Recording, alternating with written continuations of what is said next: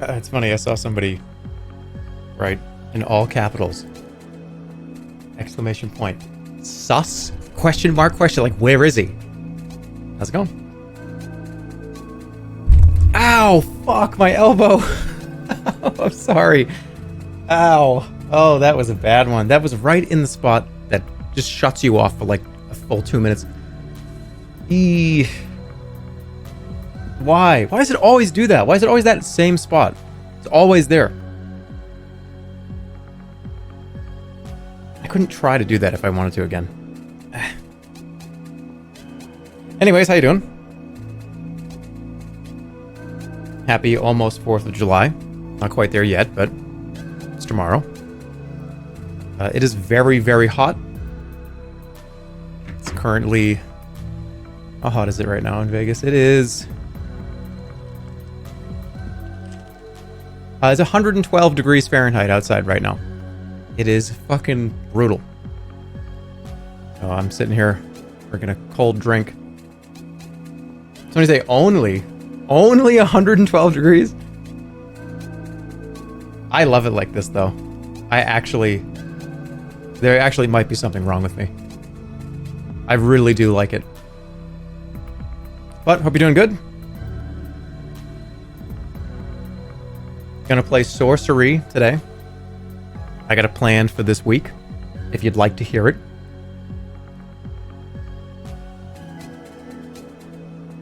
Can you please do the Steve Jackson's sorcery thing that you do sometimes? Wait, what did you say?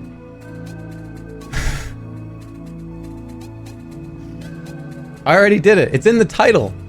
That's what the title is. Well, actually, hold on.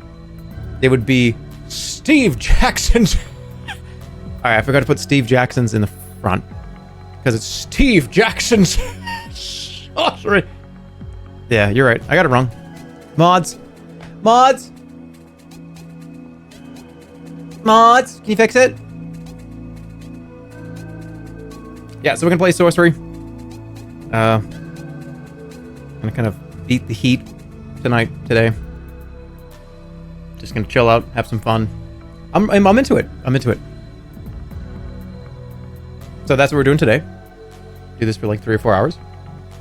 From there, on Thursday, we're gonna play Trepang 2. I believe that game has released. Gonna play it for a little while on Thursday. And then on Saturday, we're probably gonna do a Browser Berry stream, where I get a bunch of browser games and browser quizzes and just do Browser Berry. That's the plan. Let me go over the House Flipper stuff, because a lot of people are saying, what are you talking about? Today's supposed to be the House Flipper Invitational stream, and yes, I agree. It's supposed to be today. But I forgot it was the 4th of July tomorrow. A lot of people, their timings, I didn't want to be like, hey, yeah, let's come to the House Flipper Invitational stream. I think it's just easier to get more people to be involved. So, next week, I'm planning for next week. I'll give you a date. Everybody else seems to agree that I've been talking to so far that next week is probably just better anyways. Shooting for probably the 11th. It might change, but it's going to be the week of the 11th. It's a delay Andy moment. Well, I wanted to get as many people as I could. So the more available people can be, the better. And I didn't want to go with scheduling conflicts with people. There's other stuff going on. There's 4th of July. And yeah, I figured it would just be easier to do it next week. I'm glad you moved it. I can only be here for like 15 minutes right now. That's another thing too. Yeah, let's get it away from the 4th of July.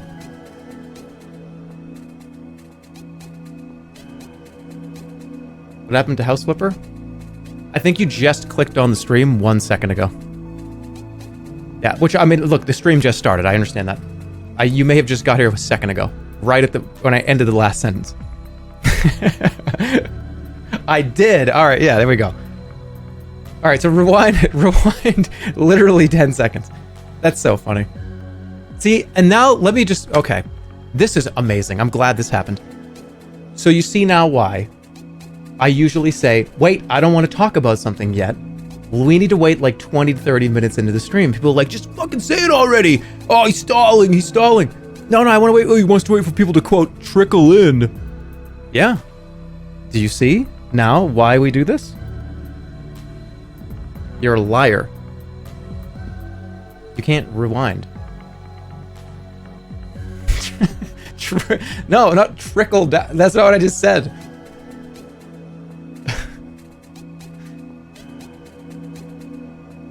Yeah, you gotta let people trickle in. People have to open the stream. I look, some of you get here really quick. But for an announcement, we usually have to wait for people to get here. There's traffic. There is traffic.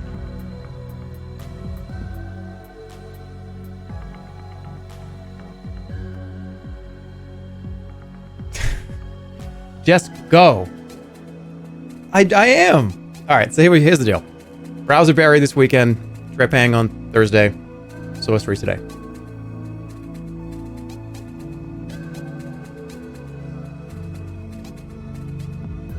Trepang is really good. I'm ready. Bark. Who's barking? Why are you barking? Stop barking at us. It's fire? Trepang is fire. Alright. Yeah, the Sorcery Enjoyers Council. You can rejoice because I think a lot of you, and I have to give myself some credit here, a lot of you just thought, like, oh yeah, fuck this guy.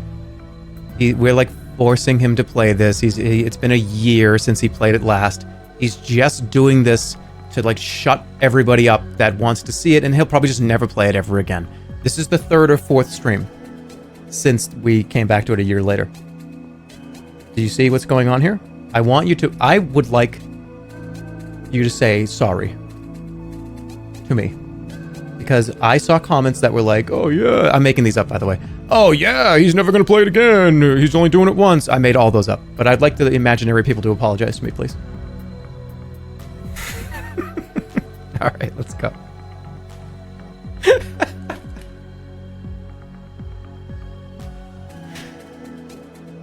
You made them all up. You made up all... What'd you say? You made all those one comment. Oh. What about Demon Souls remake? I don't know. Yeah, maybe. Can I tell you that I'm afraid to play the Demon Souls remake? Can we go over why? The Demon Souls remake. Go over it? Yeah, okay, all right. A lot of you saying no, but that's fine. It's my stream. So I put Demon Souls up in like the top 3 of From Software games. And I'm kind of afraid that I'm going to play the remake and it's going to be shown to me in full HD, in full color. That's not the case or something. It's scary to me.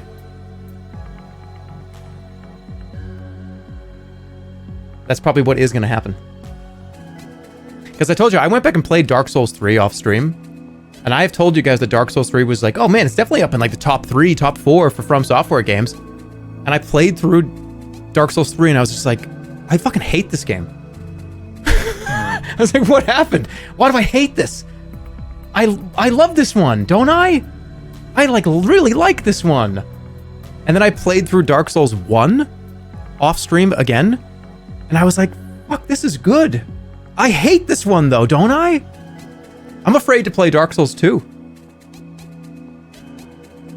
I'm going to play Dark Souls 2 and it's going to be my favorite game of all time. I'm afraid of that. Dark Souls 3 sucks. I don't think so. I really don't think so.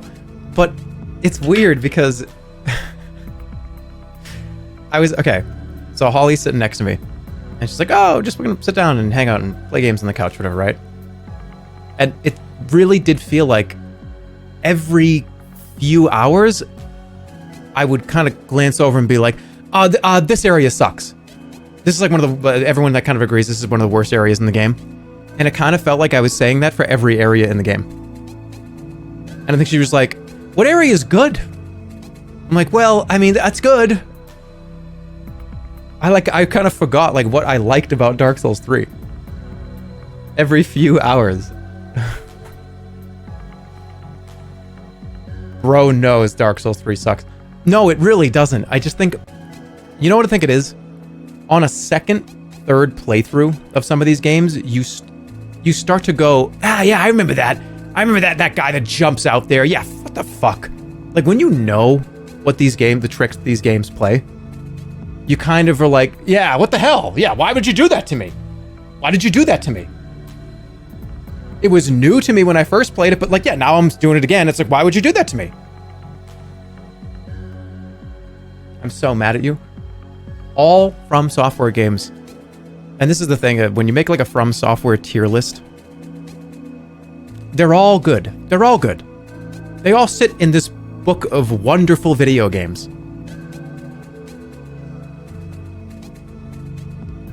They all suck. No, they don't. They're in a league of their own. Yes, they are.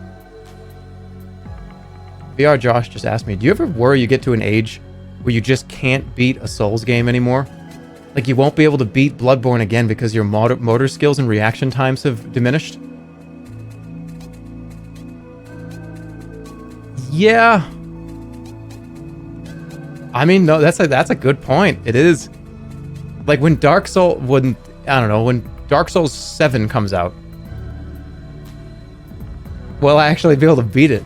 Or will I go back and be like, yeah, I remember when I could do this. Wow, how was I? I was very... No, hold on, wait. This is like sports shit. If I could throw a football 100 yards when I'm like 25, when I'm 70, I can remember when I could throw the football 100 yards. I can't do that anymore, but I used to. I used to be able to do that. And yeah, that's fine. Like, oh, you should have seen me when I got up to the plate. I could hit a home run. It's like, Grandpa, you can't do that anymore, but you could before. That's fine. That doesn't bother me.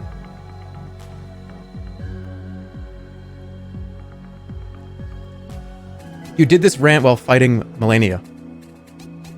I'll be honest with you. I don't remember fighting Melania. I'll watch clips of that fight and the 6 hours that I over a few streams.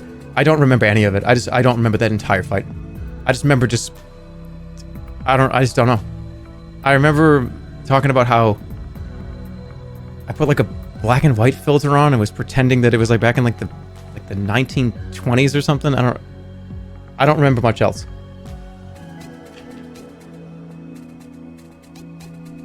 We don't want to talk about you getting old. It makes us sad. We all get older. Okay? It happens to everybody. It's happening to me right now. It's gonna happen to all of us. So why don't we talk about something a little nicer? Let's talk about the sunflowers and the update that you're not going to receive today because we're not ready to show it. But almost all the heads are open for the sunflowers. We've got all the colors. Not going to spoil it. For those of you that it's really cool to do the sunflower loot box because you can get variety of sunflowers that are different colors.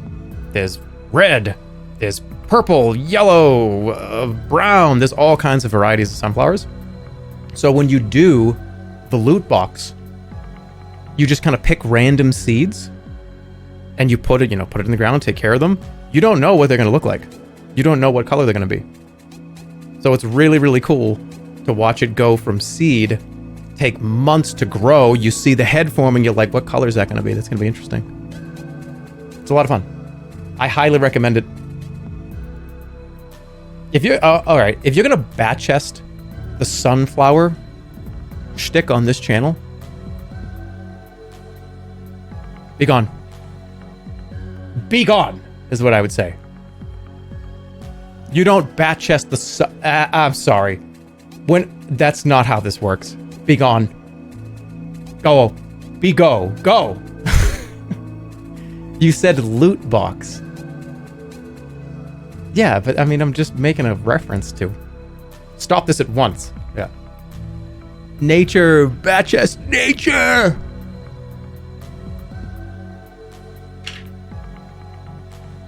I recommend to everybody take seeds, go from seed to full plant. They become like children. It was a little windy here recently, and I remember being like, "Our children, we have to save them. Okay, maybe we can block the wind out and save them." Like, they become like actual children. No, we don't want them. Our sunflowers are the wind is gonna take them. They're gonna be hurt by it. When you do it from seed to full plant, you're out there every day, and you're making sure the soil is okay. What's the temperature like? What direction are they facing? How much nutrients have they taken in this week? It's actually remarkable. All jokes aside, I really do recommend that you do it. I feel like it changes your perspective on a lot of things. I feel like you really... It really does. When you see something grow over the course of a few months, and you did that, and you helped, I think it makes you think a little differently. Seriously.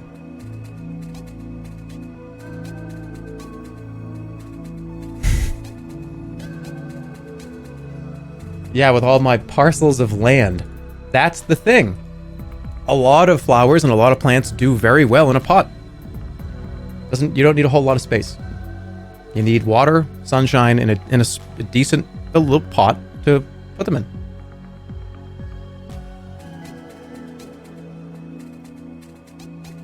Plant father, plant dad. God complex? Oh man, I really like, seeing the work you put into something and having it grow and you take care of it and you can, wow, like, I feel so happy about like contributing to nature, and what a God complex you have.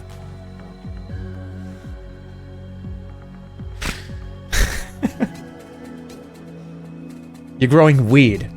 I'm not growing weed. I'm growing sunflowers, marigolds, and wildflowers. Okay? Can I start the stream already? It's been like 45 minutes. Alright, let's go. Sorcery time.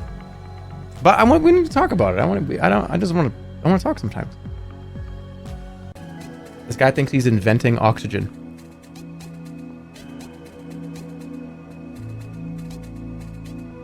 What?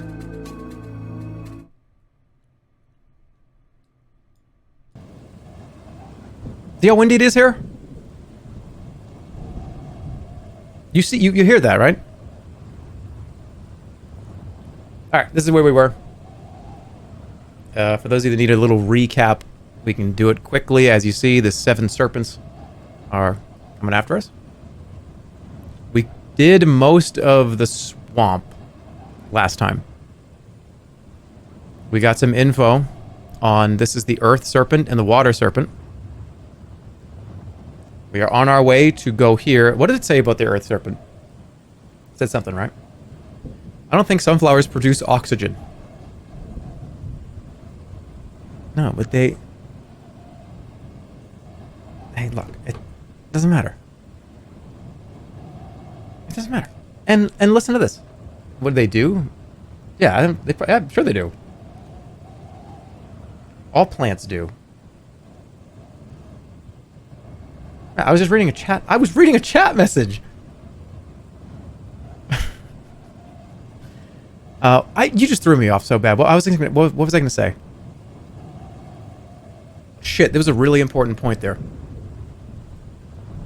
Oh! And not only that, you get to if you sit out there, and yes, I know, stalling, whatever. This is fine. It's just relax.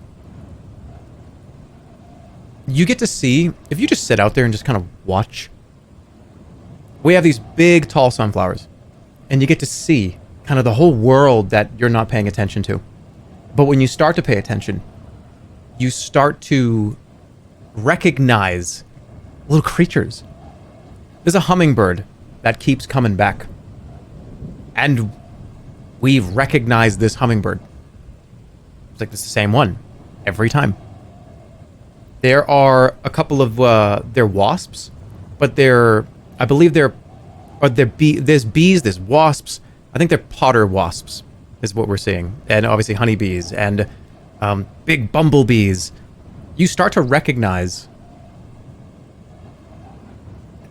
almost like individually you remember what they look like. It's like, wait, they're here every day.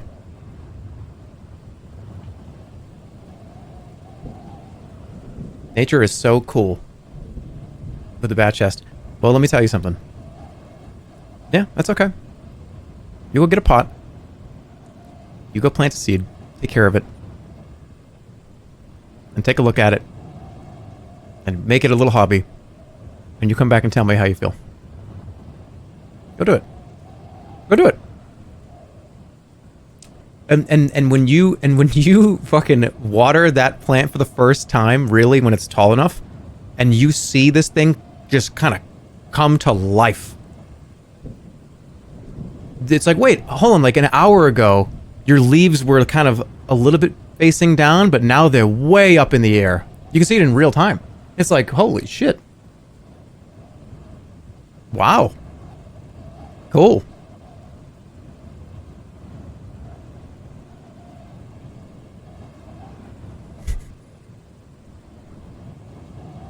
Jerma, we have human children. We understand. Do the wizard voice.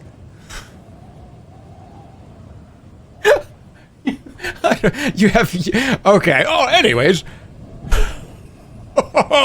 Down the slope we go to find what could be potential disaster waiting for us. You make your way.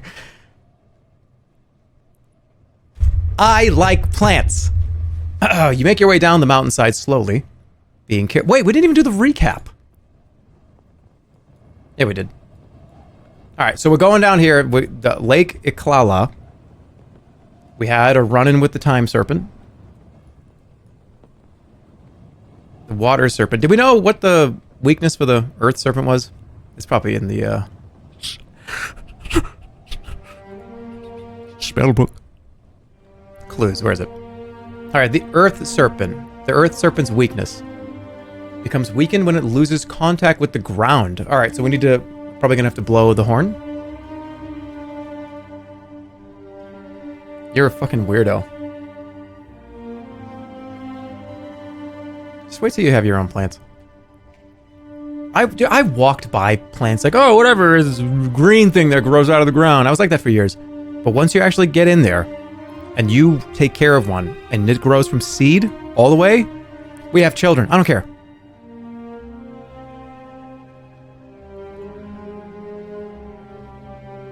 Okay, we know what to do. Dude thinks he's the only gardener. I didn't say that. I'm just saying for those of you that have never thought about it, it's actually a really nice, interesting hobby. It's nice. It gets you outside, gets the sun in your face. You look up, you just kind of close your eyes and just like, ah.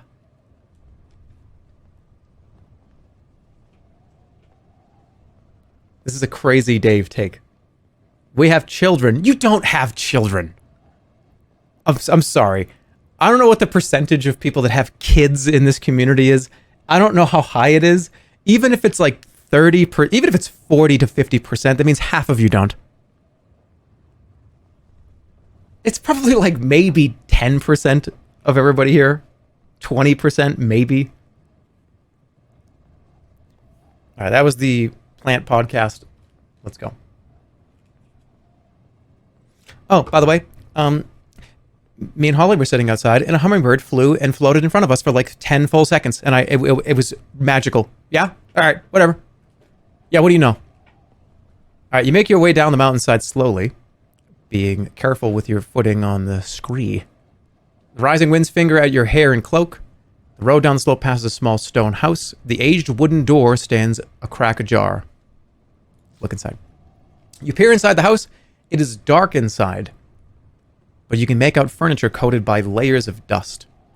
It seems that this place is no ruin, but has clearly been uninhabited for some time. Enter. The door creaks on its worn hinges as you push it open. Now, where is this?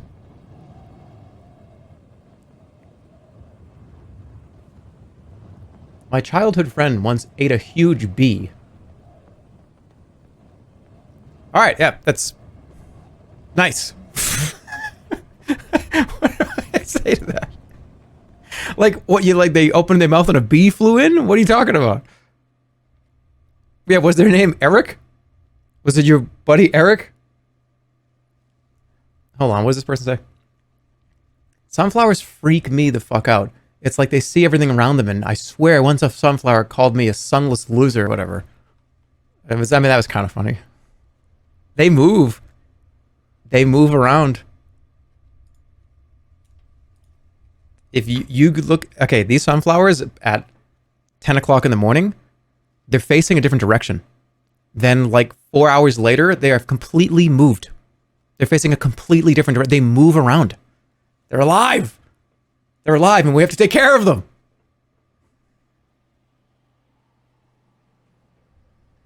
Okay, anyways. It's because they're facing the sun. Yeah, they move. All right, the inside of the hut is simple, but as you saw, well kept. In the center of the room is a table with one wooden stool, and in one corner is a straw mattress cot. A cauldron sits in a hearth with a roasting spit above it. By the far wall is a sculling boat. Let's look in the cauldron. You peer into the cauldron, but if there was ever anything edible inside, it has long since turned to dust. The pot is quite empty. Under the table. You peer under the table, looking for trapdoors or long-lost items, but there's nothing of interest there. The boat. It is clear that the boat is an ornament, or else the owner intended to repair it, but made no progress. It has several planks missing, no paint, and woodworm has been burrowing constellations into its sides. But once it must have been a serviceable coracle. It is clear there is nothing here. You turn to go, and that is when you see the skeleton, tied to the wall above the doorframe. Leave quickly or look at the skeleton.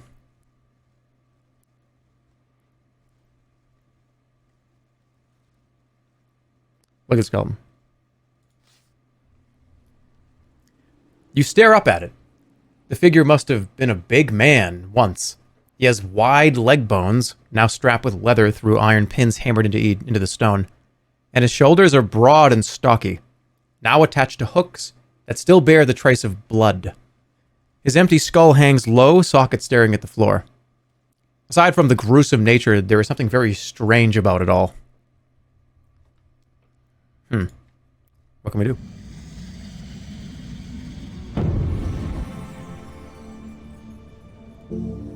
We do zap. I don't know why we would electrocute the skeleton for no reason. Can I read the skeleton's mind?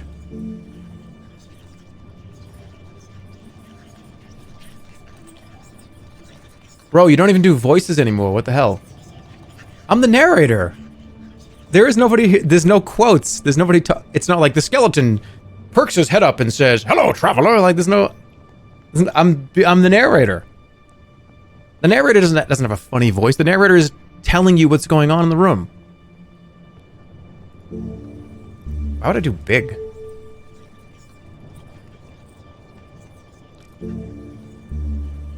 Resurrect the dead. Should I resurrect this? Can I resurrect this guy? I have holy water. I think I only have one.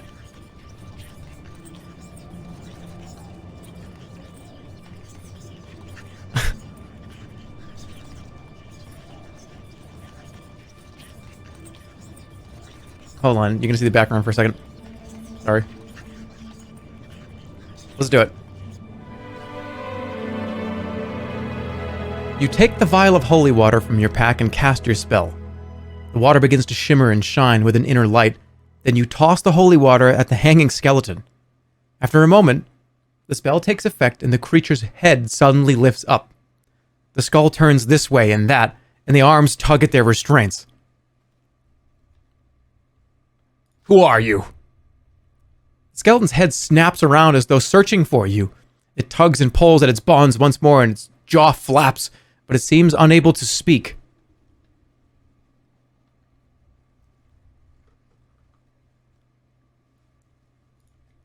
All right, now we do tell.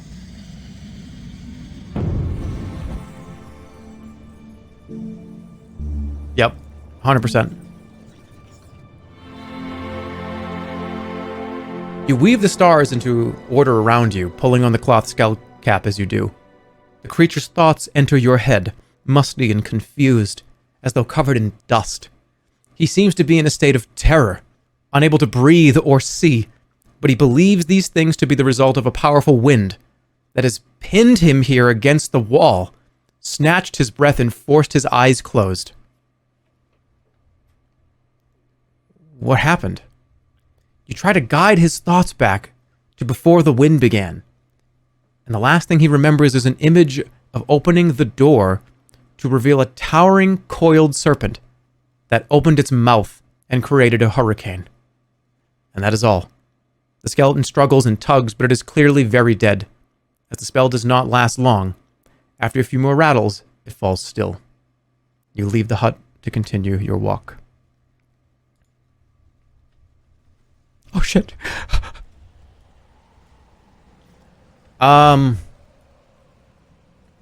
Do we go try to confront? I think we can confront the Earth Serpent.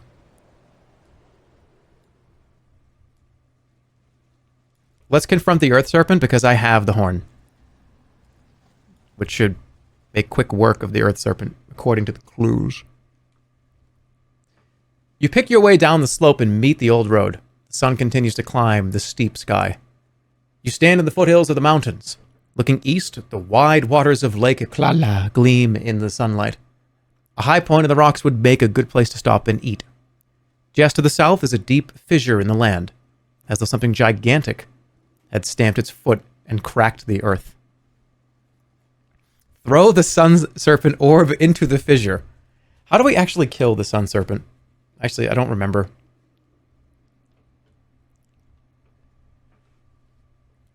I'm going to throw him in there, and he's going to just come out and kill us.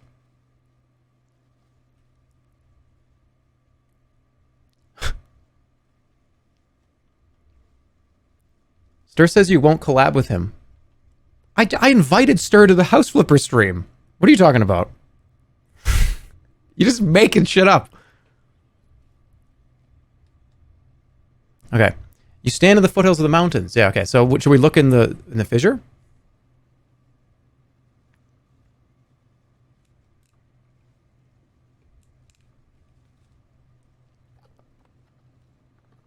What do you guys want to do? Did it happen already? Nope. 4th of July is moving it to next week. I'm shooting for the 11th, July 11th. That's what I'm trying to do. Trying to get a bunch of people there. I don't want to give you exactly who's going to be there because I don't know, and people have different schedules, and trying to work around a lot. I'm working on it. I'm working on it. Don't worry. It's going to be a lot. It's going to be a great time. It's going to be a lot of fun.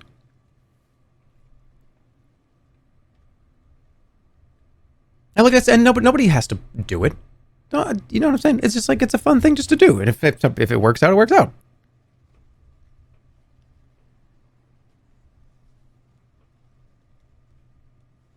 I think we're just going to look in the fissure. You didn't tweet this stream? I didn't? Oh, I didn't. It's just sitting here waiting to be tweeted.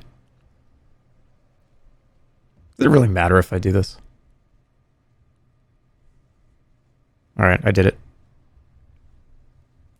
You know, I haven't... Can we talk about... I know this is like a podcast stream. I have not looked at like Twitter analytics to see if anybody even clicks on this. I just do it. I just tweet every stream. I don't even know if it's doing anything.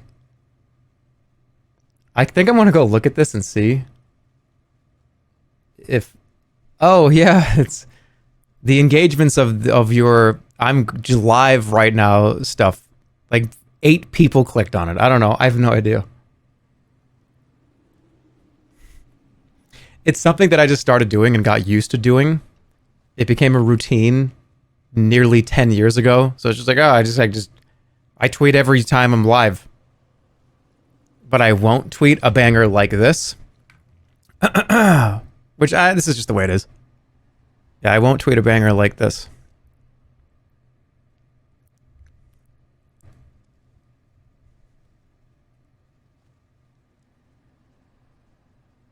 Sitting on the toilet in the hotel, I glance over at the mirror.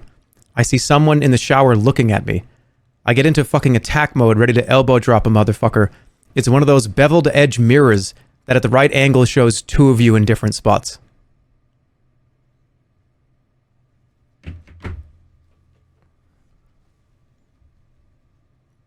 Like, that one is pretty good, I think.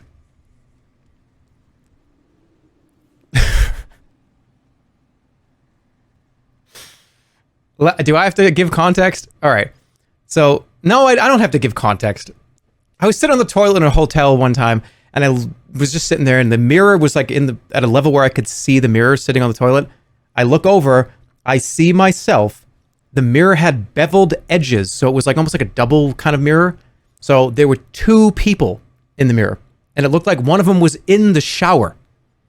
And I was like, I have to fucking fight somebody on the toilet. I'm ready to fucking fight. I'm ready to attack somebody.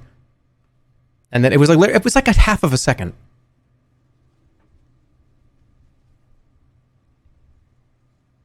What does beveled edges mean? It means that there's I don't know. I just said it. It means that I could explain this. You got me under stress right now. A beveled edge mirror is there's a long rectangle. That's a mirror. There's a section that there's a gap in between another section that kind of sticks out. So it's technically like two mirrors. Do you understand what I'm saying when I say this? It's like got angled edges and there's a gap in between. You have to know what I'm talking about. It's like curved, like down a little.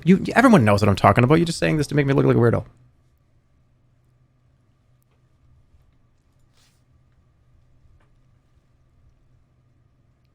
Like a photo frame? Yes. But those edges were large, very large. It wasn't just like a little, like half inch or an inch. Those beveled edges were probably like 4 or 5 inches long. That's why this kind of illusion happened. We have kids. We know what a beveled mirror is. All right, let's go. All right, now no more discussions. I'm playing sorcery. Move on. That's what I'm saying, and I'm doing it right now.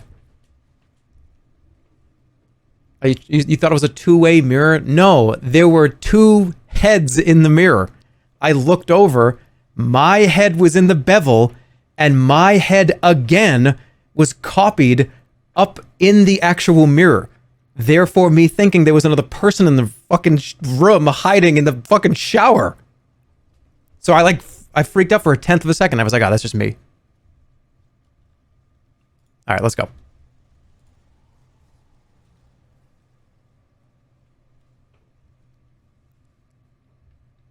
You're so sassy today. I'm in a good mood. I'm in a really good mood today. So that's why I'm like this right now. I'm in a very talkative. I'm in a good mood. All right, here we go. You stride boldly to the edge of the fissure and peer over the edge to look for the serpent. You can see nothing but an endless drop. Didn't it say that the serpent was in the fissure? It did, right?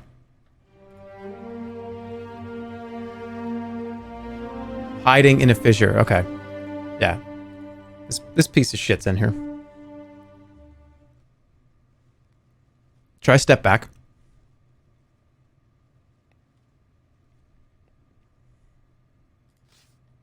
You keep watching. Suddenly a rock explodes out of the ground just a few spans from where you stand. It begins to roll down the slope towards the fissure, but then abruptly it stops, reverses direction, and begins to roll towards you. Do I just stay still? Dodge left or dodge right? I'm a dodge left guy. If you've watched any From Software playthroughs, I seem to only dodge left and back. Yep. You dodge left and the rock shoots past you, impacting into dust against an overhang. The rumbling is growing louder. An even bigger explosion is coming.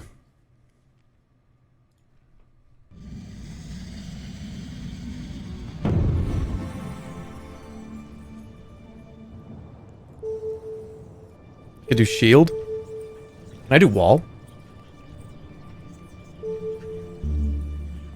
Magic protection. Fog. Summon darkness. That's an interesting one. Create a force field. That might be helpful. I can't float. I could blow the horn. I don't think I want to blow the horn right now, though. We haven't seen the serpent.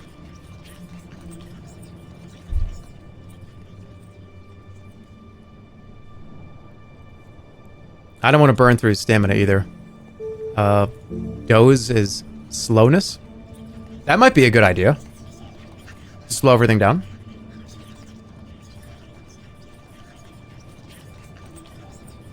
Will that slow me down? Force field seems the smartest. But it's also 3 stamina. Yeah, let's go for it. You cast the spell, forming a shimmering force field around your body. You should be protected from all but the most serious injury now. Just in time, the rock surface explodes, and you are showered with falling stones. They bounce harmlessly off your force field. But you are knocked off your feet all the same. The ground opens up directly where you fall, forming the shape of a freshly dug grave. In the bottom of the pit.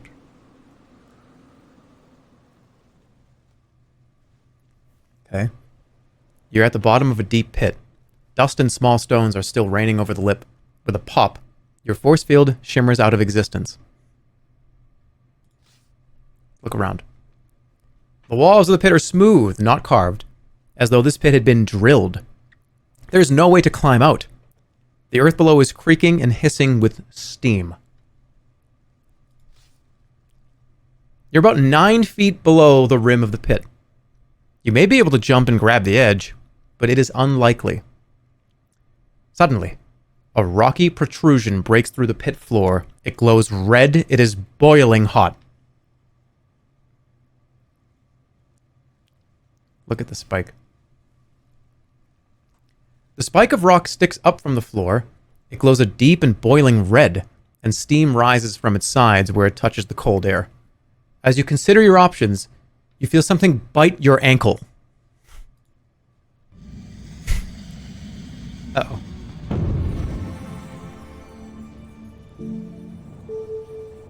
Doc, this is not poisonous, is it? I don't have a potion.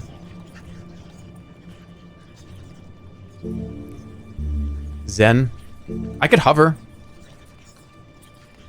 That might not be a bad idea. Fix caused fixedness. You should use sorcery. Not a bad idea.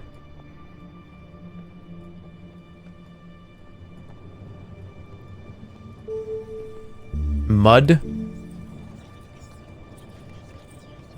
I don't want to waste my sand.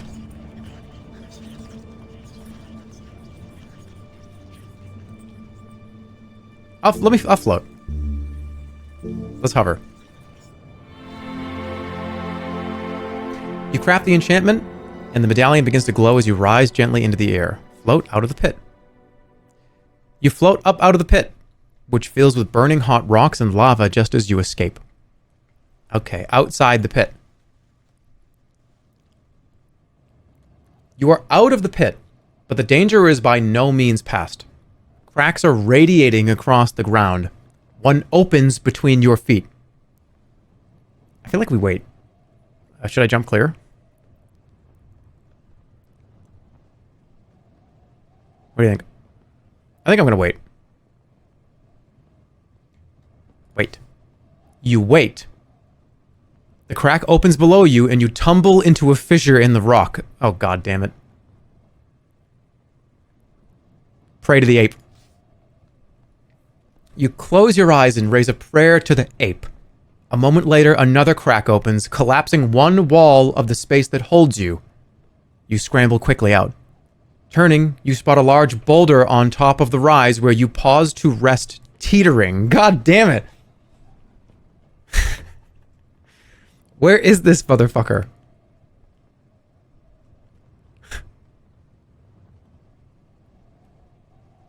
Dodge left. You prepare to dodge, but find something is holding your leg. A small green snake has wrapped itself around your ankle and is attempting to bite. Run it through. You draw your sword to run the creature through when suddenly it begins to grow in size. The skin blisters and breaks, and a huge winged serpent made of crystals and rock coils up, spitting stone shards as it hisses. This must be the earth serpent itself. Throw something at it. I don't think we do anything. We just blow the horn. Weakness, we know it. We have the item still, right? Create wind, yeah. If you don't have a gale horn, this is pretty scary.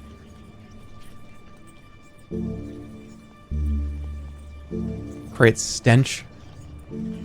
Cause speed. Yeah. We know, we have the clue, we know what to do. Here we go. Blow the horn. Reaching up to the constellations, you create the spell, raising the gale horn and blowing a shrill note. A powerful wind is summoned, striking the wings of the snake and lifting it up into the air. The serpent roars and hisses, but once off the ground, everything changes. The earth settles, and the serpent itself shrinks once more to the size of a small snake. Should I let it land, or should I just strangle it?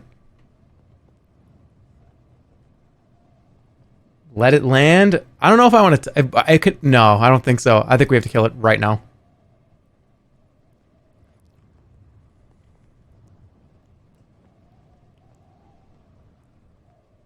Strangle. You catch the creature's throat in one fist and throttle the life from it. It rattles, gasps, and then hangs limp from your fist like an old rope. The earth below is still. You have now defeated 4 of the 7 serpents. Your weight returns and you settle gradually back down to the ground. The rocks around are smooth and unbroken. The whole thing might have been a dream, but for the piles of stone dust that cover the ground. Gather some dust. You gather up the stone dust in your pack. You've dealt with more than half of the deadly serpents. Nice. Very nice. Hey, there's another one apparently right here. But... Alright, what do you guys think? Can we get a poll, maybe? Go deal with the water serpent, or go up to the town. Town seems to be doing pretty poorly. Can we get a poll?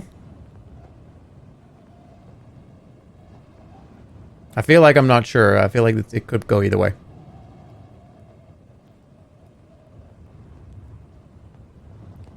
Go up to the town or down to this water serpent. Give it 60 seconds. Maybe that's enough time for me to go pee, because I forgot to before I started streaming. Give me a second.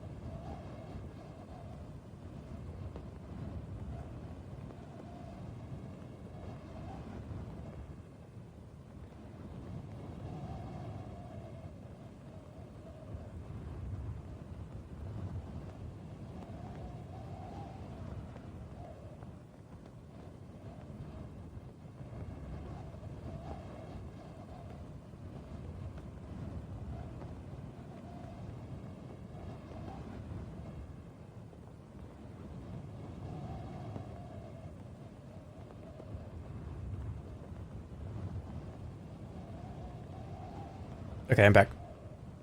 That was quick. All right, up to the town. Let's go. I told you it was gonna be quick. Pants around ankles, standing pee.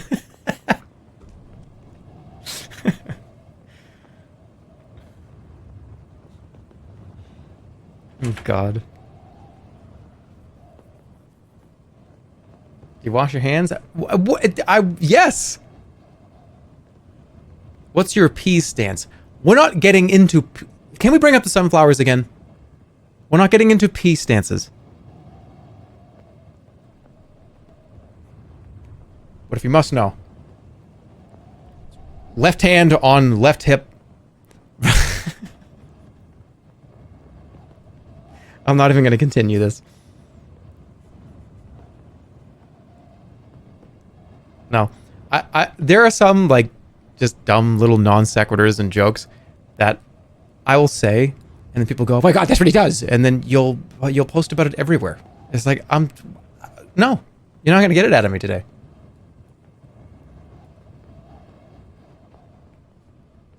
Okay, we're gonna go up to the town.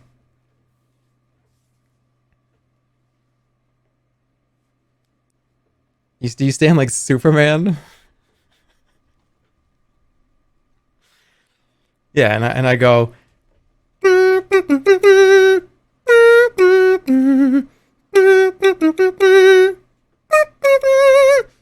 And I'd sing that song until I'm done.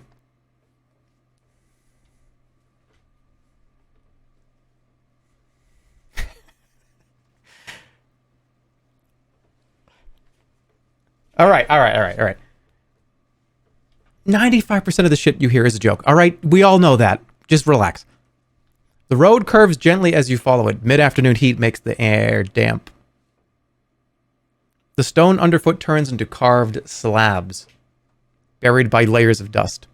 It seems you are walking along what once was a wide, flagstoned road. You pause to look in the cracks between the stones.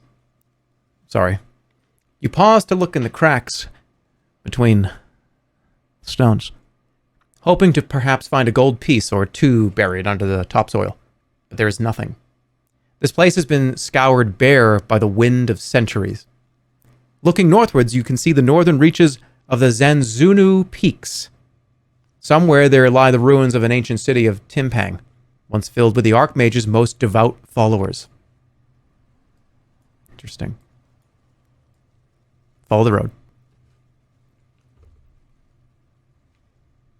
You follow the old road. The afternoon is drawing on. A little dust blows across the surface of the ancient road. Suddenly you hear the sound of hoofbeats.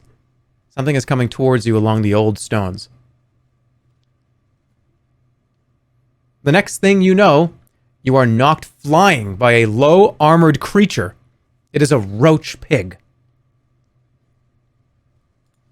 Spell.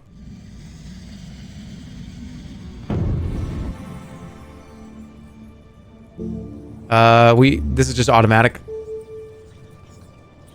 It's jig every time, it's automatic. If you have the flute, it's automatic.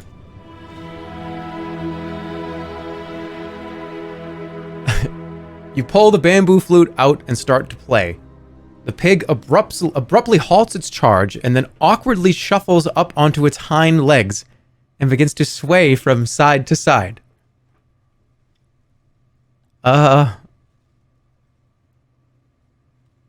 Dance until it drops, or dance it away up the road?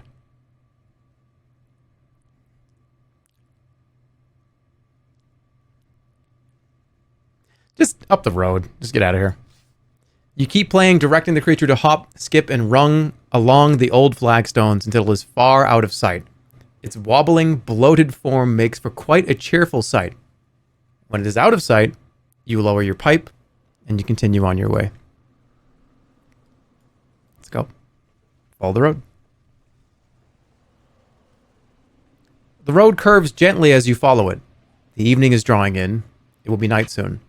The road passes between the pillars of a ruined stone gate and then opens out into a wide plaza of low ruins. Look at the gate. Oh, look at the ruins. Door frames jut from the unforgiving sands. Windows stare like dead eyes from buildings molded into the rising cliff itself. This place must have been magnificent once. But now even the specters must have been shredded by the wind. I just said, I hate you. Will you just chill out? Just chill out. It's all right. Just relax. We can just, it's all right. Just relax. All right. The pillars were maybe once carved. One is set with what looks like a jaguar. The other some kind of winged goat. Perhaps this place was once walled. But there's nothing there now. The pillars are covered in patches of green moss. Ooh, this is edible. It's wet and pungent. Just, yeah, let's eat it. You pop the moss. We've eaten this moss before. You pop the moss into your mouth and chew. A moment later, you are gagging and choking.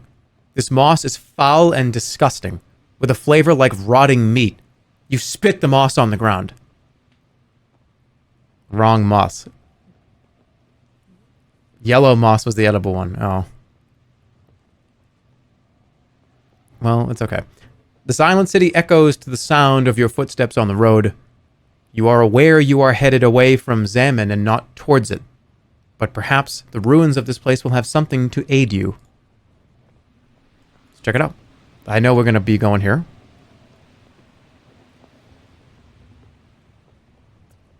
You follow the outline of a street into the first of several open plazas. It seems this was once a city, hewn in vertical layers into the northern cliff face itself. Now, it is as though a great clawed creature has scratched it from existence. A few dwellings remain, but most are broken pillars. Only one structure remains standing, a tower that rises somewhere to the west. The sun lowers towards the horizon. Soon it will be dark. The foul flavor of the moss from the gate has still not quite left your mouth. Okay.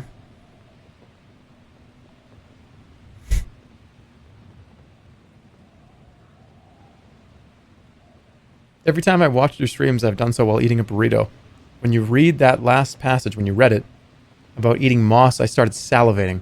I now have a Pavlovian response to your streams in which I crave meat and tortilla.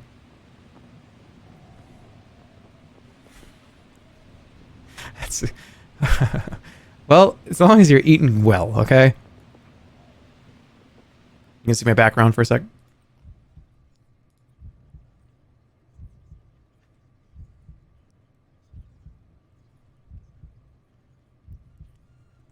Okay. You're unconsciously, yeah.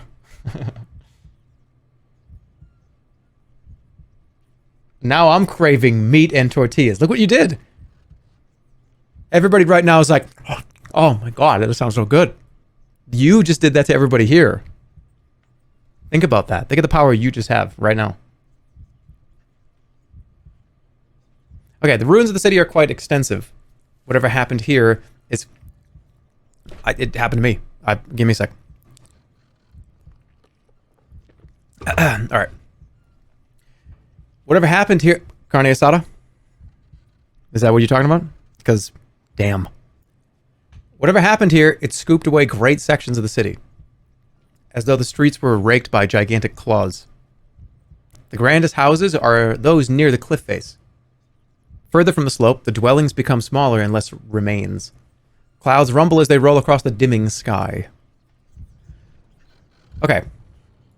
I'm going to go up here first, because it's closest. We made 5 minutes of progress in an hour. And the first, 30 minutes was we were doing a podcast. The High City. You head upwards towards the cliff face, jumping over cracks in the ground, and then clambering from the roof of one building into the gaping doorway of the next. Mosaics in the floor and painted walls speak of great wealth, but their patterns can no longer be discerned. Let's search. You search every corner and look through every window and crack, but you find nothing. It seems that when whoever lived here left, they took everything they could carry with them. On the highest street above the city, you find a house, perhaps the grandest so far, whose stones are daubed in bright red paint. Go inside. You look inside the walls of the red-painted house. Nothing remains, of course, just the outlines in the stone of a small room, with a fire pit at the back. Something white lies in the hearth, perhaps the remains of something long since burned. You go over to the fireplace, and what look at first like discarded dice turn out to be a set of teeth. You turn them over in your hands, trying to place what creature they are from. Giant, a goblin, a snatacat, ape, human. I don't know. We have plenty of goblin teeth. We have a few giant's teeth. Can we even do anything with the ape teeth? Snatacat, maybe? Ape? No. Ape teeth are like human teeth, only larger, and these are sharp and curved. Snaticats, then. Of course. They have the curved, talon-like profile of a big cat's tooth. You have found 3. For what use they are. Let's take them. You place them in your pack. You now have 7 teeth. Quite a collection. Alright. Get going. You continue along the curving street until you pass a large doorway and the surprisingly intact ruins of a hall. Lying in the doorway is what looks like a massive, oversized finger. Look at the finger. A dead giant, perhaps. If so, you might be able to acquire a few more precious teeth to add to your collection. You follow the line of the finger inside the building along the length of an arm that disappears under a pile of rubble and stones. Kick the finger. I feel like I should do this in case it's still alive. You kick the finger and nothing happens. Okay, just in case. Unbury the arm. You go over to the rubble and begin to haul it away.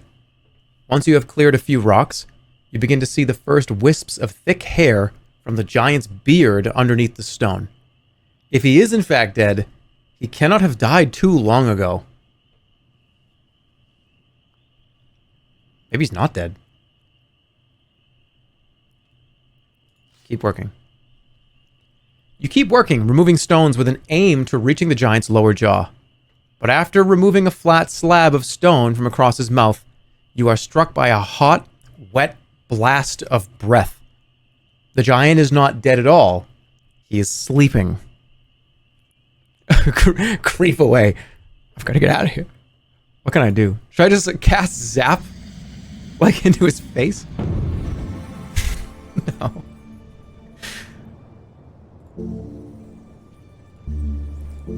Sharpened blade? No. I don't want to attack. Turn to stone.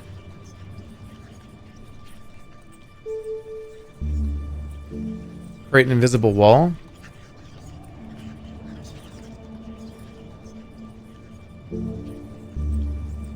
Float in the air.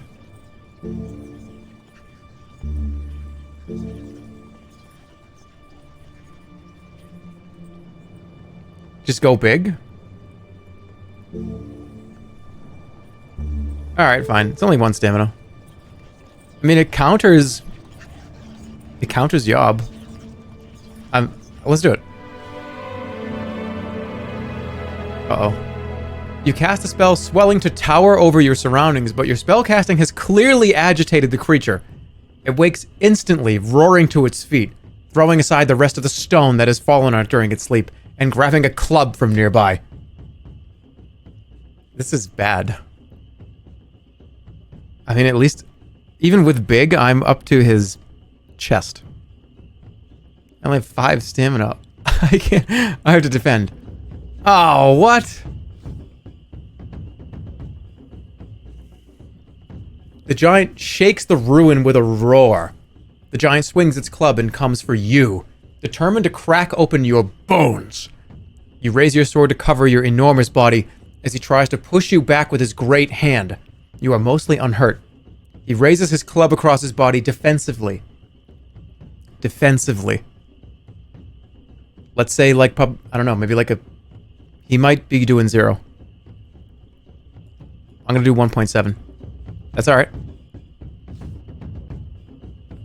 Lumbering in, you move in, aiming to trap the giant against the far wall of the street.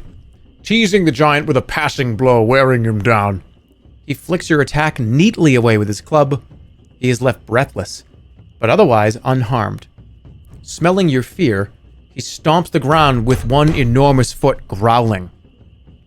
He's coming in big. Really? You've got so much stamina to attack power to work with. You drop down, protecting yourself as best you can, as the giant swipes its terrible club. You step back, you are largely unscathed.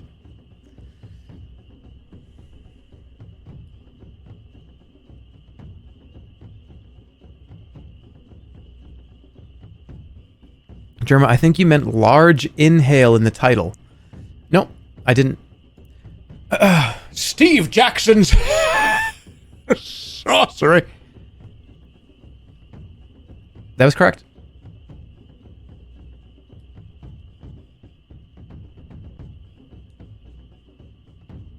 Four. Oh, I'm dead. He's fucking crushed my head. You attempt an attack and suffer for it. The giant raises its enormous club and brings it crushing into you. The gigantic club catches you square on the side of the head. That cracking sound is your skull, splitting apart like a fruit.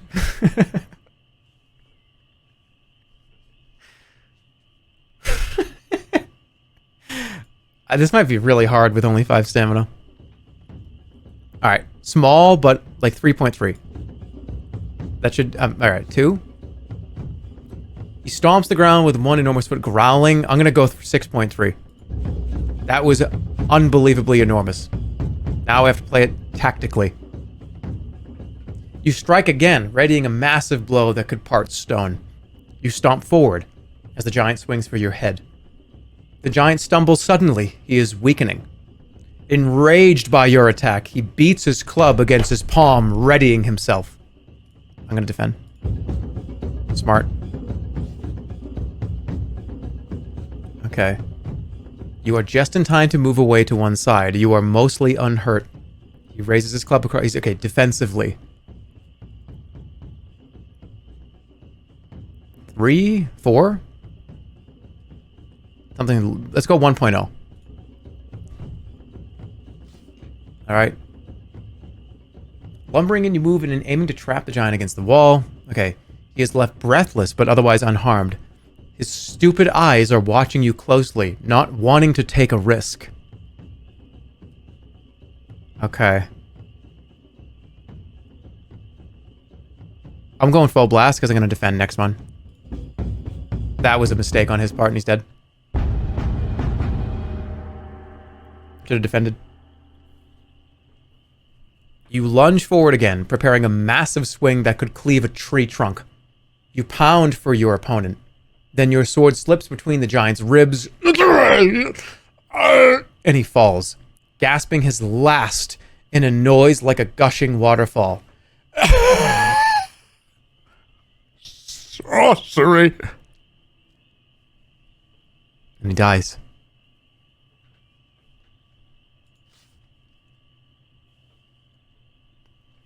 You stagger back, wiping the sweat from your brow and regarding the fallen creature. It is far from its Shu Mentanti home. It must have become lost out here. Now it will never return. Take its teeth.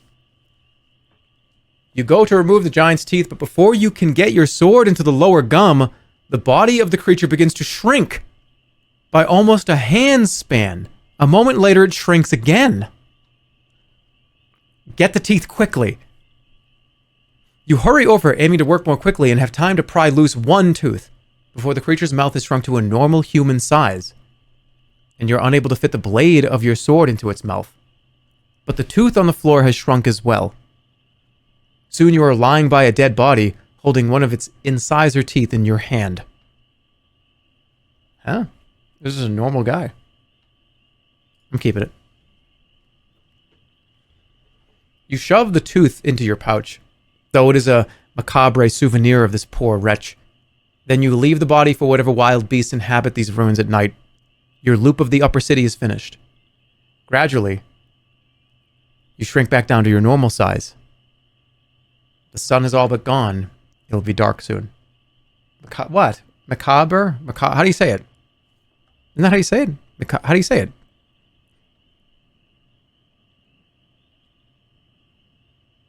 Macabre? It's macabre. It's not macabre? The R is silent. It's French. Did I just... Okay, wait. Did I just jalapeno that? Did I actually just jalapeno that? Oh, take one of those jalapenos. Oh, fuck. It's alright.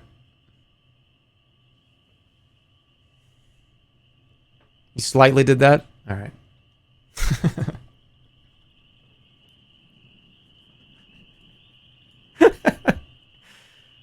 I don't want to turn this on because this is going to bring the city back to normal. So let's go this way.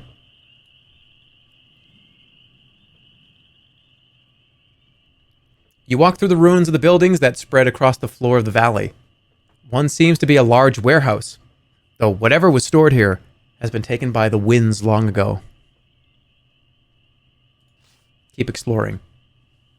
You pick your way over a low wall and through the shattered outline of a family home. A vague depression in one corner indicates an old fire pit. Take a look. You scratch in the dirt of the fire pit for a time, but find nothing beyond a few shards of broken pottery. You leave the old house by what was once the doorway. Scratched on the doorstep is a chiseled mark, perhaps a drawing of some kind. You squat to examine the marks. They were perhaps once more detailed and are almost worn away by the scoring dust. A cat, large and striped, is curled up into a ring for warmth.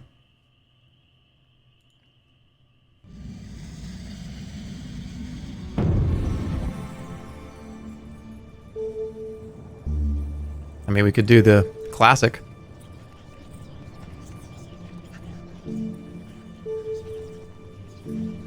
Fireball. Warmth, right? Maybe I could throw a fireball into the... That makes sense. It's a lot of stamina, but it makes sense to me.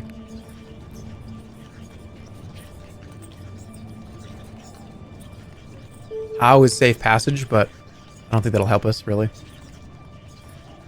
You only have one stamina left if you do that. Do I, though? Oh. My crutch is gone. I can't use this anymore. I've been using this as like such a crutch. The ape is far from you now. Oh, because I prayed like 20 minutes ago.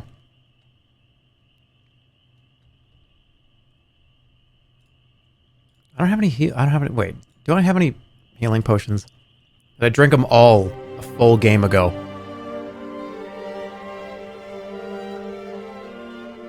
There was one point where I had like 5 healing potions. Did I really drink them all?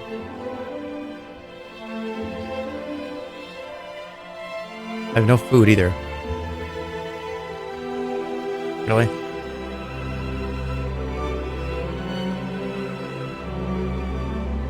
You lost them in the water. Ah, before, yeah.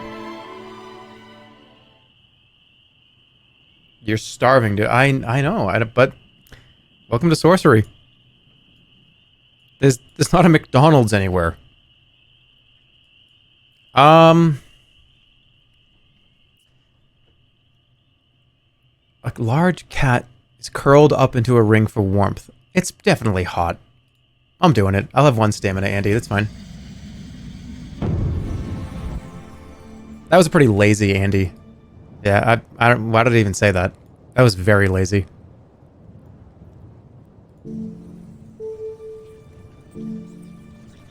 Fireball. Looking to the stars, you craft the magic, creating a ball of flame between your hands. The firelight gleams and flickers on the old stone walls, showing up the deep crevices and scoured stones. Every wall looks as though it was scraped by long clawed nails. The firelight also gleams off something green, trapped in a crack of stone. Investigate it. You go closer, perhaps pushing away the dirt with your fingertips. Perhaps was not there, but whatever. To uncover a gold jewel jammed between two stones. Perhaps this is where perhaps was, and I put it up in the other sentence for some reason. Perhaps it fell here, or perhaps someone wished to hide it. Perhaps happens more than once in the second sentence. My brain decided to... That was weird. Okay, let me read this again. So, because there's people that are probably audio only right now that are like, what the fuck did he just say?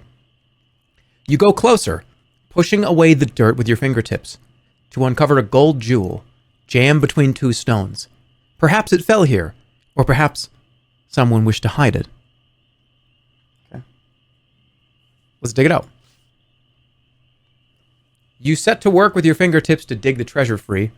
It's tiresome work, but eventually it comes loose. You cannot quite believe your eyes. The jewel is an ingot of solid, smoothly worked gold. It is likely to be both valuable and useful in spellcasting. A clever find indeed. The fireball finally gutters and goes out with a pop. You move away from the building with the carved step. Another night begins and you are suffering badly. You need to rest, especially after going all day without food.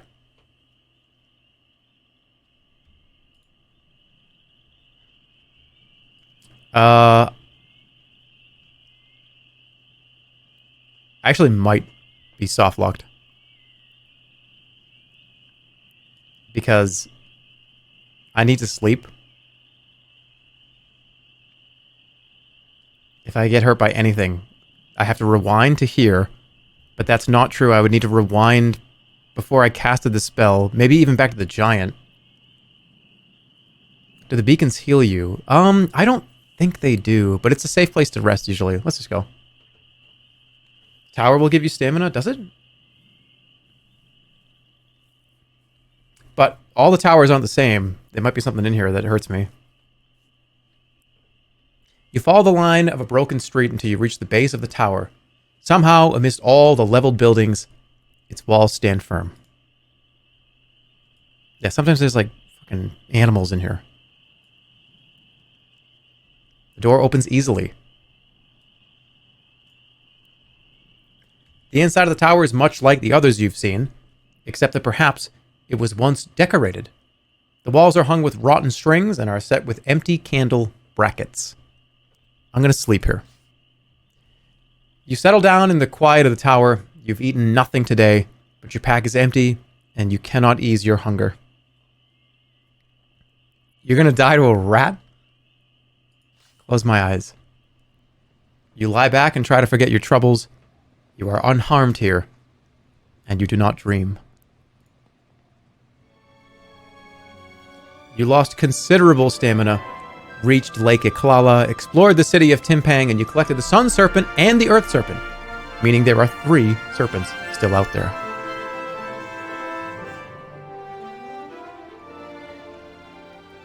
You could go up to the tower or back out to the street. Up. All right, another beacon. This tower also has a brass cylinder set into its center, with a glowing crystal at its heart. From here, the plan of the old city is quite clear. Winding streets and blocks leading towards and then up the cliff face. Though it has all been scrubbed clear, the stain of human habitation still remains.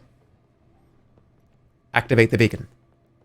You activate the beacon, and it sweeps into life. Adjust beam. So we could bring this town to the past and see what's going on here.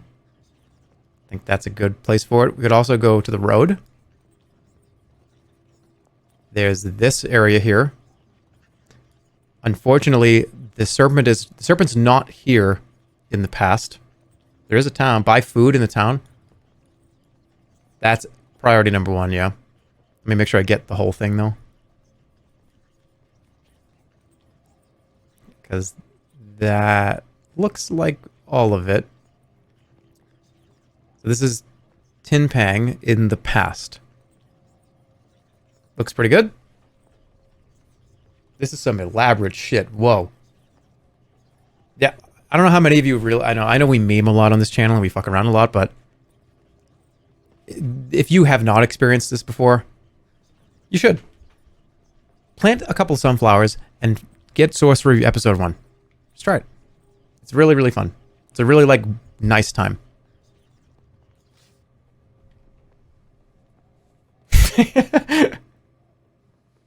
He's giving us homework. You ever read the actual books? No, I never read the books. The books... I probably will just buy them for collection purposes. The books were pretty elaborate. The books could not hold his attention. Well, here's the thing. So the books were copied and translated into this digital version. So from my understanding, it's almost one-to-one, the whole entire book series. If I were to get the books, I would probably want to buy them just for collecting purposes. The fourth one is different. Yeah. Books are pretty elaborate. Streamer can't consume... What do you mean? What? Books 3 and 4 are different. Is there combat in the books? Yeah, you have to roll dice. I think you actually have to have a pen and paper and keep track of everything that you're doing. Fourth game is the worst part. Yeah, I mean, we can address the elephant in the room. The fourth game is kind of a mess. But it's still wonderful. It's kind of a mess, though. Game and book 4 are, like, kind of unbearable in some regards.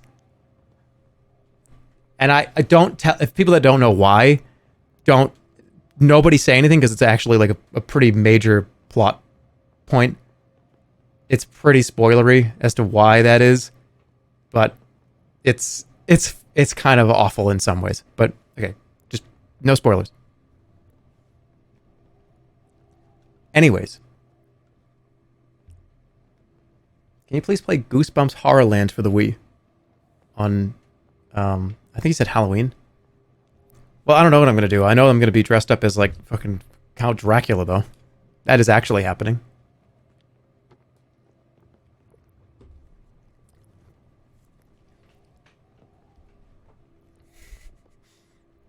Holy shit, please. Yeah, I'm going to be Count Dracula for Halloween this year. You butchered your playthrough of book 4. It's easy to, though. I think it's really easy to butcher the fourth book.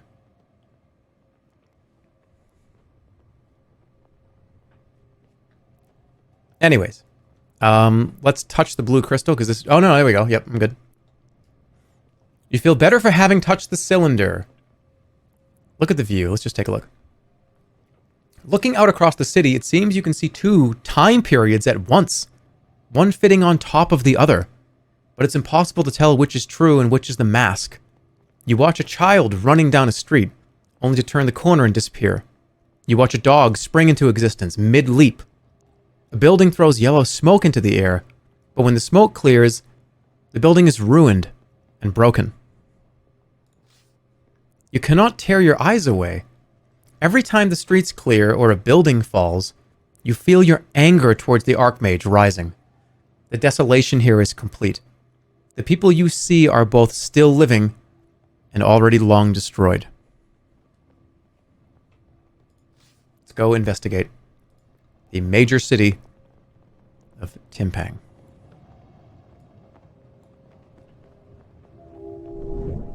Omega lol, omega lol.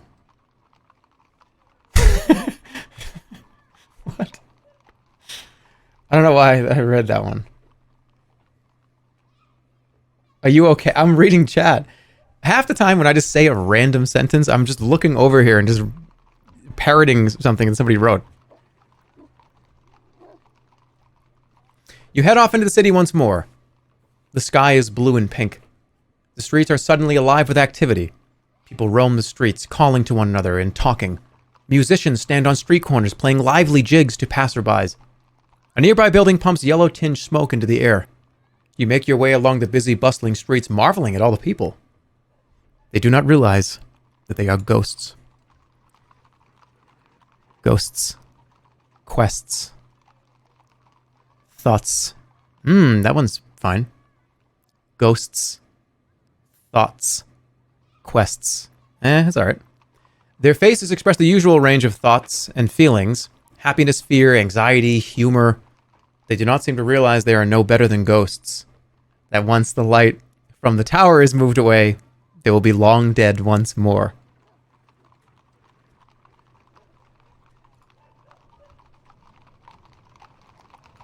Whoa. I have to turn it this way to see this. First things first. Let's go...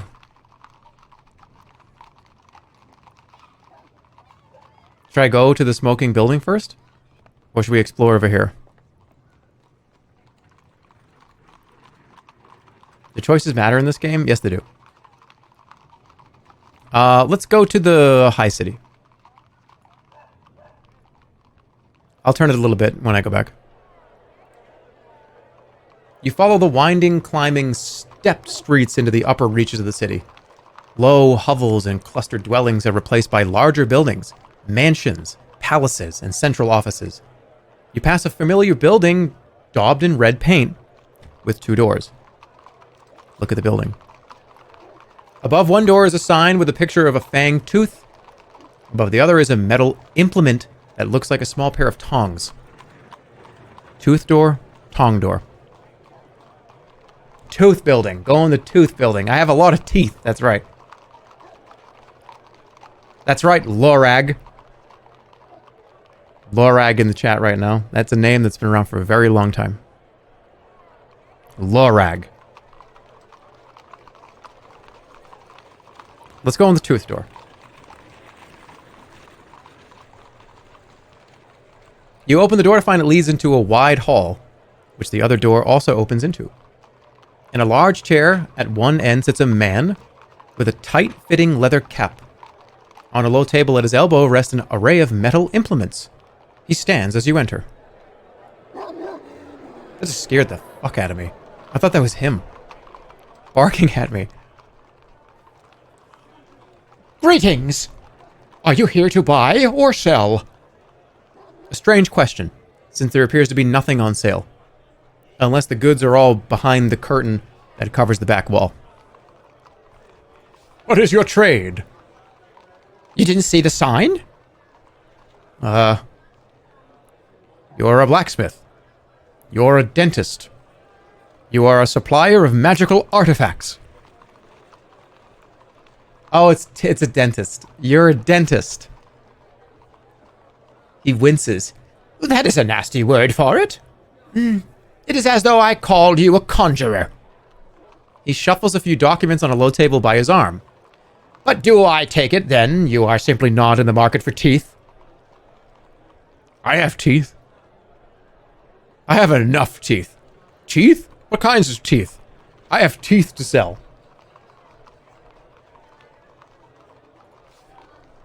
He leans forward. Your own teeth? Or those of others? You would buy my teeth? I have creatures' teeth. A dentist that sells teeth. That's rad. Sell your teeth. I feel like we did this before. I think the chat was identical. Like 7 or 8 years ago, whatever it is now. I feel like the chat was identical. Sell your teeth. See, we just do it again.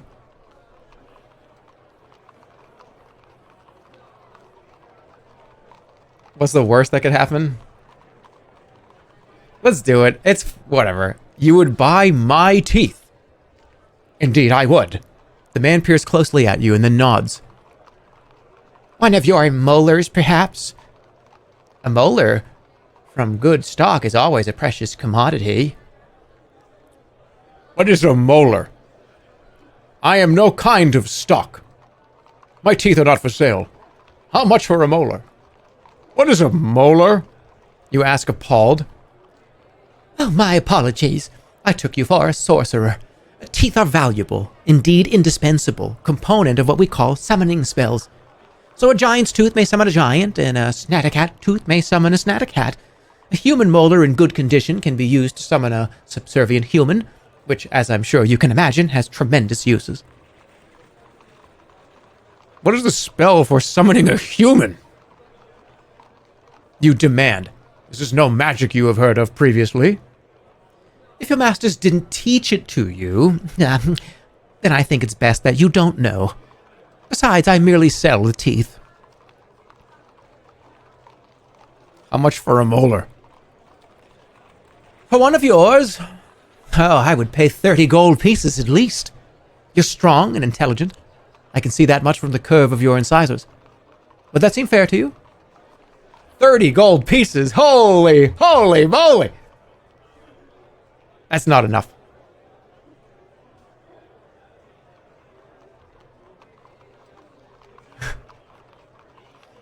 Should I try to get more money?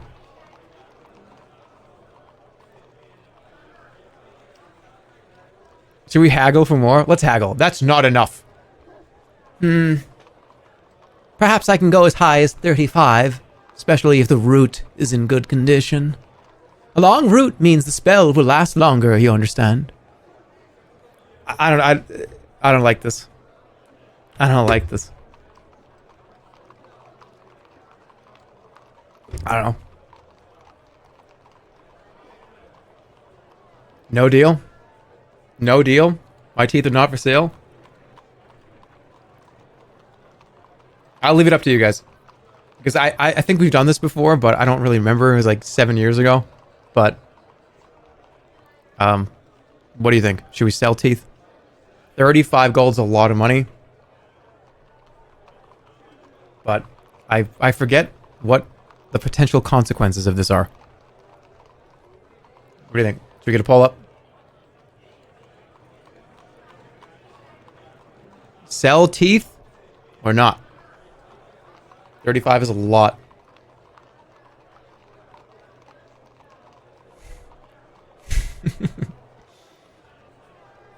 I love it. No. No. The one guy in chat doing the no. Don't do it.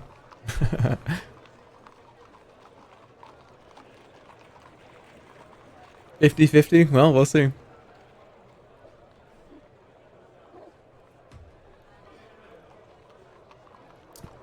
Sell somebody else's teeth. Well, I took a human tooth, didn't I? Sell that too. I'm gonna have like $200 after this.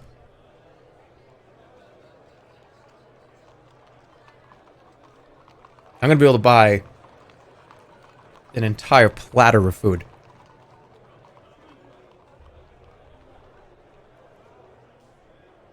All right, what are we doing? Not sell. Not sell. Wow. Wow. Okay. It was by 4 votes. Wow. See, don't ever tell me that your vote doesn't count here. If only 4 or 5 more of you voted the other way. Okay. My teeth are not for sale. Very well. Do you have anything else to interest me? I have creature's teeth to sell. And from what creature? An ape. A human. You pull out the tooth, but the salesman shakes his head. My apologies. I cannot buy teeth from humans without knowing their stock and character. Humans in the wild are simply too unreliable. Anything else? Snattercats. His eyes light up. Oh, a most useful tooth indeed, and very hard to come by. I will give you 8 gold pieces per tooth. I hope that is acceptable. That is too little. 10 then, But I cannot go higher. How many Snattercat teeth do I have? Can I use them for anything else?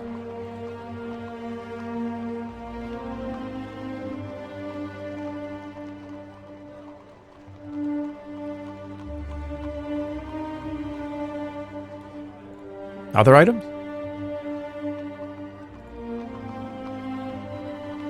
I have 7 Snatacat teeth. Oh my god. Okay. Yeah, well, we're gonna sell all of them. I'll keep 1. Alright, sell 3. Boom, 50. You take out 3 teeth and hand them over. The merchant whistles for a lackey, who takes them into a back room, and returns with 30 gold pieces. No more? What about ape? Ape teeth? Well now, very few people want an ape tooth, but those that do are quite obsessed with them. I believe that they use them for cat burglary, but I am not sure. I will give you 15 gold pieces for each one, or 60 for 3. What? How many do I have of those? I'm gonna have like I'm gonna have $110. Sell them all. Holy shit. No more? Alright, I'm keeping the... Because these actually have uses and spells. Sell no more. You close your pack. I have nothing more to offer you. You open your arms to raise a spell, but the merchant catches your arm. Try if you must. But we have a mini-mite chained up in the back room. We don't want people testing out the merchandise in the shop, you understand. By the way, if you don't know what a mini-mite is, a mini-mite is a little fairy-like creature that if they are in the vicinity, magic cannot be used within the vicinity.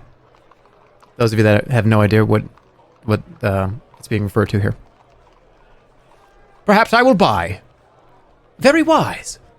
I have a few rarities in my possession today. A genuine firefox tooth, and my prized possession, the root of a rock demon.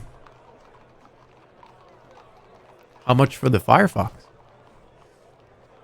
You can take it from me. Just 5 gold pieces. What good is a firefox tooth?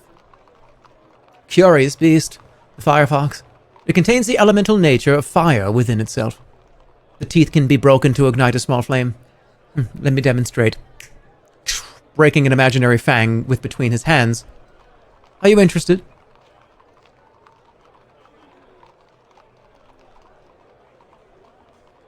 This voice laughing my ass off. What? We getting scammed? It's only 5 gold. Look at how much money I have. It's just 5. I'm getting it. You hand over 5 gold pieces and receive 1 tooth. How much for the rock demon? Ah. You are a man of taste, I see. Z-Quicks! He snaps his fingers and a stooped figure appears from the back carrying an enormous crystal rock. It is clearly extremely heavy. In perfect condition, as you see. Virtually flawless. Yours for a mere 32 gold pieces.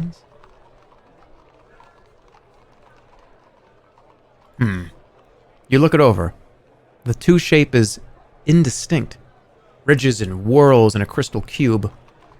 But the sense of magic surrounding it is palpable. I don't need this. It's, yeah, too heavy. Too much. That's too much. That is too much. Too much is the price my servant paid in getting it. You will have to believe me on that, as the poor woman is no longer here to demonstrate her injuries. Oh, she's dead. Okay.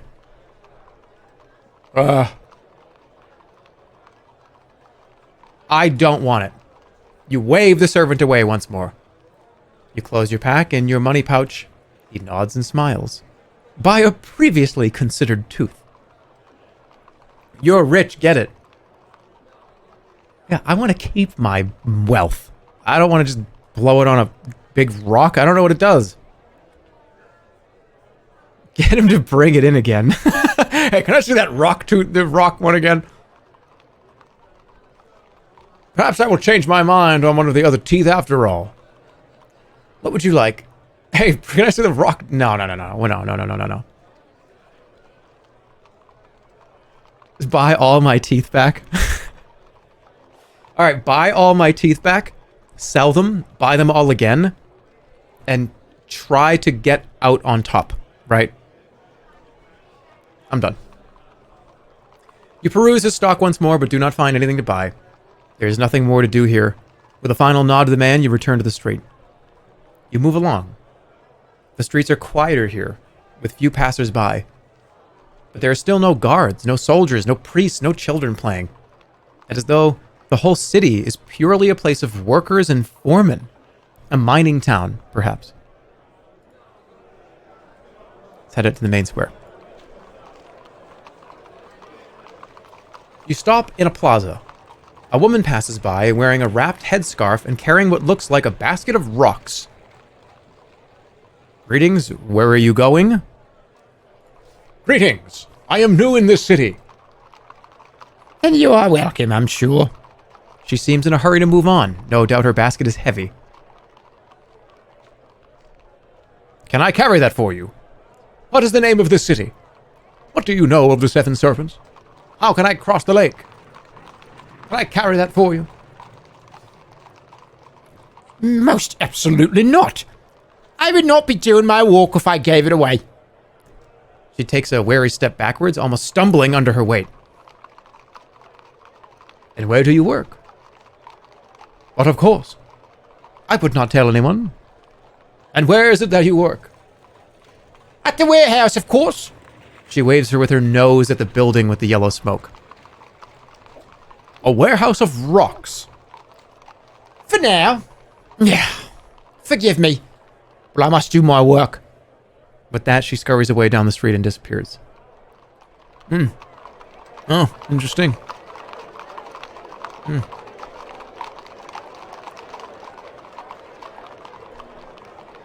Alright, we gotta turn this way.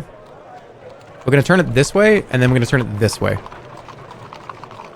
Should I check the road first? Let me just check the road. Might be something right here in front of the gate. You leave the city by the old road. As the sun climbs towards its zenith, the wind picks up. The road passes under a large stone arch.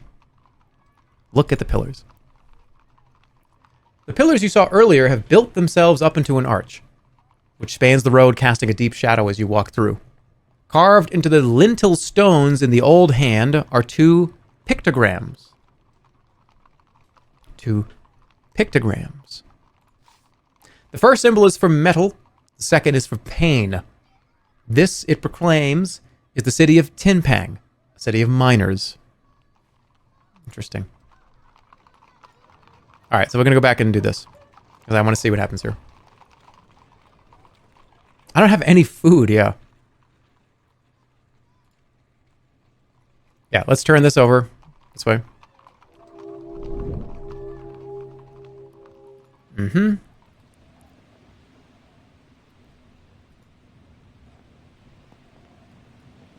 All the way up. Buy some goddamn food. That I can't. I'm trying. All right, let's go that way. In the right spot.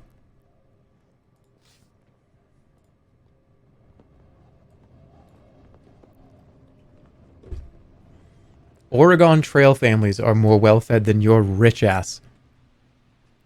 Guys, I became rich 5 minutes ago. I would love to spend my money somewhere. I became wealthy 4.5 minutes ago. All right, let's go check out the building.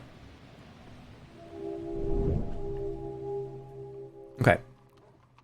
As the light around you changes, you seem to lose track of where you are.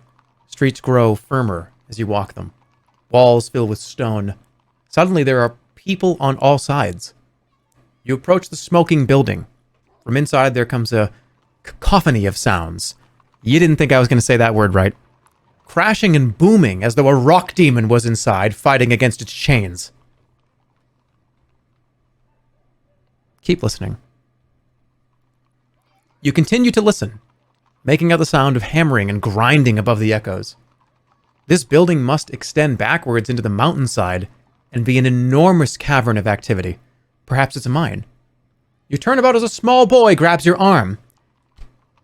Are you supposed to be inside? Get off me. Yes, no, or shake him off.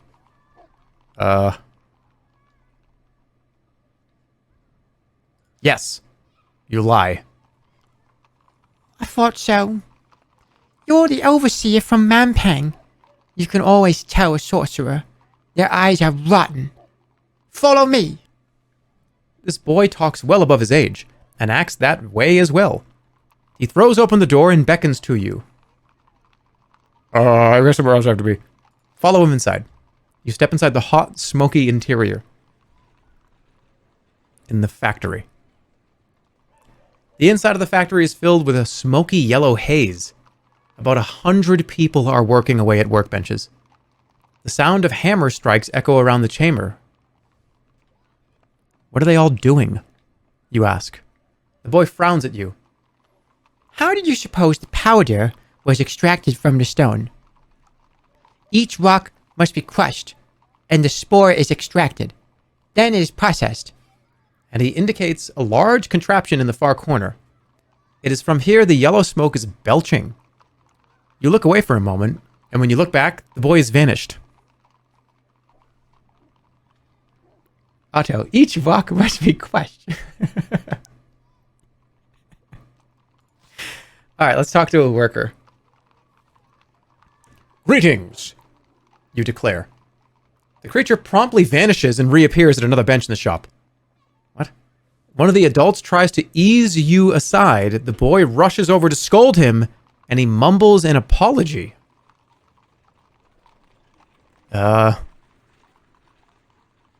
Look at the bench. You look over one of the benches. It is piled high with chunks of stone.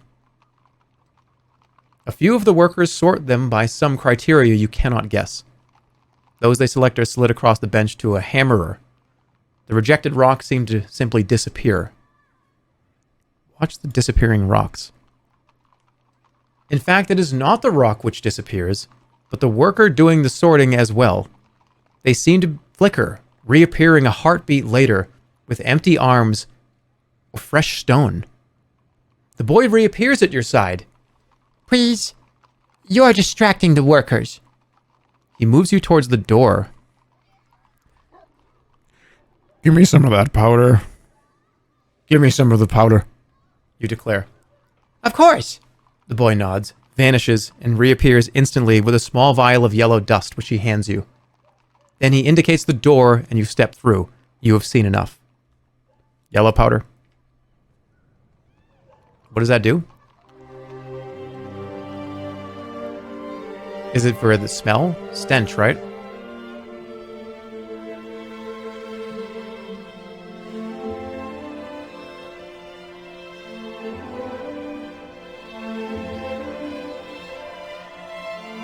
Yellow powder.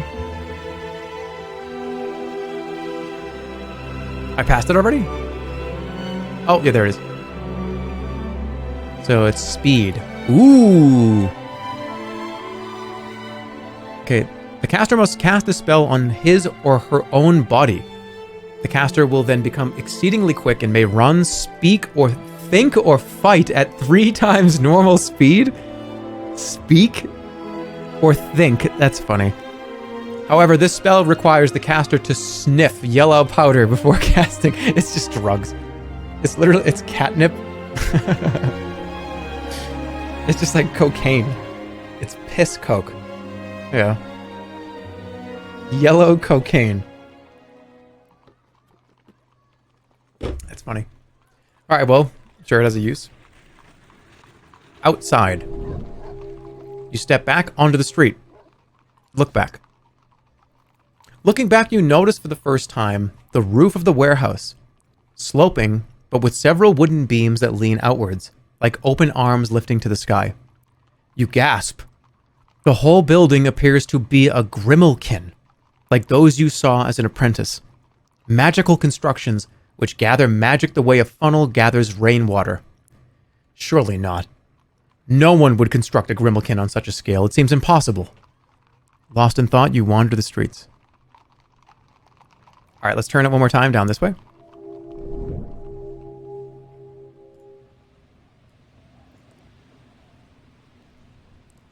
Okay. All right, the question is, do I go this way? You'll see, ready? So let's see if there's anything I can do here. in this area? Probably not, but the question is, do I go to the lake serpent, the water serpent? Or should I try to go to this little town on the lake in the past and forget about the serpent and just try to buy something here?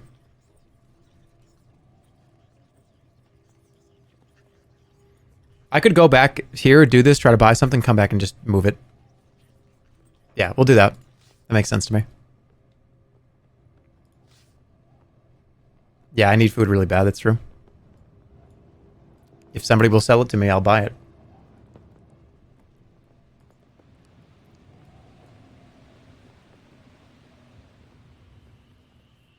Okay, let's go. This is not a place to linger. Alright, let's check out this town in the past. You continue to walk along the road. You begin to hear the distant sound of chatter and cartwheels on the stone. The moon gazes down impassively. The road begins to bustle with people who seem to emerge through the dust and mist and rumble past in their carts. You look at the people. Of all the strange things you have seen out in the wastes, this is the strangest. These people come from nowhere and go nowhere, and the same travelers pass by again and again, waving the same greetings down to you. You stride on through the crowds. After a few minutes, you encounter a small girl, sitting on her own and staring into the distance. Look for her parents. Stop to talk to her or ignore her.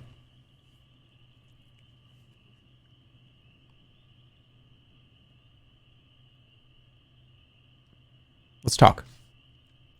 You go over to her and squat down on your ankles. Greetings, little girl. The girl looks up at you sharply. You're in the wrong place, aren't you? Well, in a manner of speaking, yes. I am traveling. What do you mean?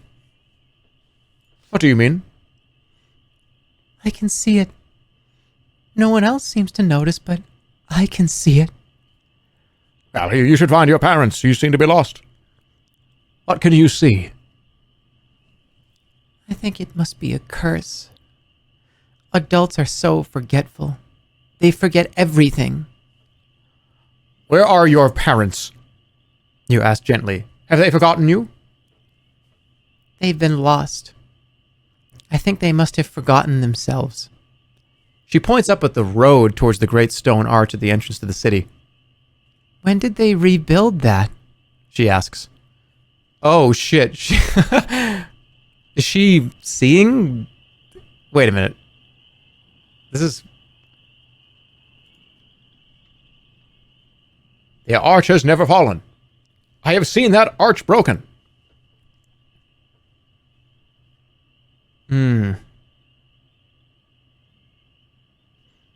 What do we do? Should I just say, The arch has never fallen. What are you talking about? There's nothing wrong. I have seen that arch broken. you tell her? I knew it. Didn't I say? You're in the wrong place. I could tell by the way you were looking at people. Are you the one that stole my parents? I don't know. What do you mean, I don't know? I don't know. I've killed tons of people. Lots of people have died, and I may have accidentally harmed quite a few. I don't know. They'll come back. I don't think you say they'll come back. No, I didn't do anything. No. She shakes her head and then stands abruptly, hitting you. Ow! I think you are. I can tell you are. No one else can see it, but I can see it. It was you, and I want them back. With that, she rushes away and is quickly lost in the strange mists. All is quiet once more.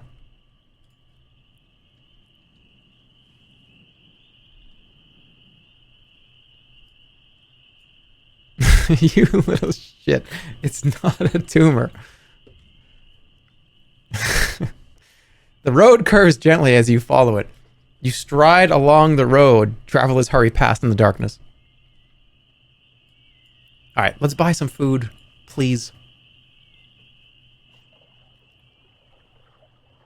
That's a throwback. How long ago was that? 2016? 2017? I don't even remember. Long time ago. You follow the road as it curves and bends and finally begins to descend until it reaches the shores of the lake. The bay is quiet, though judging by the scattered litter, it has been a busy day. Lines of boarded-up huts follow the curve of the shore, and heaped here and there are piles of rotting fish parts left over from the great feats of cooking. Look through the rubbish.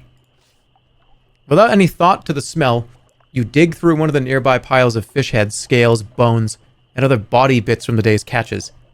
At the bottom of the heap you find a single gold piece, which hardly seems worth the smell and oil that now covers your fingers. Look across the water. Hey, got another gold. You walk down to the edge of the water and look out southwards. The surface is almost mirror flat, the reflection of the moon broken by only the occasional ripple. Familiar stars seem to lie on the ground, their patterns visible to all. A few things growl in the bushes near the shoreline. Look at the stars. The stars on the water are laid out like a chart, but a chart in reverse. Looking at them like this reminds you of what Elthira said, of spells having opposites. In the water, constellations you recognize above become others below. The law spell, the zap spell, or the sus spell. Sus backwards is sus. How would that reverse?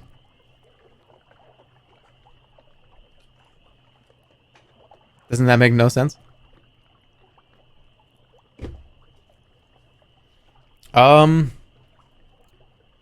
Law is wall? Is that correct? Which one should I do? Can I do all three? I think I can only pick one.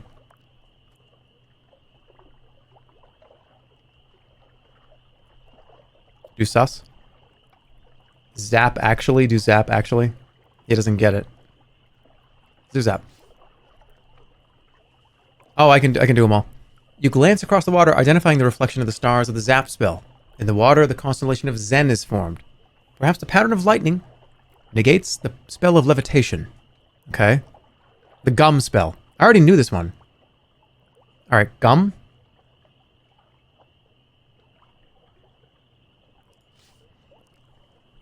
Okay. You find the image of the gum spell, whose stars form the shape of the zip spell. It would seem the enchantment of gluing is opposed by that of teleportation. Sus. Closer to the shoreline lie the stars of the Gak spell. The new shape matches the sus spell. Incredible. The spell of suspicion unbinds the magic of fear. Ooh. Suddenly, the waters smash open as an enormous creature bursts up from below. It has 3 racks of nightmarish teeth. And they are open. That was a monster. And they are coming your way.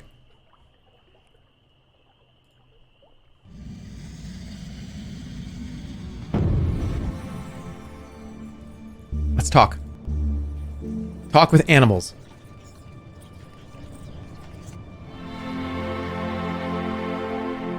Grabbing the wig from your pack, you wear it and weave your spell. A moment later, the fish's thrashings turn into clear words in your head. Come on. Step into the water where I can taste you. Step in. The water is warm. I am your friend. Step in. I will not come closer. In a language formed of the slapping of your boots against the sandy shore, the fish freezes in its tracks. It speaks. It mutters. It cannot speak. It is a mere insect. Insects do not speak. I speak. Then come closer so we may truly talk. Clearly curious as to how this conversation might proceed. I'm stepping in. I'm going in. Step in. You forward, step into the shallows. The fish dives forward at tremendous speed, knocking you over. The wig falls. God damn it. I'm rewinding. I'm rewinding. I have to. I want to talk. I want to talk. Alright, the soft spell. That's Gak. The fix spell. Ooh, this is different. The image of the How spell, whose stars form the shape of the fix spell. It would seem the enchantment of pathfinding is opposed by that of attachment. The gum spell. Yep, zip. Okay, here we go. Here comes the fish. Cast a spell.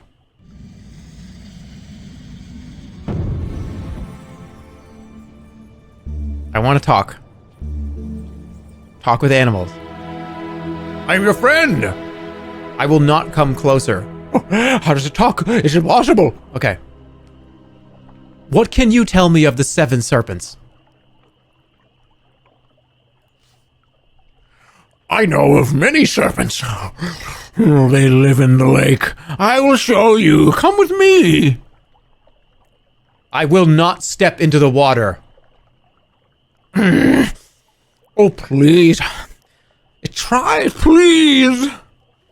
I will not step in the water. Please step in the water, please. I will not step in the water.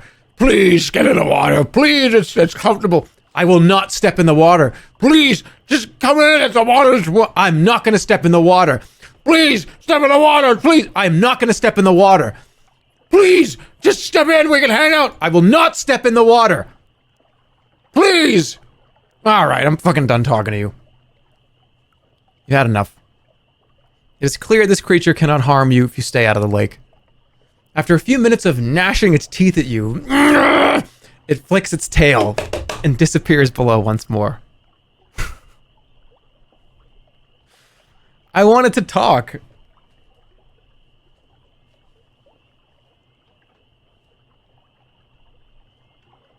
All right, let's go sleep. Looking across the water, you have a strong sense of how far you still have to go. You cannot hope to swim. After all that stepping in the water and he just eats you.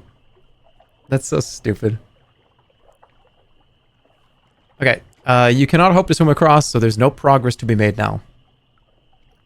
I'm not going to sleep by the shore. I feel like it's going to, like, eat me. Sleep in a stall.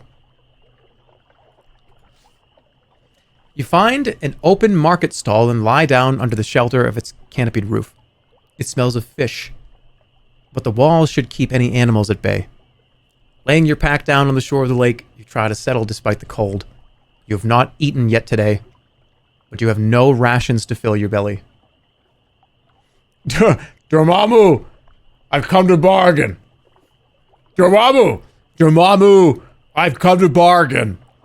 Oh, this is ridiculous. Hey, Dormammu, I've come to bargain. That's so funny. Please step in the water. Please. Release me. Release me that once. Okay, wait. You stretch out and rest. I stole that from chat, by the way. Just saying, I gotta give credit to the chat joke. You feel a strange calm settling over you. Run? Why would I run if I'm getting comfortable? You stretch out and rest. You feel a strange calm settling over you. Why would I get up and run? I'm gonna run. Run! Something in the air, a poison perhaps. You ready yourself to run, but then a voice appears in your mind. Do not be afraid. I have slowed time enough that I may speak to you again. It is Lorag. Alright, Lorag's back. You have returned! I've been working to decipher your parchment, and now I have the answer. Oh, I thought you had abandoned me. No! But the parchment was older and stranger than I had expected. What did it say? The parchment speaks of the Serpent of Time, a creature who can see the moments to come and move freely through those long gone. A creature that exists now, but also exists long into the past. It swims in time the way a fish swims in water, and thus it cannot be killed. And what can I do? You must turn its own strength against it. You must catch the serpent in a cage of its own devising. I do not understand. The serpent swims in time, so you must take control of time itself. Of course, the writer of the parchment does not say how to do that. Then what can I do? There is a line of verse that maybe points the way. In time, all things must end and last. The back and forth of ages past. Time's great light will cast a pall. 2 times too many, time will fall. What does it mean? I don't know. I don't know. He's just gone. You seem left alone here, and your night is unbroken by dreams. Lorag was on FaceTime on the toilet.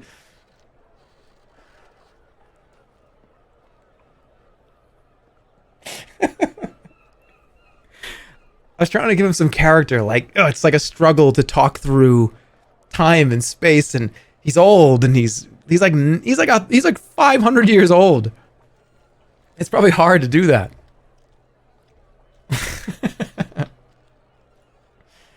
All right, cool. You gained a huge amount of gold, and you got the Sun Serpent. Okay, well, why do it keeps telling us we got the Sun Serpent?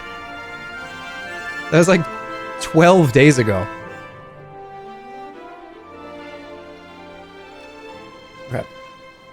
The sun rises, bringing with it chatter and excitement, as stall holders and fishermen begin to gather at the shoreline. The sun has not yet crested the last peaks in the east. Please cover the water, please. All right, we need to buy something. Okay. On the other side of the bay area from the waterfront is a line of stalls. Most sell food, grilled fish, and fruit. Though there is also a bottle seller selling stoppered bottles. All right, let's go buy everything. You greet the fruit seller, who waves his hand across the selection. 1 apple, 2 gold pieces. Finest Zanzuno apples. Buy some fruit. I'll buy some apples. How many? I'll buy 4. That's 8 gold to you. Visit the fishmonger. The fishmonger is a large woman who wields an enormous cleaver. I'll chop it and grill it for you, She announces, staring you threateningly in the eye. 4 gold pieces per head. I'll buy some, please. This one's bigger than the rest. The woman advises you, pointing at one of the fish in particular. But the difference is not discernible to your eye. I'm buying 4. You pay the woman 16 gold pieces, and she slaps 4 fish onto her griddle, squeezes them over with lemon, throws on a couple of unlikely-looking herbs, and then lets them fry. Was that Pavlovian? Was that guy that said that the burrito from earlier? After a few minutes and a smell that makes your stomach ache with hunger, she slides the cooked fish off the griddle and onto some thick cheesecloth for carrying. The skin is so hot it makes your fingers blister to touch. There was a way that food was described in books, especially books about kind of older time periods, or things that are supposed to be kind of a little older. They always make it sound so delicious. But I bet you this food stunk and was gross. Do you know what I mean? I want to eat this fish right now, but it probably was awful. Like, oh, the succulent meat of the fish. That fish probably is not very good. But I always read it and I'm like, I want... Oh, what is... How are you describing this? Oh, this... onion bulb. In water. Boiled. Oh, yeah, that sounds great. No, not really. I'm like, ooh, that sounds amazing. A boiled onion bulb in water?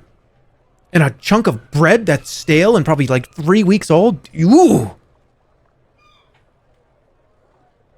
Or it's better because it's not affected by pollution. That's actually a huge deal. Huge deal. This could be unbelievably succulent. It could be the best food ever. Not full of like microplastics. Alright, eat one now. You eat one of the fish there and then before it grows cold. It is excellent, succulent, and clearly only caught a few hours previously. The woman nods. I see you're enjoying that.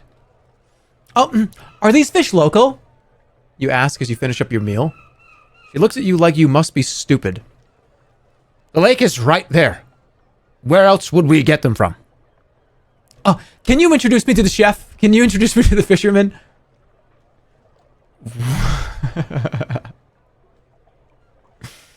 Whatever for? You don't like my prices? I just want to talk to them. They're not ones for talking, our men, she replies. I want passage across the lake. This is real Karen behavior. No, this is reverse Karen, guys. This is like, oh my god, that was so good. I want to talk to the manager. Manager comes out. Unbelievable work. I love it here. This is amazing. You're doing an unbelievable job. Incredible job, all of you. You should all be very proud of yourselves. Why are you filming us? Well, I wanted to document how much I love this place and how wonderful this has been.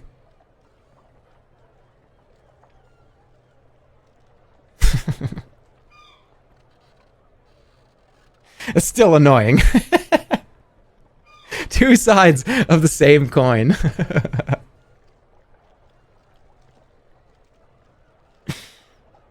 Okay. I don't want... I want to go back and turn the thing around. There's too many fucking sides to this coin. No matter. The lady shakes her head, but lets the matter drop. You finish your fish. Let's buy some bottles. We're stocking up. Okay. You stop at the bottle seller's stall.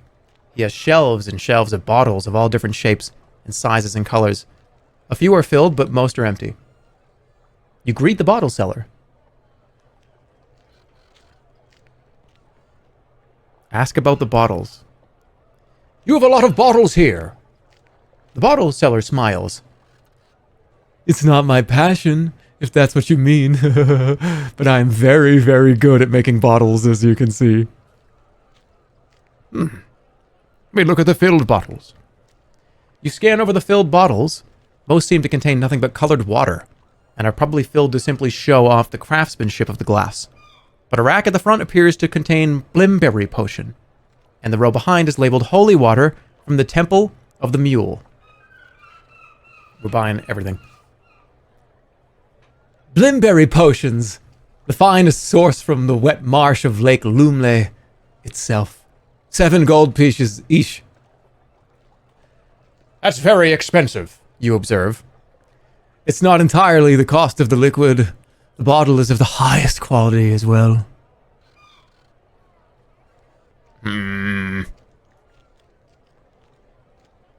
That's a lot.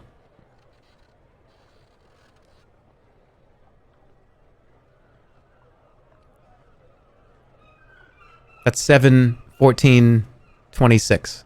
That's too much.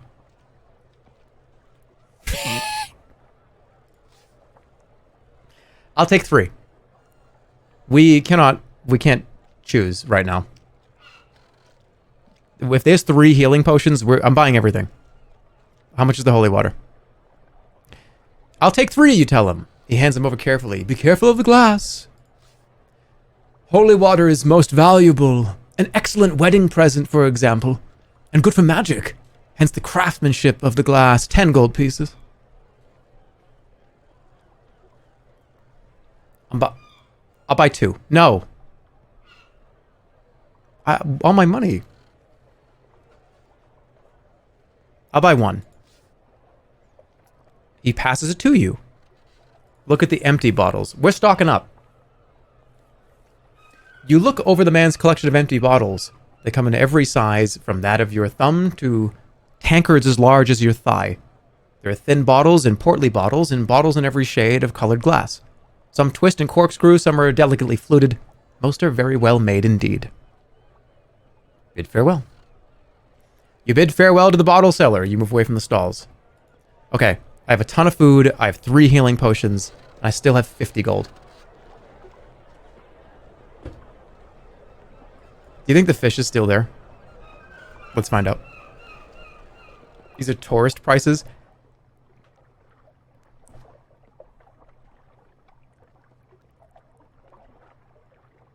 You walk down to the shoreline. The water looks clean and inviting, though it is almost certainly freezing cold. In the far distance, boats punt this way and that between scattered islands. Swim across the lake, call out for a boat, blow the whistle, row the... They keep wanting me to do this. It's just going to break and he's going to come out and eat me. The water serpent's not here. I'm going to step away. We're not swimming in here. I'm going to go back. I'm going to turn this away. We're going to check out this area again. And then we're going to try to get the water serpent. Would the sun serpent immediately die in the water? That's a good point. Maybe I'll try it when we go back.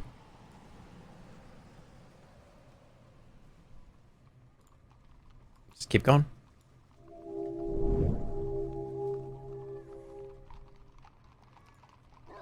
Hold on.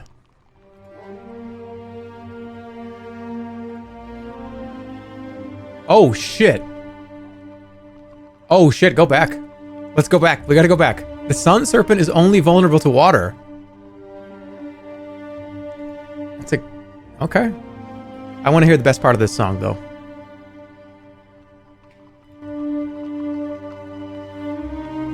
We haven't heard the best part of this song. It keeps playing. It loops a different way. It's coming up here.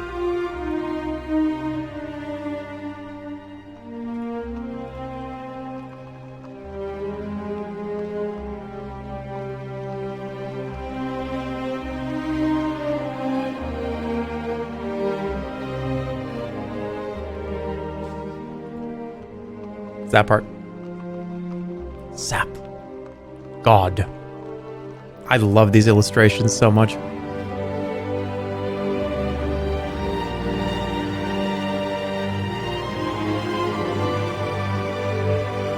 I love this one.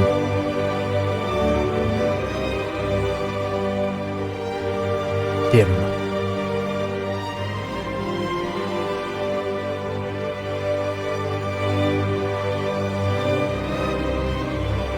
Look at this one. Magic. Spell protects its caster from most magics.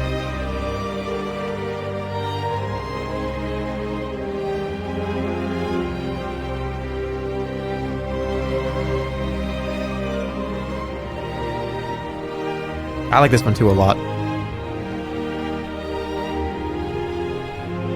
It's like... this one's good too. Gob? Yob. Mm-hmm. Look at the leg just sticking out.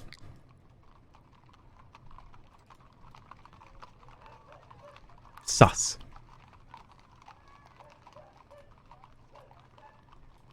Stop. So this is what they look like, right? Kind of like an invisible shield. That's cool. Big.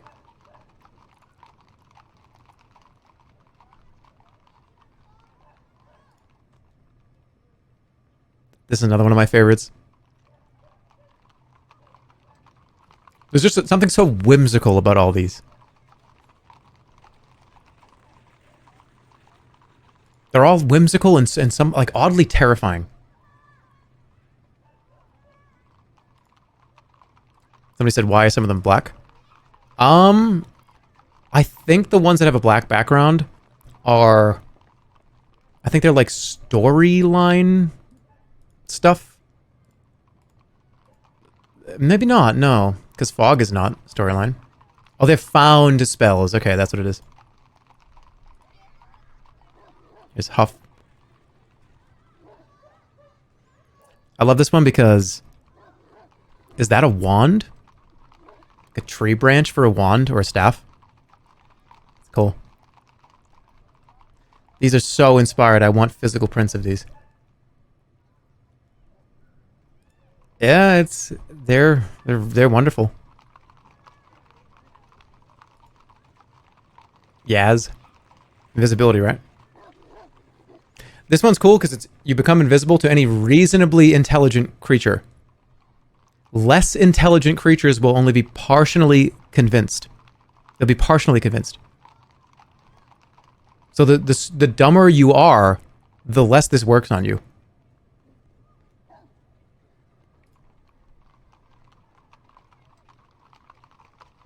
So yeah, there's a big green wig, right? They kind of think you are invisible. How? Yeah. Partially. How am I saying it wrong? You are partially. What? Is this weird? Partially. Why can I not say this word? Partially. Partially? There's no N in partially. Why do I want to put an N there? Partially. It's like I'm like shit-faced. Yeah, you become partially invisible. Partially. Why am I adding an N? Partially. Zip. Talking to a rat.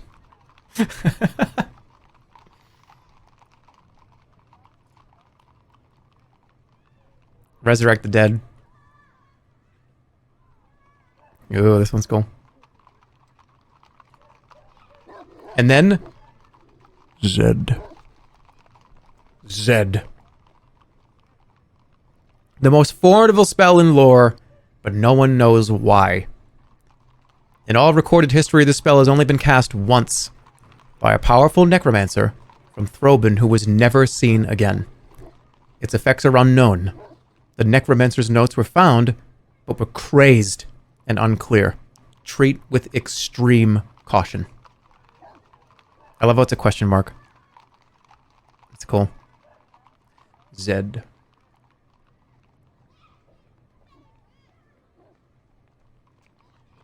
Cast it right now.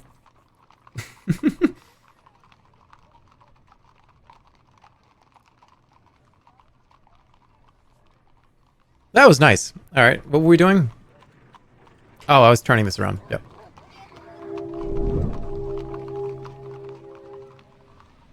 It's a Canadian spell? Why? Zed? Oh, yeah. I was going to throw the stone in the water. Let's do that.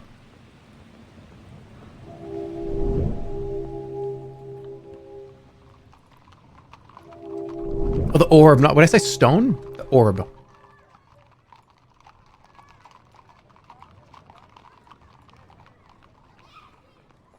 No, do a poll. Befriend the sun serpent.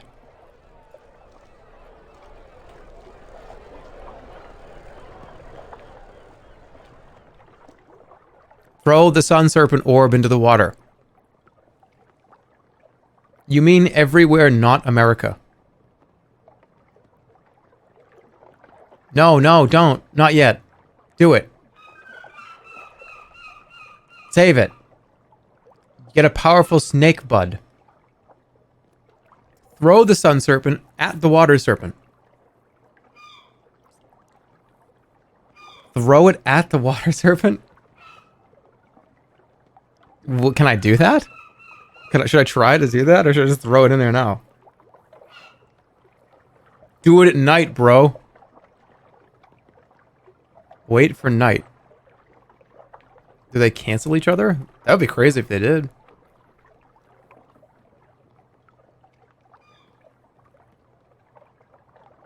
Well, I'll try it. Alright, but we need to rewind time then. We need to, like, get this out of the way. That sounds right. Alright, whatever, I'll try it.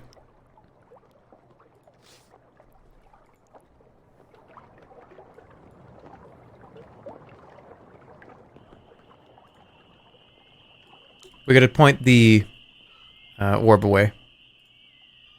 Come on, bro, please. The lady who had it said they had a doomed love. Oh, that's right. That's not just random. That's true. Please, bro. Come on, bro, please. Is it jiggle physics? What? What are you talking about? We'll sleep here. You settle down. At least you do not need to eat.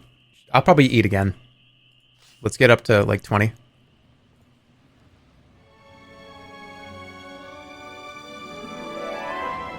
Got a lot of provisions. You lost a huge amount of gold. Alright, let's do it.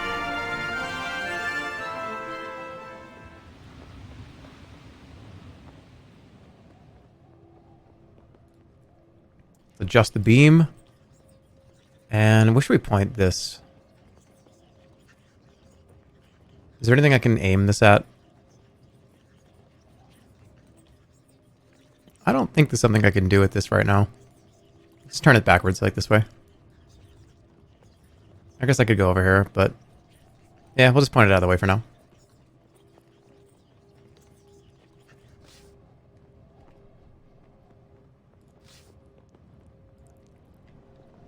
Alright.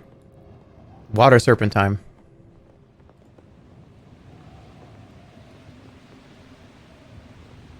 Why are you doing your bit voice? I think my bit voice is just me talking in my normal, just regular speaking voice. I think that's what you're referring to. The bit voice. I love that my, just me sitting here talking, is like, wow, he's about to do something weird. Something's about to happen. He's going to turn the camera on, and he's going to be, like, hanging upside down in his room. In, like, a Santa costume or something. You know what I mean? Like, you're just waiting for the camera to turn on. You already did that, yeah. Okay. So, you follow the road. I haven't been here in the... Wait. Yeah, I haven't been here. So is there nothing here? How can you cross? There are no signs of either people or boats. So there's nothing here anymore in the present day. Let me walk along the shoreline. For several strides, you follow the sandy shore eastwards, but find nothing of note. The shoreline ends in a collapsed seawall. Get some sand. You gather a handful of sand. In the distance over the water, a few bird-like creatures turn in the sky. Let's walk the other way. You walk back and try the other way. Again, you come across nothing that might help you get across. Blow the whistle. The sound of the whistle scuds across the open water. A few minutes later, the undergrowth nearby begins to rustle. Wait. All right. Hold your horses. I'm coming. What's your rush? Grumbling voice from between the leaves. You are the ferryman. I will be in a moment, if you just give me a second. You hear a sound which might well be the pulling on of one's trousers. The man emerges from a bush, a scruffy, unwashed individual, somewhat overweight, but with the shoulders of an ox. That he no doubt needs to pull across the water all day. Was he just taking a shit in the bushes? He scratches his chest thoughtfully. Greetings. And greetings unto you, you scruffy tramp, he replies, scratching his nose as he speaks. Now, where to? I wish to cross the lake. Of course you went across the lake. Everyone wants to cross the lake. Everyone that's around these parts, anyway. But I still ask, where to? It's my little jest. He wipes a little tear from an eye. Right then. Wherever you want on the lake, 4 gold pieces. Oh, I have the money. You pay him the money. He disappears into the undergrowth once more and reappears a few moments later, dragging a heavy boat behind him. Give me a hand, idiot! You are the ferryman. I'll help. Together you pull the boat into the water. It bobs and rocks in the shallows, but seems seaworthy enough. Don't go with him. Why would I pay money to just be like, bye? I thought it said let him cook. Alright, get in the boat. You get in. Then he pushes you out into the water and hops aboard himself. Okay. Away from the shore. The boat slides away from the shore. The afternoon is starting to draw on. The boat drifts. The ferryman stands at the prow, scanning the water. You going to the ancient road? All the way to High Salmon? I'm just a trader. The ancient road? The ancient road? Used to be a thriving settlement, this. One of the most powerful cities in the world. Before the curse, of course. Cursed. This whole land is cursed. And everyone in it, too. But most of those in charge only care about land. Glancing down at the oars still resting in the boat, and then at you, he shrugs his wide, heavy shoulders. Plenty of places to see on Lake Aklala, and a few below. He hefts his pole and stares away into the distance. Alright, what do you think? Around here?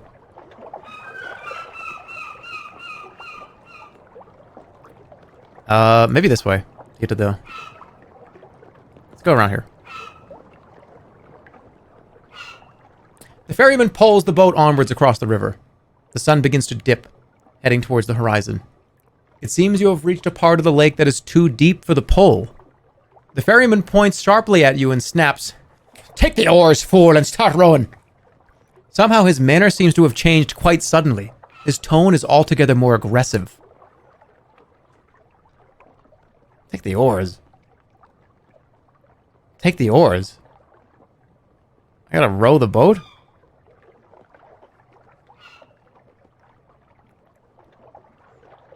Take the oars yourself, you declare, a hand falling to rest on your weapon. He nods twice to himself and steps down from the prow to near the rowlock, but he doesn't do anything for a moment more, letting the boat drift on. Near the island. The ferryman continues to row. The wind picks up as the evening draws on. Soon it will be dark. From his place at the oars, the ferryman watches you thoughtfully. You been to Timpang? You from there? Why do you ask? You reply, suspecting his question conceals more below its surface. Strange place, Timpang. Was destroyed a long time ago. Turned into a ruin. Completely abandoned. Long, long time ago, but people still come down the road time and time again, wanting ferrying from there. It's most of my trade. Where do they go, these people? Now that's a good question. And the strange thing is, of all different places, some are headed for the Horns, trying to get across them, since the bridge is gone. Others want the Salmon Road, but are meaning to turn south to the sea. Others still think the fortress will harbor them. The fortress? The Fortress of Sorcerers. That's what Mampang was called before it became Mampang. Before the Archmage really came into his own. The ferryman takes another long pull on the oars. Do any visit the islands? The islands? Now why would they do that? All the islands are empty. Step it up. What do you mean step it up? What? Step it up. Step it up?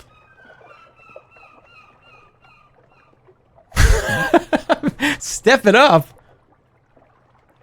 Okay. Why are they always empty? Step it up? Were they always empty? Most likely not. Used to be a busy lake, this... Well, I can see you'll never be setting foot in Timpang anyhow. You've come to within reach of the bay of a low island. Go ashore. The ferryman pulls at the oars in a regular rhythm. I'll get out here. You say. He tips his hat as you approach land. Call if you need me again. He remarks as he ships away. The evening is drawing in. Get out of the boat. The island is a rocky and barren place. In the center is a rise of land from which a tree grows. In the shallows stands a tall pole from which hangs a bell. Look at the bell. The bell is set with a silver clapper attached to a rope. The wind shifts a moment, bringing with it a terrible stench, and then the smell is gone. Ring the bell? Or explore inland? Let's just ring it, whatever. Ring the bell. You tug the rope and the bell rings with a clear and steady chime. After a few minutes, the boat slides out of the mist of the lake towards you. The ferryman hops down into the shallows. You again? Climb aboard. Never mind. You wave him away, he shrugs and pulls off across the lake. Yeah, sorry about that. Explore inland. You leave the shoreline and head inland.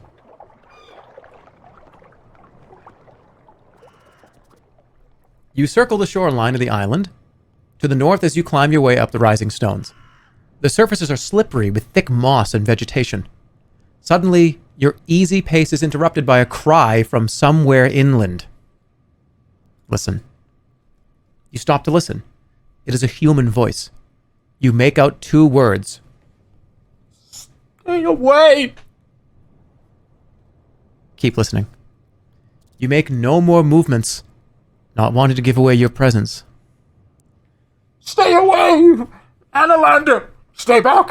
Don't come closer! You hesitate on the rock. Surely this is a trap. Annalander, he knows who I am. Approach the voice. The voice's whimpering and dire cries continue. You climb further around the island, a little higher at every step until you reach the island's peak. But as you approach, you realize it is the lip of some kind of pit.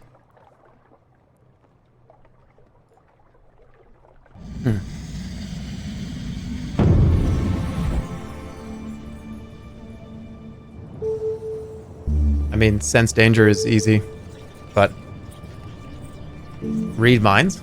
Is somebody close enough to read minds?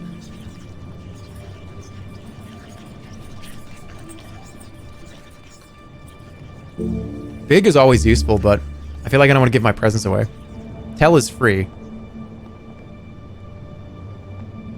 Let's see. See if anyone's close enough to read the minds.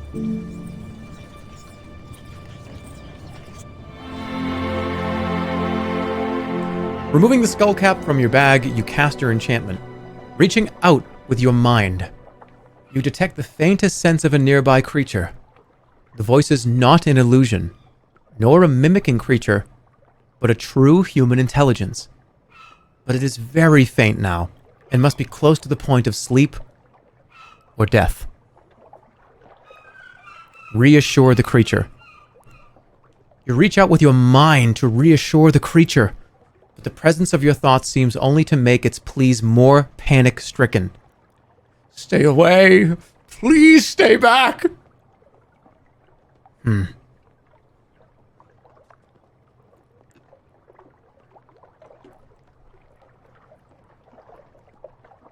Climb to the pit's edge.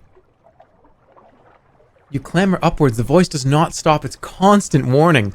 Between sobs, it calls, Annalander, stay back! Come no closer, please! Stay away! Stay away! No! You clamber up and over the edge of the stony pit. There is a single bare tree at the pit's heart.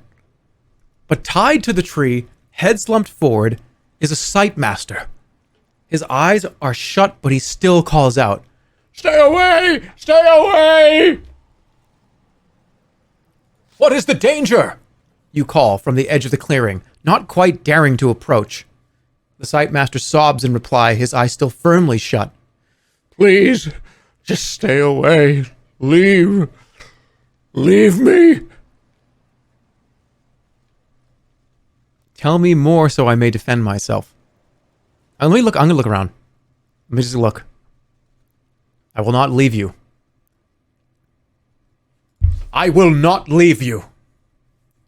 The Sightmaster stops short in his crying and tilts his head. Is that you? Annalander, is that you? You recognize his voice, of course. This is none other than the Sergeant-at-Arms from Analand, who spied the path ahead for you when you crossed the wall.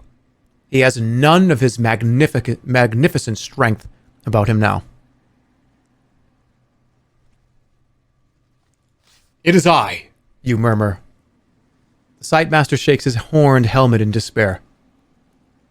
You should not have come. I tried to shout. I hoped you would turn back if you heard me. What is the danger? The Sightmaster's body racks with a sudden pain. Oh, Annalander, how I long to look upon your face. It will be of great comfort to me. What happened to you? You ask, horrified. The Sightmaster shakes his head pitifully. His eyes, you notice, are still firmly closed. The worst thing that can be done to such as I, he murmurs. I'm going to cut your bonds, you tell him. Do so. But do so quickly, and then run. I have kept my eyes shut for 7 days. You cannot imagine the pain of it. I cannot keep them closed for much longer. What happens if you open them? You perhaps know of the red eyes of Kare. If I open these lids, what is behind them will burn everything they see. But I am a Sightmaster. You hurry over to the man and slice through the bonds that hold his arms against the tree. The Archmage knew you would come this way. He knew you would search the islands on your journey. I am not the only trap that awaits you. You must tell me what you know. He gulps. I'm gonna puke. Beware the other islands. For one waits the most powerful of the 7 serpents, the Serpent of Time himself. Beware. He means to kill you. Cover it. Don't open your eyes. Don't look at me. I don't want to burn. Cover his eyes. Should I? Cover his eyes. Quickly, you tear a strip of cloth from his cloak and bind it around his eyes. But the Sightmaster shakes his head. My eyes carry the power of the under-earth. A mere strip of cloth will do nothing. Run, Annalander. Run. Remember, I can see far. His freed hands are lifting to rub his face. How can I defeat the Time Serpent? I do not think he can be defeated, for he is faster than time itself. I heard Batman say this. Stay away from him, Annalander. Birdman said this. Help him stand. You help the weakened figure to his feet. Hard to believe this is the same creature who all but bested you with his staff back in the training grounds. He is now nothing but a shadow. He squeezes your arm, perhaps thinking of similar times. Then he grips the tree to support himself. Go now. You clasp his shoulder once, then turn and scramble away down the stony gully. The Sightmaster's gasping breath echoes after you. You head back to the shore. Fly, you fools. Yeah, that's what I figured. I can't believe he knew Batman. Back to the shore.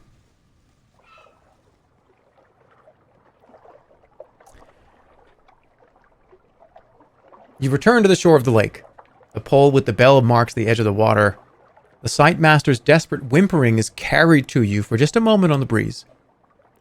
Black, gloomy clouds roll across the sky, flowing from the east. I don't want to jump in the water. Jump into the water? Where's the bell? I need to ring the bell. Should I just eat all of my food? It's going to get ruined. I took too long?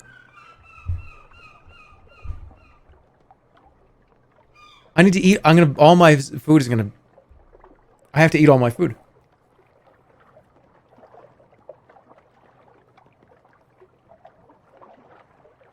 Is all of your food perishable? I spent like $50 on all this.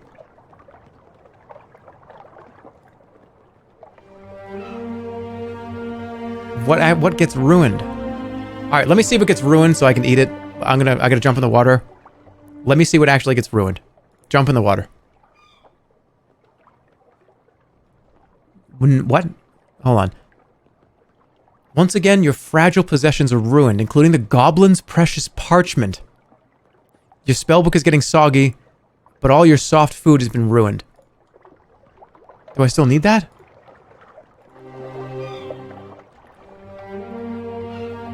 It's all the fruit. Okay, I have to eat all the fruit. Wait, what?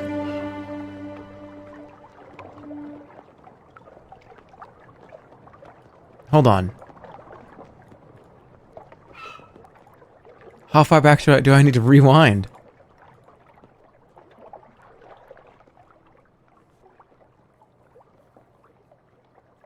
Rewind and don't ring the bell. Oh, that was ages ago. Don't ring the bell. Ow, my chest. Ow, that fucking hurt. Ow.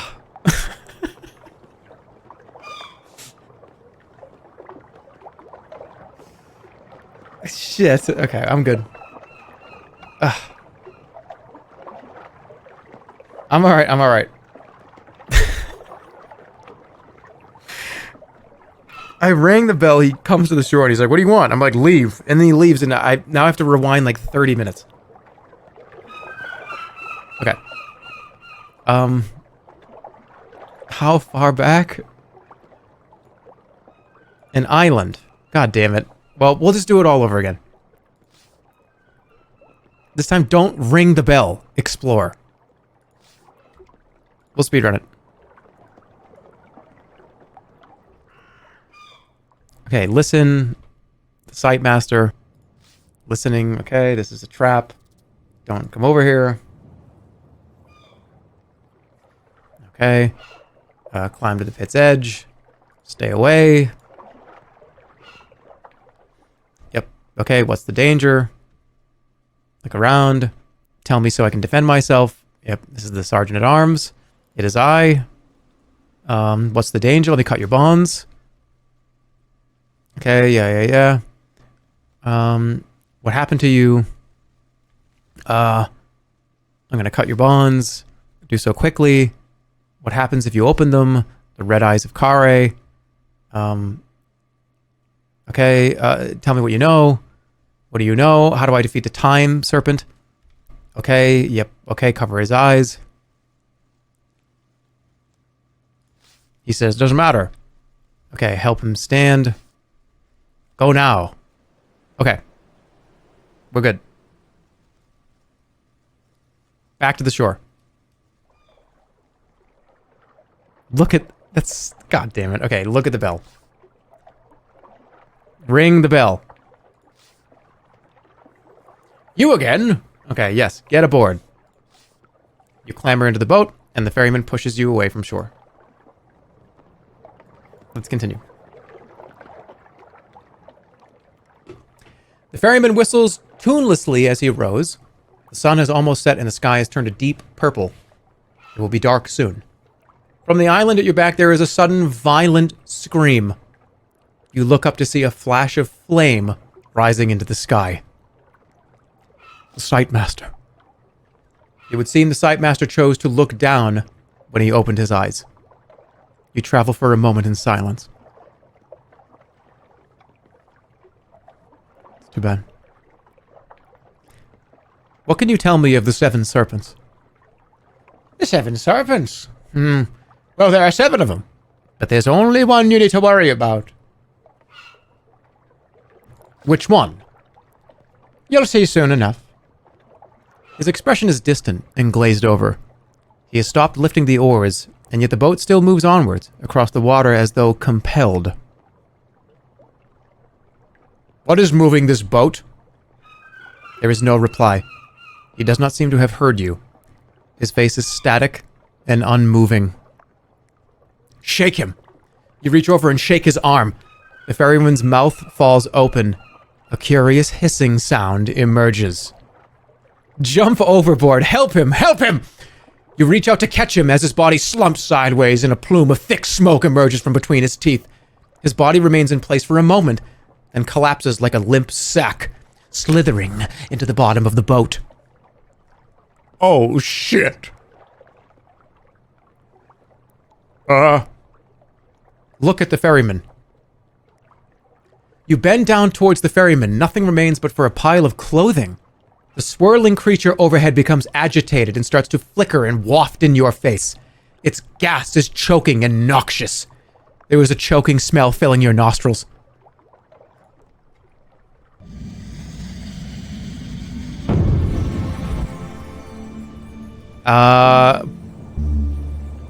The gale horn is so useful.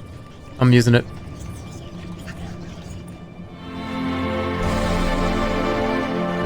Oh, wait, what? You gather the starlight into alignment around you, raising the horn to your mouth and playing a loud tone. The creature, the air serpent itself, struggles to hold itself together in the face of the blast of wind from the horn, but it cannot manage it. A moment later, it has been blown, quite literally, to smithereens, and all is quiet. The boat rocks twice, then falls silent. You have now defeated 5 of the 7 serpents. Time to resume your journey. Only 2 more remain at large. Oh, shit. So, where's the water serpent? Rip Bozo. Air serpent lost to air. Alright, I'm going on the lake.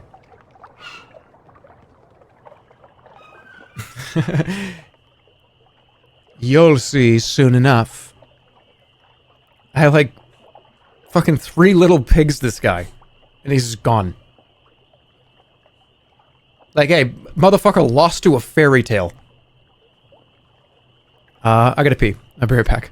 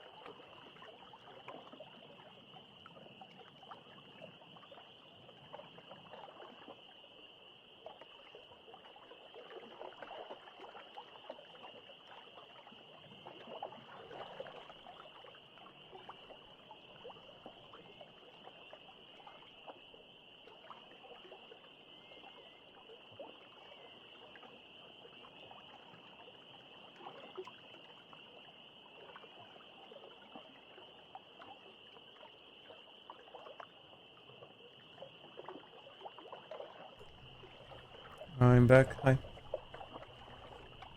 Hello. Okay. Let's keep going.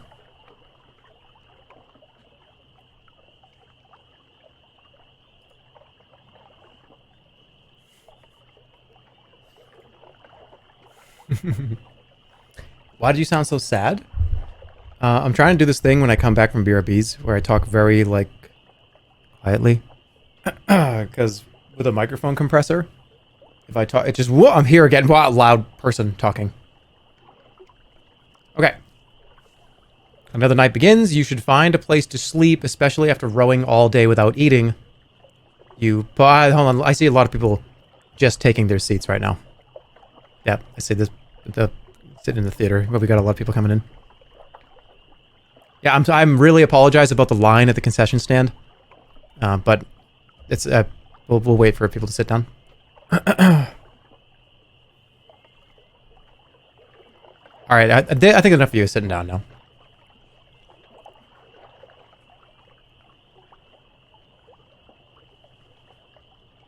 You stole my seat? I'm on the stage. You supposed to be on the stage? Classroom? Alright, let's go. You pull on the oars, sliding forwards through the water. Time serpent's here. Let's check out this little... What is this, like, house or whatever it is. You row the boat onwards across the water. The first few stars appear. Every stroke is hard through the strange, thick water. You pause for a moment.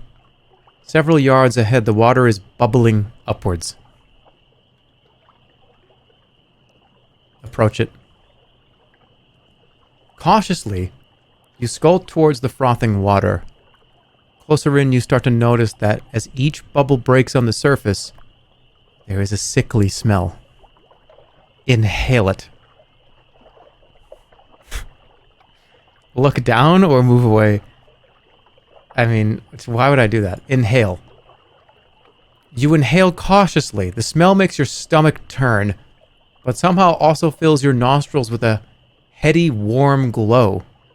You feel giddy and uplifted.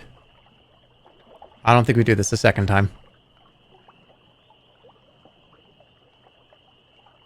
Second time is I'm gonna do it again and just fucking pass out into the water. Nope, I'm moving on. Contentedly, you lift your oars once more and move away from through the heavy water. Once a few furlongs distant, you look back and see the bubbles have ceased. Wait a little longer. You wait a little longer, but nothing changes. Seems whatever was here truly has moved on. Middle of the lake, or... Let's go near the island. I want to see what this is. I forget what this is. You row the boat onwards across the river. The oars draw whirls and ripples in the surface of the lake with every stroke. You've come into sight of a small island. This dude was huffing shark farts. It gave me 2 stamina. Okay, you row the boat onwards across the water and pull it up on the shore. More stars come out. Get out of the boat. There is no way to cross the water in the dark, and exploring inland would be unwise. You will have to rest here. Unstrapping your pack on the shore of the lake, you try to stretch out despite the wind. You have eaten nothing today. Eat something.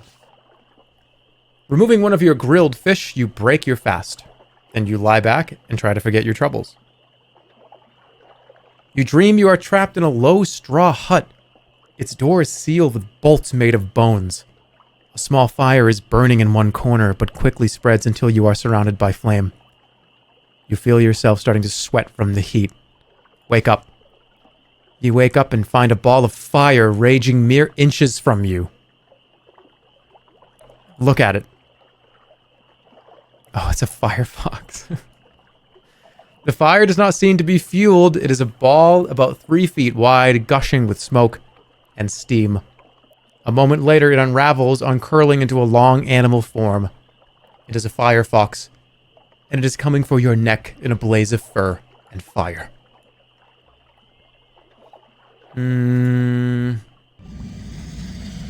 Return the tooth.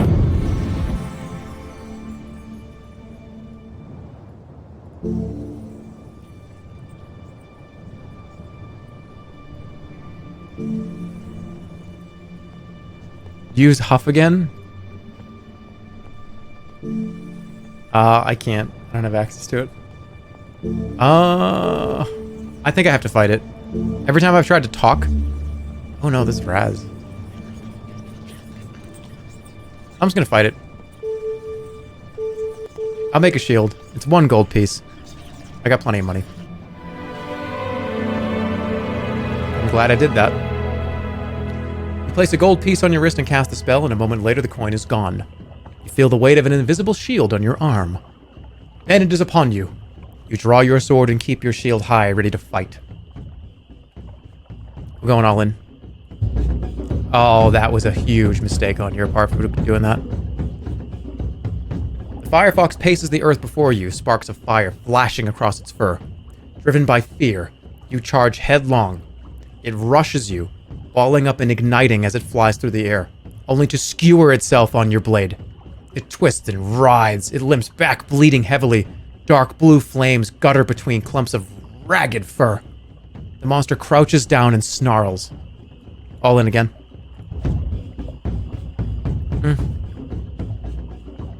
Okay. The blow catches the firefox as it dodges back. As the firefox grows weaker, its eyes grow redder, but its fur begins to turn ash gray. The firefox's eyes flash a deep, hot red. No thanks. The slavering beast charges for your throat, but you react fast, dropping down behind your shield. But even the shield cannot protect you from the blast of its heat. Even with your shield, you are badly burned. Oh. It's... okay. It's fire. Firefox scratches at its fur. All in. Alright. You turn your blade for a vicious attack, but your sword cannot reach the firefox before it leaps. It howls and whimpers. Again. Defend all you want. I'm slowly chipping away. Okay. The creature's fur bristles. Okay, defend. Yeah. The firefox runs for your neck. You fling your shield up and knock it away. The creature crouches low and growls. Well, you can't do very much. You just did 6.6. That's almost all your attack power. That's fine. I'll just keep chipping away. You bring your sword around for a wild attack. Catches the firefox as it moves away. The beast is crawling, dragging its wounded belly through the mud below. Fire flickers along its back. I think it's coming in hard. Yeah. And... see you later. You pull all your might into a sweep of your sword, hoping to finish the creature in a stroke. The blow connects. The firefox collapses. And then a moment later, ignites with a powerful flare. A pyre burns for a short instant, and then when it fades, the creature is tight skin around bones with no flesh left. Did it. You collapse back, exhausted and scorched from the encounter. With luck, the rest of the night will be more peaceful. Probably get a tooth out of this, right? The creature has no possessions, of course, but it has a fine array of teeth, including 4 front fangs that seem to glow with a faint heat. Take the fangs. With the tip of your sword, you dig out the first of the creature's fangs, but as you tug it free, the tooth cracks and suddenly erupts into flame. You drop it smartly, and the fire burns a moment longer before going out. What is with this guy and teeth?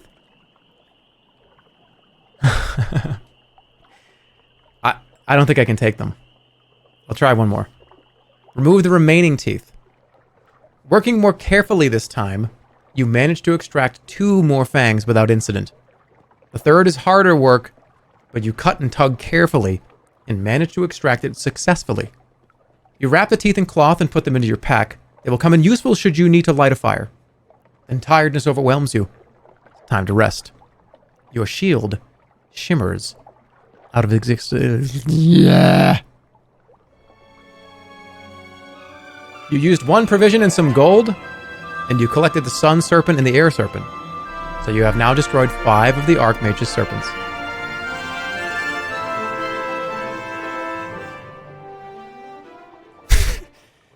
Jesus Christ, who scratched the Jerma CD.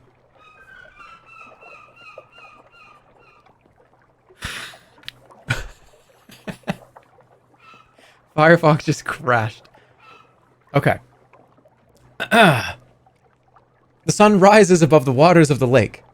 This island is thickly wooded, but all the trees have died, and the whole forest is gray and desolate. By the shoreline is another pole with a bell. Poled up in the shallows is a rowboat. I know that because it's mine. Black gloomy clouds roll across the words that are hard to say, flowing from the east. Okay, let's explore inland. I want to go in this hut. Inland. You head away from the shoreline into the trees. You walk up the path from the shore to a small clearing in a dead forest. At the center is something that used to be a hut, but now is just 3 rickety walls and part of a roof. Look inside. Inside, an old woman is hunched over a table, scattered with vials, broken jars, and plants you don't recognize.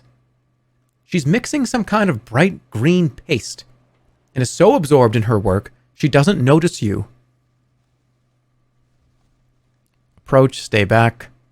I'm going to stay back and watch. The woman mutters to herself as she steadily grinds the mixture. Her white hair is in one wild clump that reaches her waist. She's wearing a filthy brown robe, which might actually be a sack. She looks up from her work to paw around the table, eventually grabbing some berries and tossing them in. Half of the ingredients in her rundown hut you cannot name, but she appears to know what she is doing. She must be a healer or a witch. Greetings or try to sneak up on her? Why, like a Hitman game? Just like crouch and walk behind her? Stealth kill her? I always go for the greetings approach. I feel like that's the best way. Greetings, wise woman. She squints at you, sucking on her few teeth with a wet pop. What? Who are you? I'm just a traveler. Well, why bother traveling out here? Not much to see, should I think, besides ingredients. Ingredients? You ask? For my potions. She says, waving over her shoulder at a shelf groaning with concoctions in jars. These islands are brimming with herbs and dirt clumps I've never seen before. They probably all have 100 uses. After so long in this cruel wild, this woman makes for unexpectedly pleasant company. What is your name? She screws up her face. You know, that's an excellent question. What do your potions do? I can never be sure. I experiment. I push the boundaries of the healing arts. I've created several new recipes that you won't find anywhere else. That sounds most interesting. You must be in great demand. That sounds most interesting. Most indeed. See, I studied at the fortress, no less. They were so impressed with me, they suggested some independent study. So that's what I've been doing, alone for, 47 years. But aren't you curious? Here, let me try something on you. Pick me up strong enough to get you through the lake. Even up the mountains. What do you say? What's in it? You ask, suspiciously. She waves a bowl of green substance around excitedly. It's a very powerful healing potion. You won't find this one in some market. Oh, no. I'm doing some experiments that are so experimental, even I don't know what I've put in it. But there's some all scap, flattened goblin hair, a bit of unicorn meat. That's mostly for flavor. Goblin hair? What? No, I never said that. Why would I put goblin hair in a healing potion? That is what you said. Goblin hair would be all wrong. It's a cure for baldness. Now, I distinctly remember telling you that the potion has all scap, catfish whiskers, and levitated sand for the color. So drink it. Can I drink it? The potion slides down your throat. Your legs begin twitching and wobbling violently. Every step is a frenzy of bending knees and feet moving in random directions. You spend a few minutes in the nearby forest bashing into trees and kicking underbrush before you gain control of your legs again. What?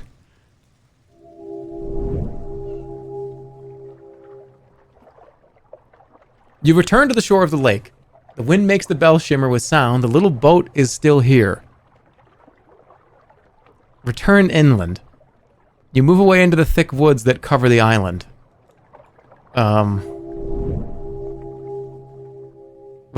We're going back. You head away from the shoreline into the trees. You find nothing new. You head back to the shore, but on your way back through the long grass, you trip over something protruding from the ground. It's a small, half-buried shrine that you passed right by without noticing on your way up the slope of the hill. Look at the shrine.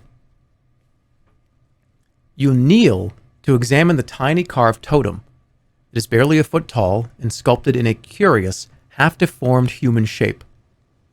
At least half of its length has sunk into the ground, or else it is so old the ground has grown up over it.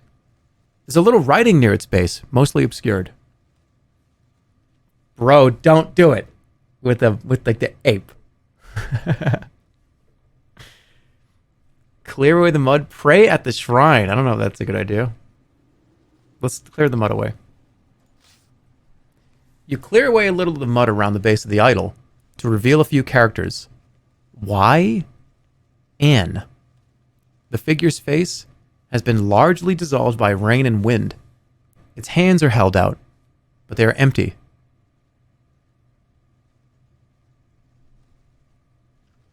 Don't betray the monkey. Say no. No, don't do it. That lady just gave you dishwashing liquid to get you out of her house. Ask the ape for health and then get rid of him. That's so sad. That seems so cruel in a way. What do I do? Should I? All right. This is a chat choice here. There's an opportunity to get a new god. Make an offering / pray, or leave with the ape. It's very important. Ape gang, stay strong. Make an offering, maybe get potentially a new god, which has all the gods are different. They all have different kind of temperaments and different things they do, and if they help or don't help. The ape is pretty reliable, but I don't know. It's up to you. Could be some interesting new things to do with the new god.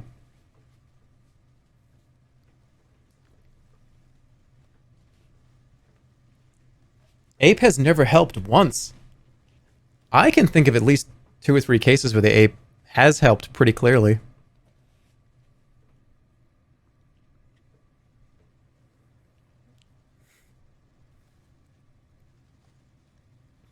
Chat seems pretty passionate about the ape. I think it's just there's a really fun emote. And the other god doesn't have a really fun emote to do. I think that's the problem here.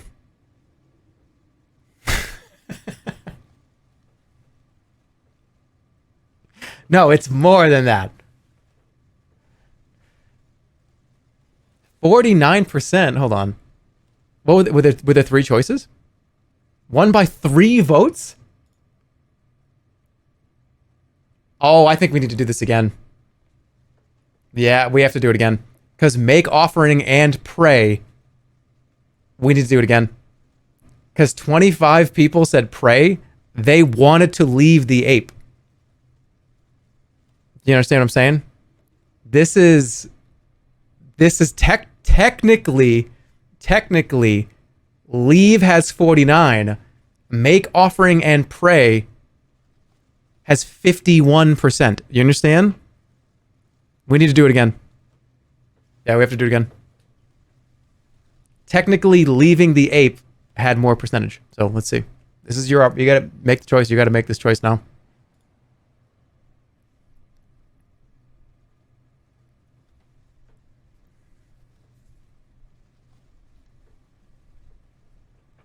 What about the fun emote? Nah, I'm not saying anything. Either way, I think it's interesting. I don't even know who this god is. I'm not sure I ever did this.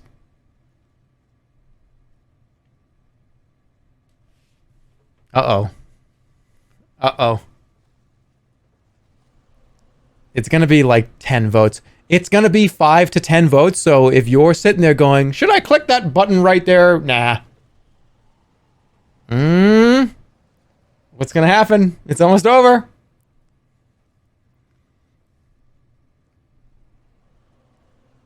Oh, it's over.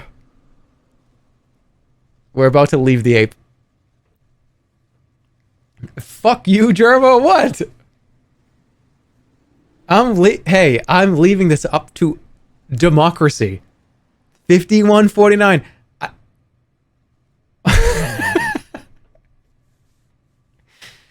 No. Hold on a second. The first poll, the ape still did technically lose.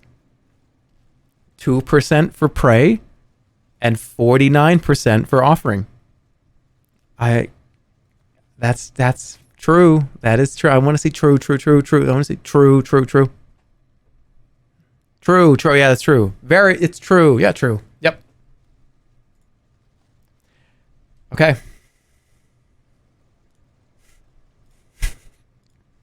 Thank you, ape. I'll take the full health. Everyone, can we all say, the ape has been with us for a very long time. It was always good to us. Always helped us. Always wanted to make sure we were doing all right. Remember that time we were in the mine and the mine collapsed and the ape held up the stones before we can to get us to get out? Remember when we fell down the hill and the ape gently guided us down the hill?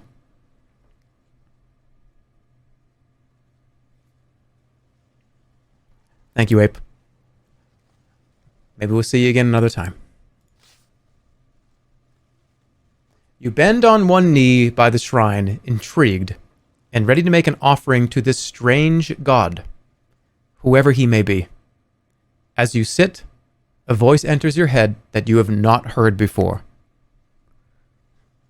Do you make a gift to the god of the gods? What gift do you require? The voice falls silent, offering no answers. A gold piece, food, a vial of holy water. A vial of holy water. You unstopper a vial of shimmering holy water and pour it over the idol, bowing your head. The liquid runs down the broken face like tears, but nothing else occurs. Offer a gold piece. You place a gold piece at the base of the idol, but there's no change in the carvings across its surface. Nothing happens. You take it back. Offer food. You place an item of food down at the god's feet and bow your head. Nothing happens. You take it back. Clearly you have nothing worth offering to this idol. You stand once more. A small corner of stone falls from the idol's back to the mud below. Pray at the shrine.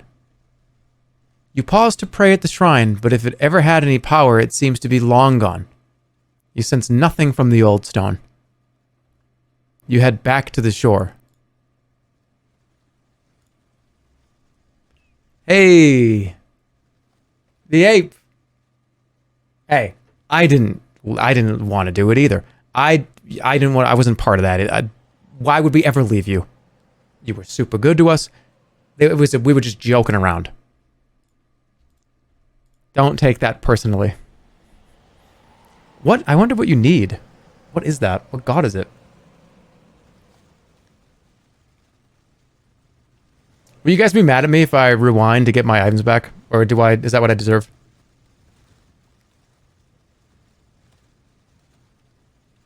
I think that's what I deserve.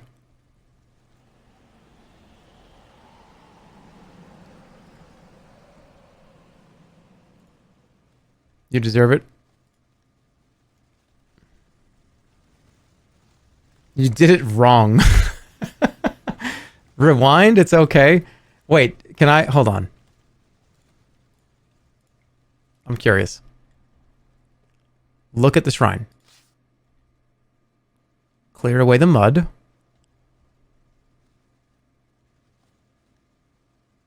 Make an offering. Do you make a gift to the god of gods? I do. You cry. Fuck. Clearly you have nothing worth offering to this idol. You stand once more. The voice intones once more. Do you refuse to give a gift to the god of the gods? I do. You repeat. Then you break your promise to Yubran? Intones the voice. I apologize. I do. Should I just keep saying I do? I do. You repeat for a third time. Your offering of a promise broken is accepted. You may follow me, fickle, worthless mortal. Wordlessly, the ape moves away from you. Your mind is empty for a moment, then seems to inflate in size. As a huge presence descends to fill you, like air filling a pig's bladder for a game. A voice more ancient and powerful than you have ever encountered before introduces itself in grave tones. Oh! Do you accept this guy? Accept. You open your heart to worshipping this new god, but it does not seem to notice your attention. The promise broken, thus spake Yubran. High of highs, Lord of lords, God of gods. At your feet, the tiny idol explodes to nothing, as though it had never been more than a worthless dream. Still reeling, you return to the shore. Yubran, the life changer is god of the gods, a truly supreme being, supremely powerful and supremely distant. You may pray to Yubran, though as god of gods, he can offer little aid. He can do little good for mere mortals. What does he do, though? Can he do something eventually? I wonder if he's powerful. You just... God complex? Thanks, chat. Thanks, chat. Thanks, chat. He sucks. The life change... there's going to be an opportunity where I'm going to pray and he's going to be like, you know, it amuses me. I will give you 10 gold for fun. Like, we're amusement to you, Bran. You're getting ghosted by the god of gods. I'm keeping you, Bran. There's got to be something going on with you, Bran.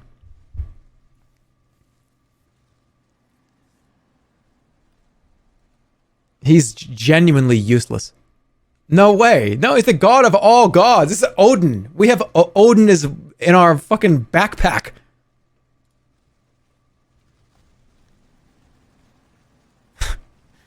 There's going to be an opportunity for something to happen there. He's supremely distant. I mean, being supremely distant. is that's something. That's something else. I'm very distant. I'm kind of distant. I'm incredibly distant. Supremely distant is like trying to call me, like kind of opening up my window and being like, hey, person in China, can you hear me? Like, no, that's supremely distant. That's not happening. That is the definition of supremely distant.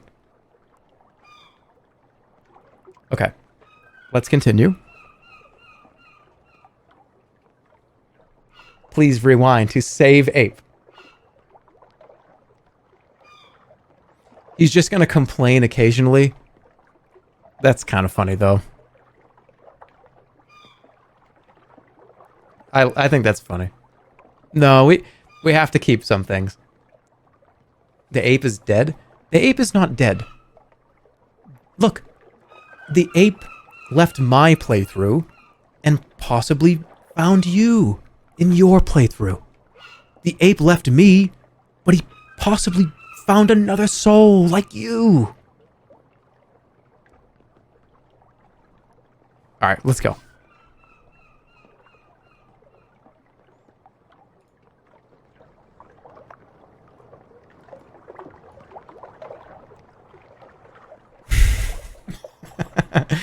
All right, we're gonna go down here.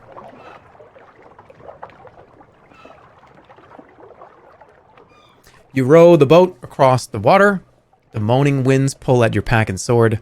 Every pull on the oars is tiring. The sunlight on the water is all but blinding. Middle of the lake.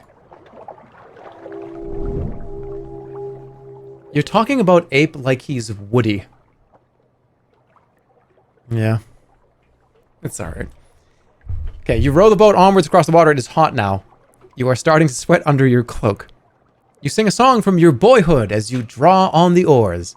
A song of fruit trees and warm milk and soft bedding. I'm not going over here yet. I don't know what happened. Well, actually, no, I do remember this. I do remember, I think, what to do. But I don't want to spoil it because it's pretty cool. I think I remember what to do. We're going to go over here.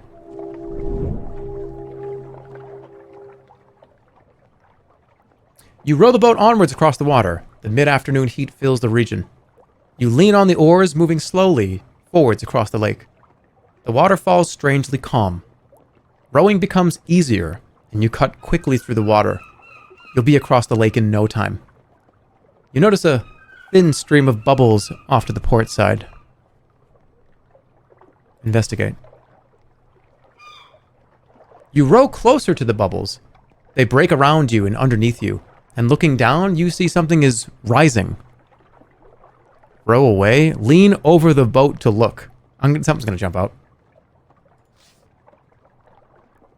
You lean out over the side of the boat to look down. A narrow, dark shadow is hurtling up towards as though a spike of rock was being thrust up from underwater. It will break the surface at any moment. Okay, lean back into the boat. Sharply, you pull your head back, not wanting to be skewered by whatever is rising. The sudden movement jerks the boat, and you lose your balance and struggle to catch your balance. Steady myself. You steady yourself, trying to catch your balance, only to stamp too heavily in the bottom of the boat. It seems your foot has gone through the rotten wood. For the moment, the boat does not sink because your foot is blocking the hole. Bray! Hey! Yubran, I need you! Yubran! You close your eyes and raise a prayer to Yubran. You feel a great calm come over you, and a moment later your foot is free of the hole in the boat. Water bubbles in through the broken wood and the boat sinks from underneath you. Well, okay. Once again, your fragile possessions are ruined, including the goblin's precious parchment. Your spellbook is soggy but remains otherwise intact, but all of your soft food has been ruined. Breaking through the surface of the water is a long, thin shape that rises in a coil and then... Can I rewind? You half smile with pleasure at the encounter. It is the water serpent. Can I rewind? I need to rewind. I have to rewind. I need to throw this fucking oar... I'm rewinding. I have to throw the orb at him. I can't just break the... Hold on. Investigate. Okay, row away. You turn... Yes, we're fine. We're fine. I'm a cheater. That's fine. You turn the boat and row away from the rising bubbles, but you are not fast enough. What? Breaking through the surface of the water is a long, thin shape. It rises to one side of the boat in a coil. Oh, no, I'm fine, I'm fine. Draw my sword, cast a spell.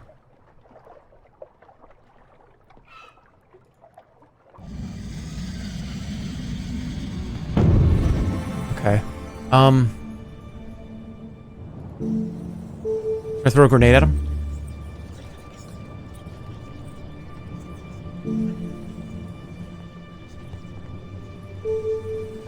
Sap.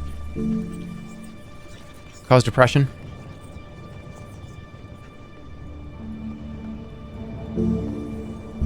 Rap. Talk all languages.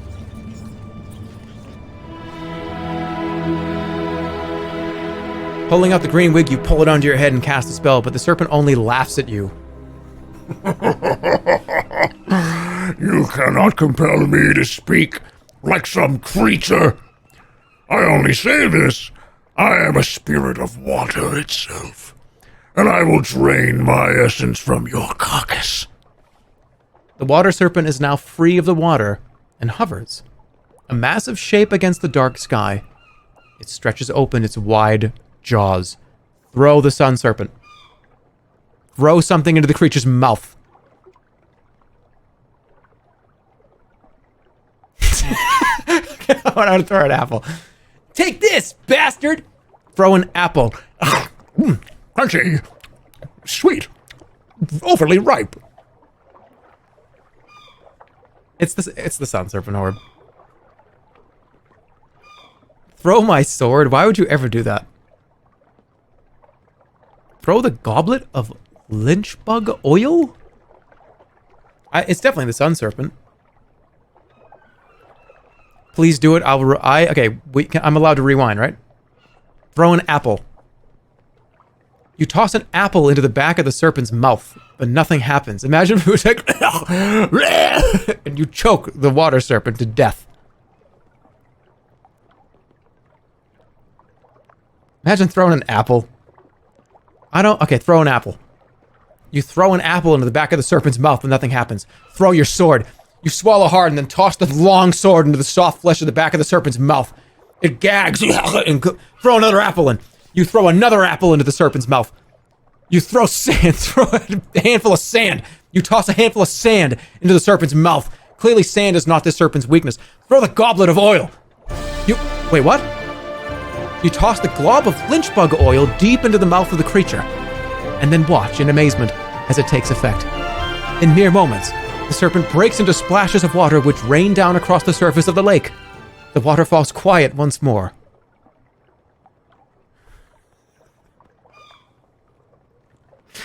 Oil and water? It worked. Was that the grimace shake? That's a good one. That's a good one. That's all right. All right, let me rewind and do it the right way. Imagine throwing everything in your backpack and something works. All right, let's do it. Let's do it the right way. Investigate. Okay, row away. Here's the water serpent. Cast a spell. That spell was... What was it again? Oh, right. It was rap. I did that incredible voice work. Alright, here we go. Throw the sun serpent orb. You pull back your arm and lob the sun serpent orb into the open jaws of the water serpent. The serpent does not know what it is. It catches the orb, its eyes bright with cruel delight, and then it crunches down on the crystal glass. For a moment, you see the flicker of the sun serpent's fire before the racked teeth close. That was the sun serpent you ate! You shout manically, remembering that Fenestra told you the two serpents were mates. The serpent's eyes grow wide at your words. It opens its mouth to reply, and a jet of flame erupts from its mouth. Its belly is beginning to pulse visibly with violent heat. Move away.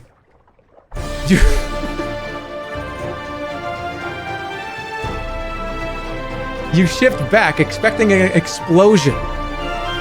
And when it comes, it is violent and bright, a ball of flame that makes the water below steam up in a great cloud. You have now defeated 5 of the 7 serpents. Only 5. Keep watching. You keep watching, convinced it's quite all over. And your instincts are correct. There's a flicker of movement in the steam. Light begins to shimmer through the clouds, then it breaks, and the sun emerges, weakened but angrier than ever. I will kill you for this! I will grill every piece of you! Wait, what?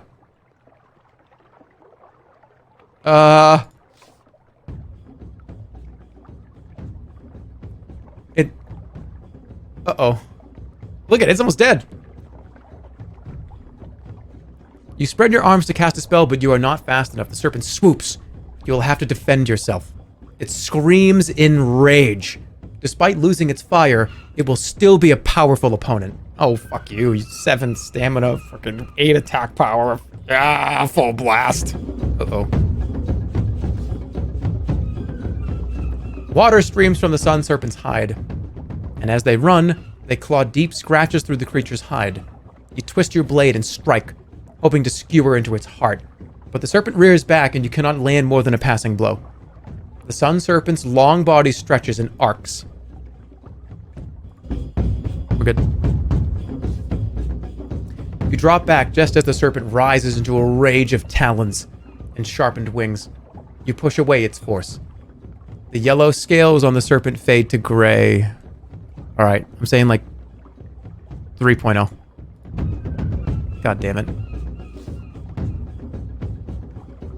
0.1. I'm always so afraid to do this because if they do like 1.0, it's awful.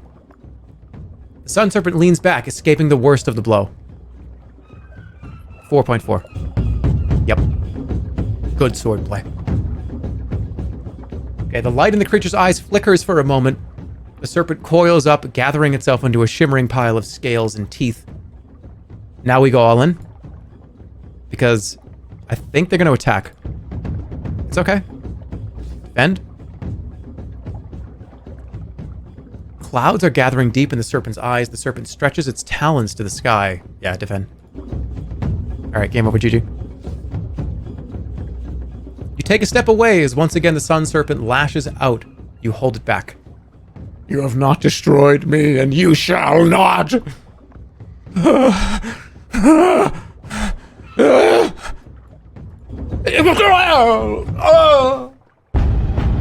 A rapid slash bites into the serpent's hide. The sun serpent seems to turn black for a moment. Then its skin turns a heavy gray. And it falls.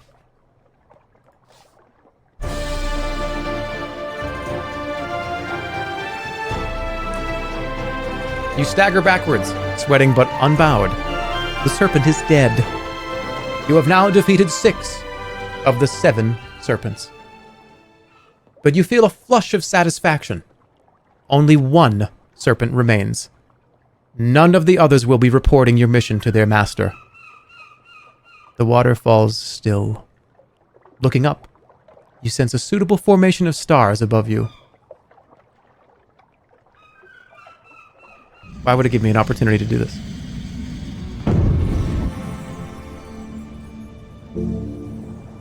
I thought it was gonna be Zed. Big? No. This might be to quickly get out of here. I don't think we need to do anything. We just row on. But no amount of magic will shrink the size of the lake. You row onwards, resolute. You've come within reach of a rocky island. Not going over there yet.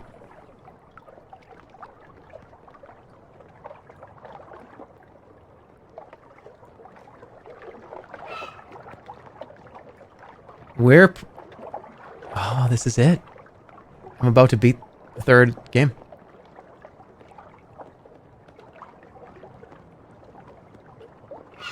I know how to win, by the way. Alright, those of you that don't want to know, if you do not want to know how to do this, I would, like, I don't know, come back and, like, I would just leave.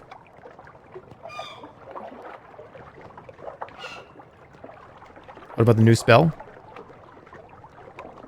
Alright, those of you that don't care, we can talk about it. Here's how you do it. The Time Serpent is unkillable. It's impossible. But if you point this over here, if you point, I believe it's at least 3 of these time travel beams at the serpent, you can kill it. So, no spoilers. I just told you that. I just told you we were doing spoilers. I just told you. That's clever. Yeah. You ruined the game. Yeah, he's unkillable unless you do the specific thing. So let's go over here, turn it on.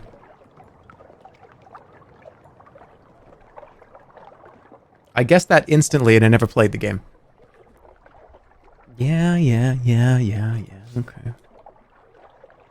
Okay. The island is covered in dense tree cover.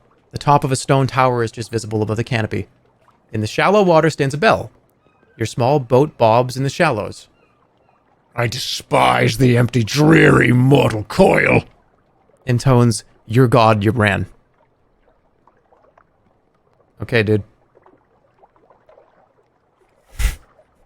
That it? You don't have nothing else to say? That's it? You're just gonna insult me? Okay. The path winds along the shoreline, skirting an area of dense trees. Then it ducks below the canopy, and you are surrounded by the calling of strange creatures. Insects and birds buzz past your face. From the shore, you saw a stone tower sticking up between the trees that fill the island's heart. But now you cannot see the way forward, and the path seems to twist and turn about. Probably go big.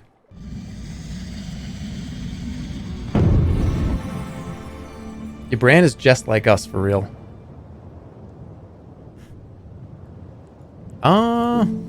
Tell? Why would I use tell? Zen, I could float above the trees.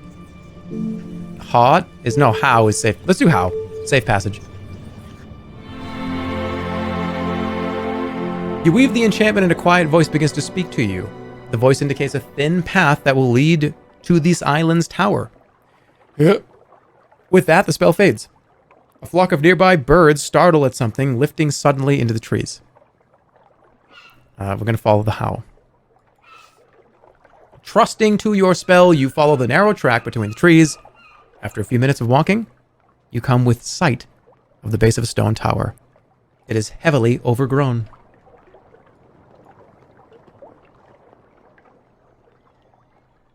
The door to the tower stands open. Gnarled roots and vines have forced it open and are now holding it ajar. Okay. The inside of the tower is dank and filled with mud, as though it has been flooded and emptied several times. Stone stairs curve up to a hatch in the roof. You gasp as you notice the walls, which are covered floor to ceiling with intricate carvings. Suddenly something lights up in a dark corner, a flame.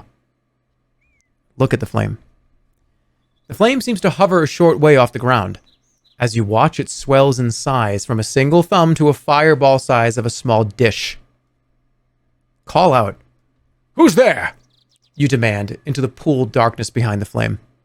The fire has grown now to a full fireball of clearly magical nature, and in its light you can see what is holding it. It is a rough wooden frame of sticks, shaped into the form of a woman with arms spread wide. It's a grimalkin. It's a grimalkin! Like those you saw as an apprentice, magical constructions which gather magic the way a funnel gathers rainwater. Right, let's watch. You wait and watch.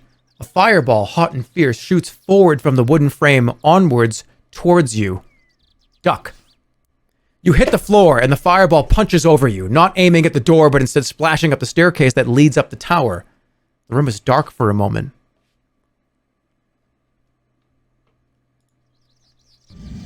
Always dodge left.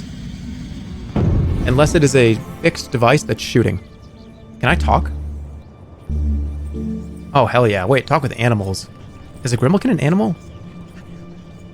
Let's find out. Is it an animal?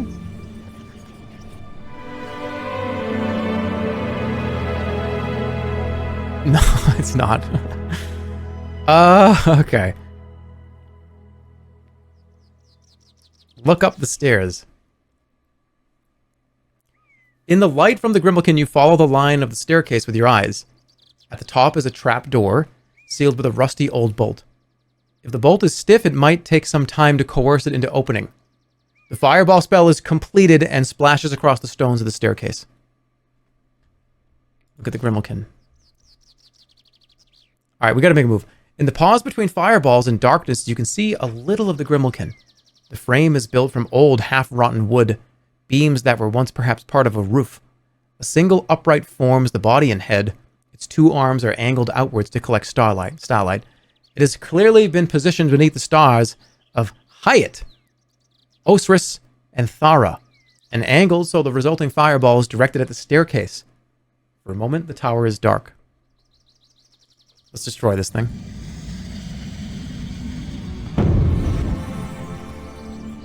I'm gonna zap it.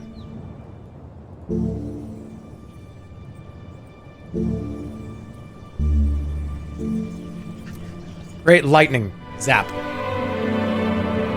Consulting the constellations overhead, you bind the spell, winding a powerful electric force in your hand. Fire it. Then you fire it at the Grimmelkin. It explodes in a fantastic display of power and fire. All the magical energy within burning blue, green, and purple. You're left gasping, half-cooked from... Oh shit, I lost a lot of health. From the heat, but alive. With the Grimmelkin destroyed, the tower falls quiet. Once more, you notice the carvings on the wall, forgotten in your battling with the Grimmelkin. The carvings are beautifully preserved. Unlike in all the other towers you've climbed, they cover the walls from floor to roof, telling a story in sequence. The first panels show the construction of a great city on the shores of a lake by a powerful and proud people. Then the city is threatened by a series of avalanches and other disasters, attributed to an underground demon. Several buildings are destroyed. You climb a little way up the stairs to pick up the story of the carvings. The destroyed buildings are rebuilt, but a council of wise men and women are gathered to discuss the problem. They scratch their beards and comb their hair and rub their eyes in thought. And finally they set to building a series of great towers scattered around the land. The purpose of the towers is not clear, however, but all seem convinced they will save the city from further disaster. They celebrate with raised arms. The final panels of the carving show a man in a horned helmet delivering some kind of equipment to the builders of the stone towers. From the symbols on this man's cloak, you realize he is supposed to be one of the archmages of High Zaman. Each tower is fitted with a lantern, and the lanterns are lit. Birds freeze in midair, rivers cease. In the light of the lantern, clouds stop their scuttling across the sky. Below the level of the towers, the land is peaceful and the people are happy.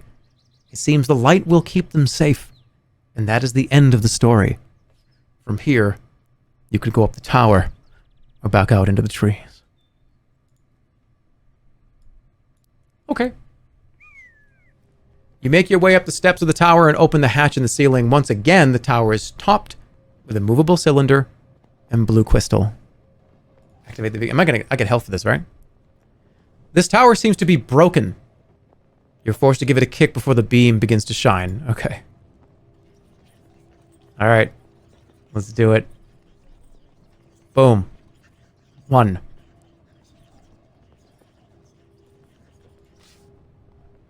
It seems incredible that anyone should have built these towers with their curious lanterns. Indeed, you cannot help but wonder what these towers did originally. What appeared in the land beneath the beam, when the land was everywhere, lush and green. Where the light touches you, you feel suddenly much better. Okay. Look at the view. From here, you can see across the island the water that surrounds it. More interesting is the shoreline further south, where the ruins of 2 statues are just visible atop a broken landing stage. Must have been a grand harbor once. Touch the crystal. We're going to go here. Point it this way.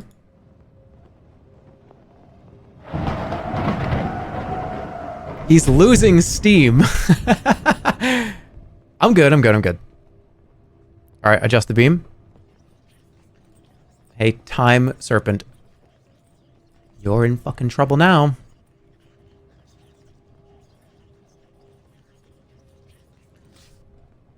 He's losing steam.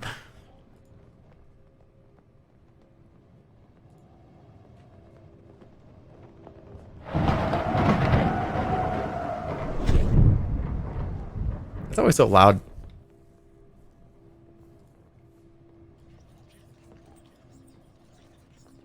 Aha! That's gonna be tricky now, isn't it? I think that's in the right spot.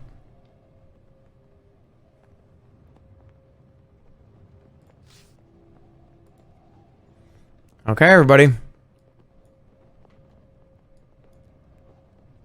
It's time to kill this motherfucker.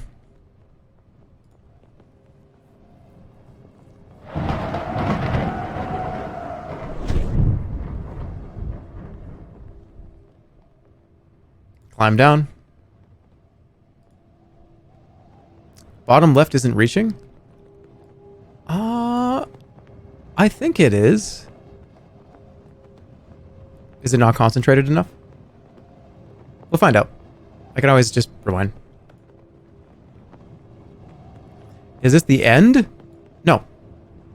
There is an entire another game. Sorcery Part 4. That is just as long as this one.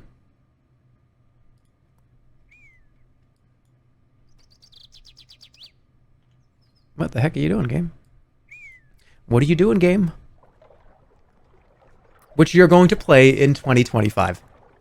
No, that's not true. 2024. That's not true. All right. Let's go confront the time serpent.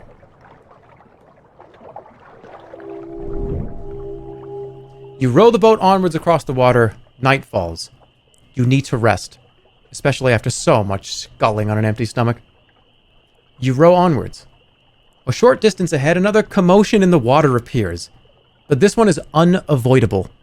Leaping up from the water, a small school of flying fish are springing into the air and flying towards you.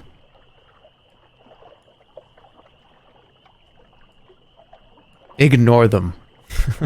Cast a spell. What can I do?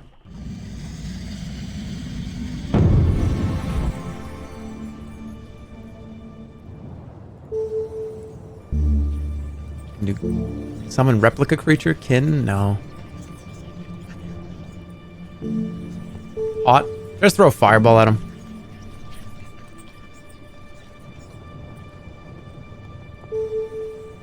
I could put a wall up. Let's do it. Let's put a wall up. I'm just putting an invisible wall up. They'll just crash into it. Wall. You spin the stars into your design, throwing up an invisible barrier in front of you.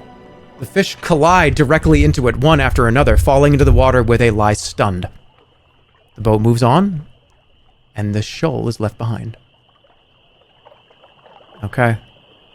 Between the islands, near the statues. Okay, we're gonna go between the islands? Looney Tunes?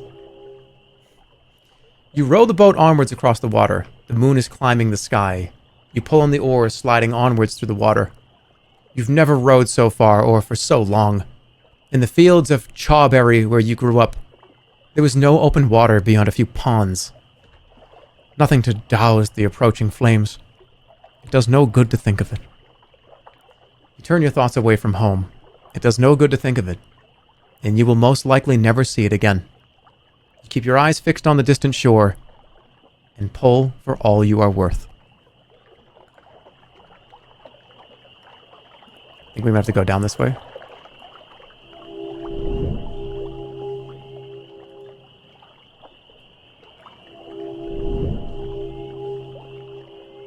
The moon sets, more stars appear near the island.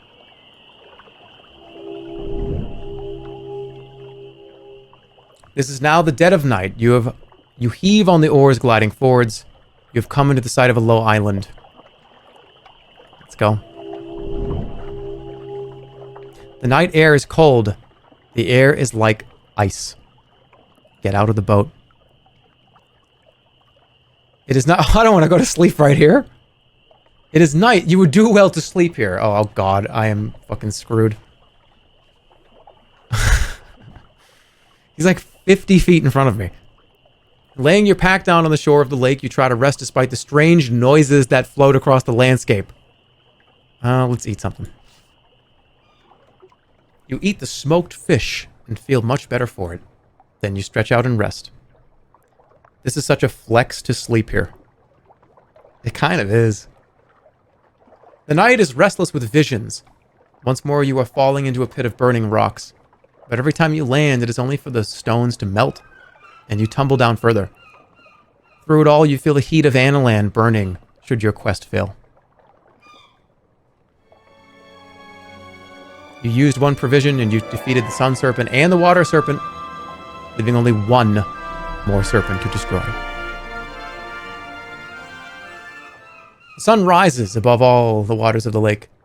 The island is a pile of rocks, as though dumped from a giant's bucket. Near the shoreline is the bell for the ferry. Drawn up on the shore is your little boat. I despise water above all. Ibran declares. Shut up. Here we go. Inland. You head away from the shoreline up the rocky slope of the island. There's something very strange about this place. The air moves with insects who seem sometimes frozen mid-flight, but at other moments spin through the air. Clouds stop, shift, then stop once more. It is as though the whole island is running on ticking clockwork. The air shines and glows with the overlapping light from the beacons you have converged onto this island. It is as though a battle of elemental forces is being waged in the air itself. Look ahead.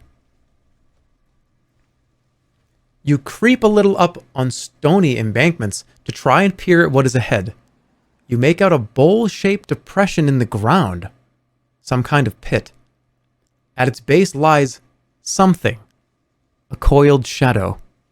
But you cannot make out what it is without going closer. You return to the path thoroughly alarmed. Keep going. You continue climbing up the strange dead slope. The path turns and then descends into a bowl-shaped pit. What's in the pit? You crest the stony rise and look down into the pit below, where a coiled serpent lies sleeping in the middle of the intersecting beams of light from the towers. The creature has not noticed you yet. In fact, it seems to be still, the only unmoving thing on this busy, bustling little island.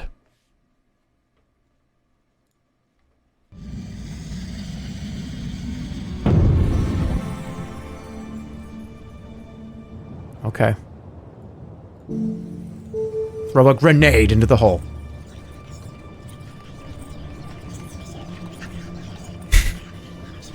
I'm throwing a grenade.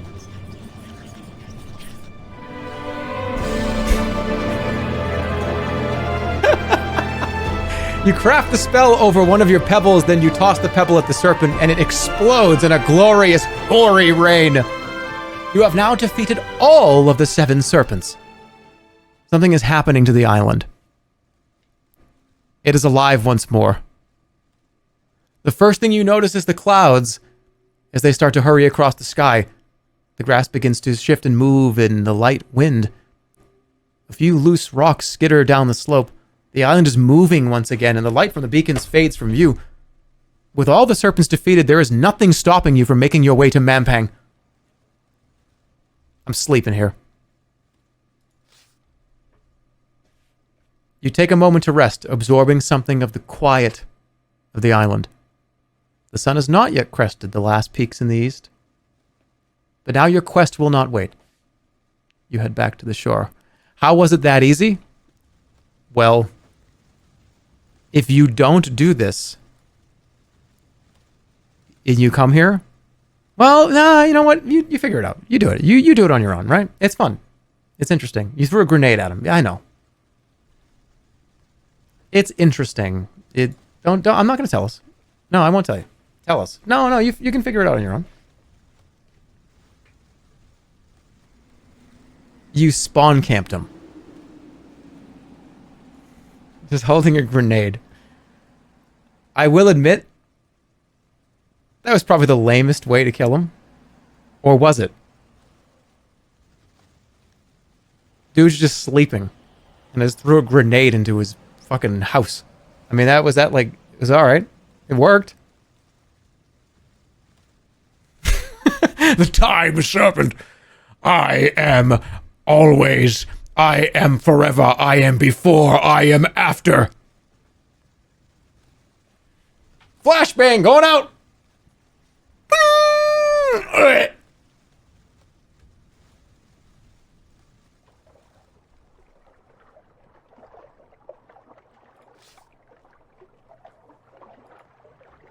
Who do you think you are? I am.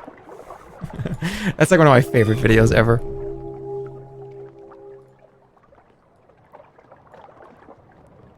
What is actually over here? Corner of the lake. You row the boat onwards across the water. As the morning moves on, the wind begins to rise. The boat bobs gently. You've reached a sheltered cove in the corner of Lake Iklala, at the foot of the highest mountain in the horns of Iklala. A narrow runoff channel snakes up the mountainside from here. What the hell? What? Why is he gone? I don't have a god. He hated the water so much that he left permanently? That guy sucked. You skipped reading it? What do you mean? What? What are you talking about? Wait. What do you mean? I skipped reading it. Rewind and read. Wait, what? Did I actually miss that?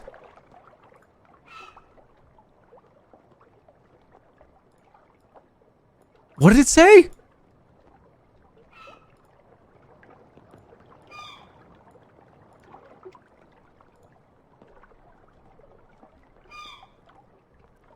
You return to the shore of the lake. The wind makes the bell whistle. The boat is bobbing in the shallows.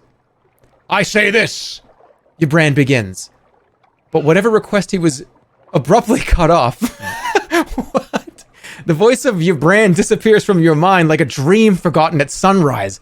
In its place there is nothing, only silence.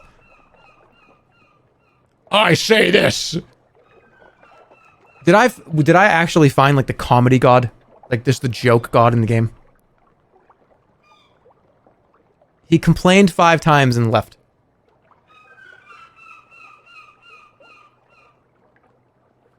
How did I miss this? I didn't even read it. Your brand will leave if he complains enough. If he complains enough? So wait. After getting your brand, you're supposed to stay away from the water because he hates water. He was about to go off. He wrote a fucking like 5-paragraph text he was going to send me, like telling me off. And then he was like, you know what? I'm just blocking you. And left. He didn't even send it. He's like, I don't even care. Fuck it. I'm just blocking you. Okay. He can randomly complain at certain spots. What?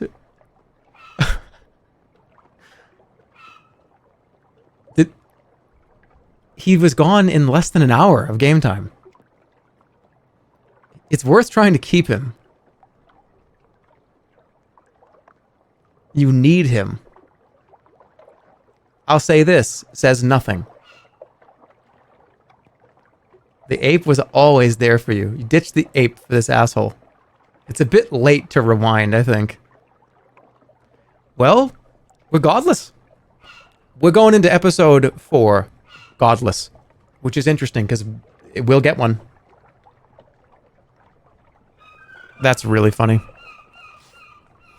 Okay, well, let's go. I say this. He gets cut off. What do you mean he gets cut off?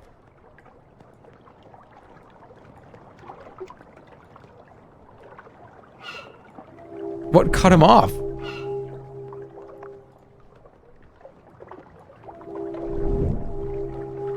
Your character carries over? Yep. You row the boat onwards across the water. As the sun climbs towards its zenith, the winds pick up. You have reached the south shore of the lake. The magnificent stone harbor is set between two towering statues of sorcerers who reach to the sky as though to pluck down the constellations directly. The Zaman Road. You could moor and step ashore, and the road to High Zaman begins from the harbor. You have defeated all 7 serpents. Time, then, to put ashore and proceed to High Zaman and the crown of kings. And there it is, to the shore. You row the boat onwards across the water and pull up to the shore. The sun is hot. You've successfully crossed the wastes of Kakabad.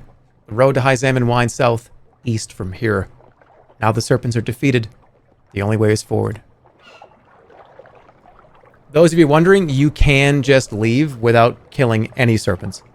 But it's it has some negative there's some negatives to that. You can do it though. Look at the statues. You look at the towering statues on either side, a sorcerer on the left, a sorceress on the right. Each lifts a hand to the sky, reaching for the power of the stars, winding them, moving the constellations with their fingertips. The figures show might, power, and confidence. Magic, they say, is a force for the betterment of all. Lies, of course. The Archmage craves nothing but power, and must be stopped. Something glints between the statue's toes. Look. You look closer. Set in the wedge between the 4th and 5th toe of the left statue is a small blue crystal. Touch the blue crystal. You touch the blue crystal and you are quickly dizzyingly high. Oh, this is if you want to go back and do anything. Yeah, you can just travel wherever. I don't need to do that though.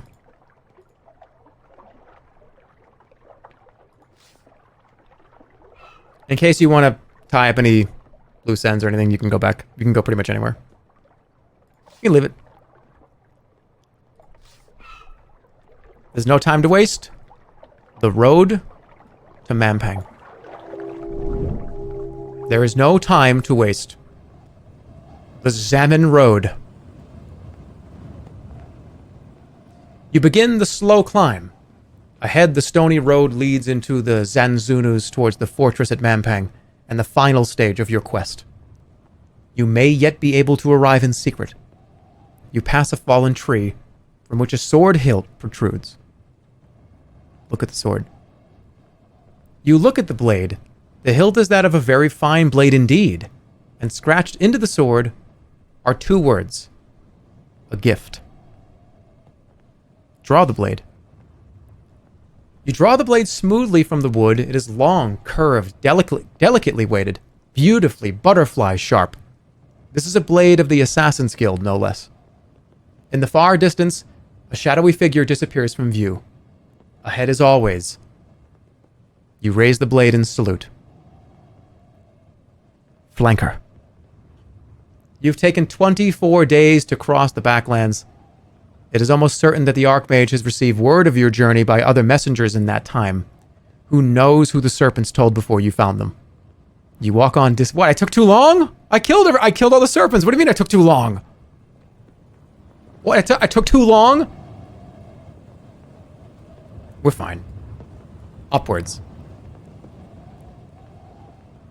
As you walk, you are stopped by a man, bent double under a great load. His presence is most surprising on the empty road. You! You going to High Zaman? That is where this road goes. I know. I'm going home. Home is Karima, a little village over the lake, over the marsh. I'm sure you won't know it. I know it. Do you? Well, I'm glad of that. Only I was worried by something I heard while leaving. What did you hear? The birdmen up at the fortress were talking, you see, about the beacons. They said the beacons were emptying the land. I'm a simple peasant. I don't know anything about magic, but I'm headed for home as fast as I can, I'll tell you. Emptying it? You demand, catching his arm. Emptying it? How can a beacon empty anything? That's what they said. That's what they said. They said the beacons were wiping out whole villages, leaving only bare rock and dust behind. Sounded so strange, but then I heard the rumors that Timpang had been turned to ruin overnight, and all the people gone. They said it's being done by the most evil sorcerer in the land. Who's that? They called this sorcerer the Anal Land. Someone saw him turn the light into Kariyama, and then it was gone. That's not possible. I don't know why anyone would want to do it. Kariyama is a harmless place, unless he wants to hurt it to hurt the Archmage. I don't know. Well, listen, you look like a strong sorcerer. I'll tell you what. If you see this sorcerer, Anal Land, you kill him for us, all right? I am the Analander. The man begins to reply, then his mouth falls open and he cannot speak. He shivers. Curse you. You've destroyed us all. With that, he shoulders his pack once more and hurries down. Wait, I just told... The whole point of the third game is to avoid somebody from telling on me. And I just told the guy in the last second of the game he's going to go tell on me.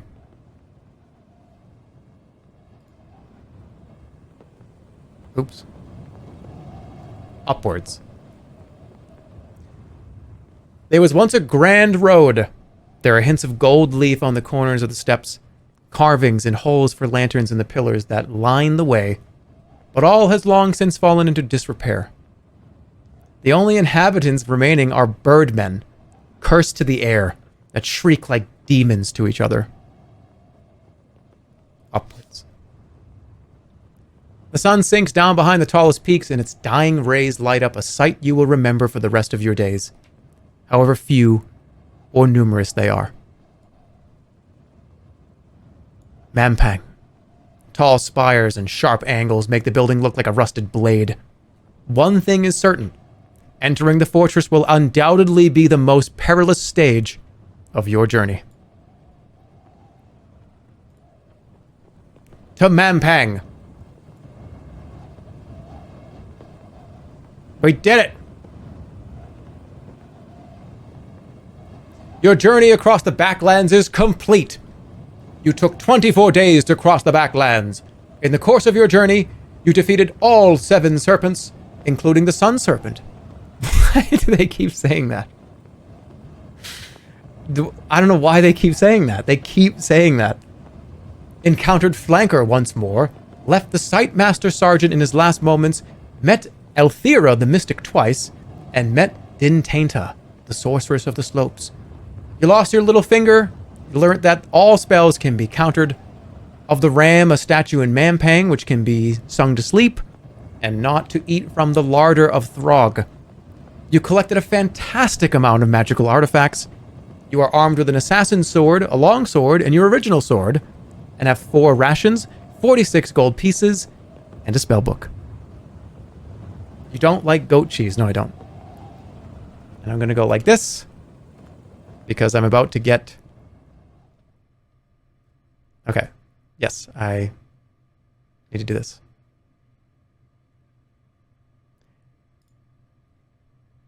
Okay, so how this game works is it generates a password to take to the next game. And I don't want you taking my password because I want us to enjoy it together, our journey that we're doing together. So I got to write this down. Why not? Because because I don't want you'll go through and you'll beat it and you'll take all of my items.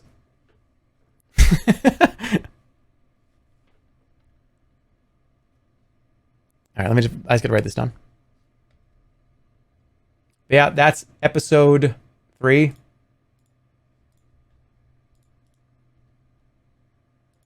Let me write this down. Yeah, that's the third episode. Part 4 is part 4 longer than part 3? I don't know. I think part 3 is one of the biggest ones.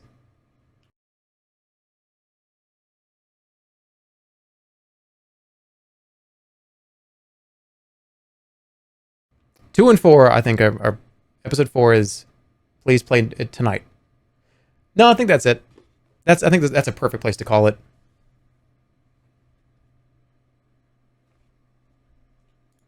That's a perfect place to call it. All right, let's get the ending here. Can we see the ending?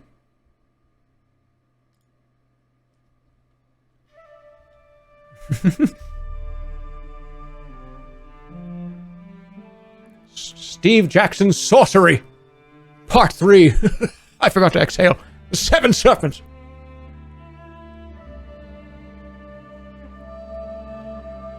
Fighting fantasy.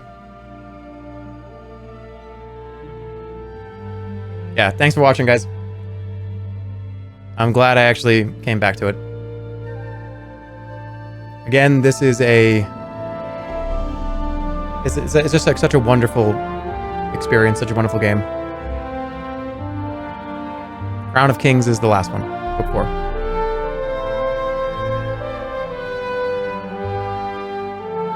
Published in 27 countries, 22 languages, over 25 million copies sold of the Fighting Fantasy series. There were dozens of these books.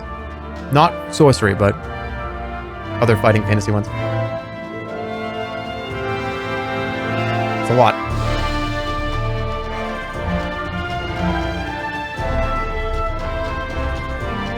You know when you're going to start the next part? Definitely not as long as it took to do this one. Honestly, if you guys are... there's a lot of people here right now. It seems like a lot of people enjoy it, so I'll probably start it in like a week or two. I think one of the concerns with playing Sorcery for the second time was a lot of you that have been here for a long time have already seen it. And it was like, oh, have we done everything already? But I think it's so new because it's been so long and there's so many different ways to play it that, yeah, we could probably start it in a couple weeks. Next stream is going to be Thursday. We're going to play Trepang 2. And then on Saturday or Sunday, we're going to do some browser games. Thank you for watching. That was Sorcery Part 3. It has been concluded. Almost a year later, I finally finished it. And we'll see you in a few days.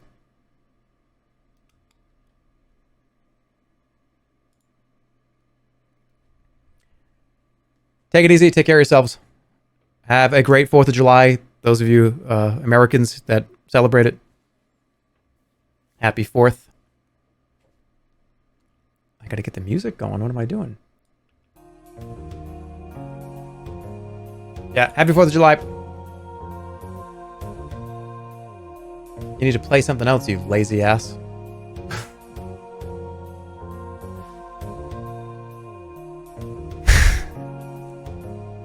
Come on, dude.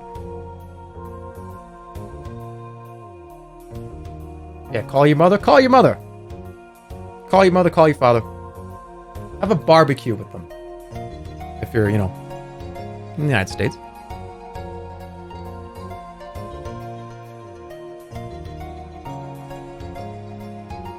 This dude ended at 4 hours and 20 minutes. Stoner.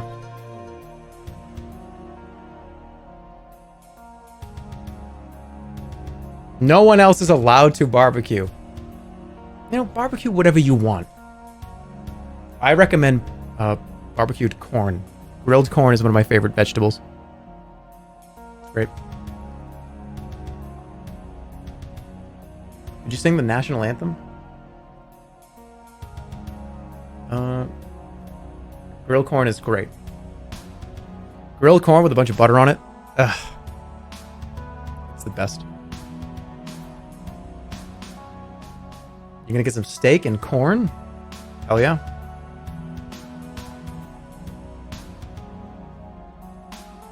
Yeah, grilled corn goes insane. It is very good.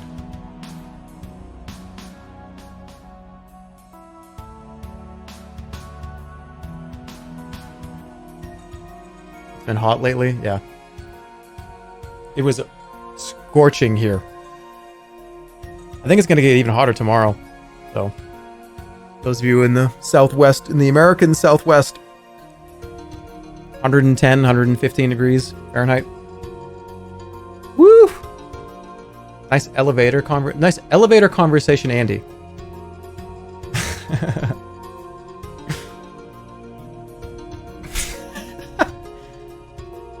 Ah, this is my floor.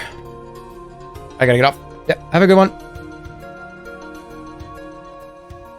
See you guys soon. See you on Thursday. Happy 4th of July. Take it easy.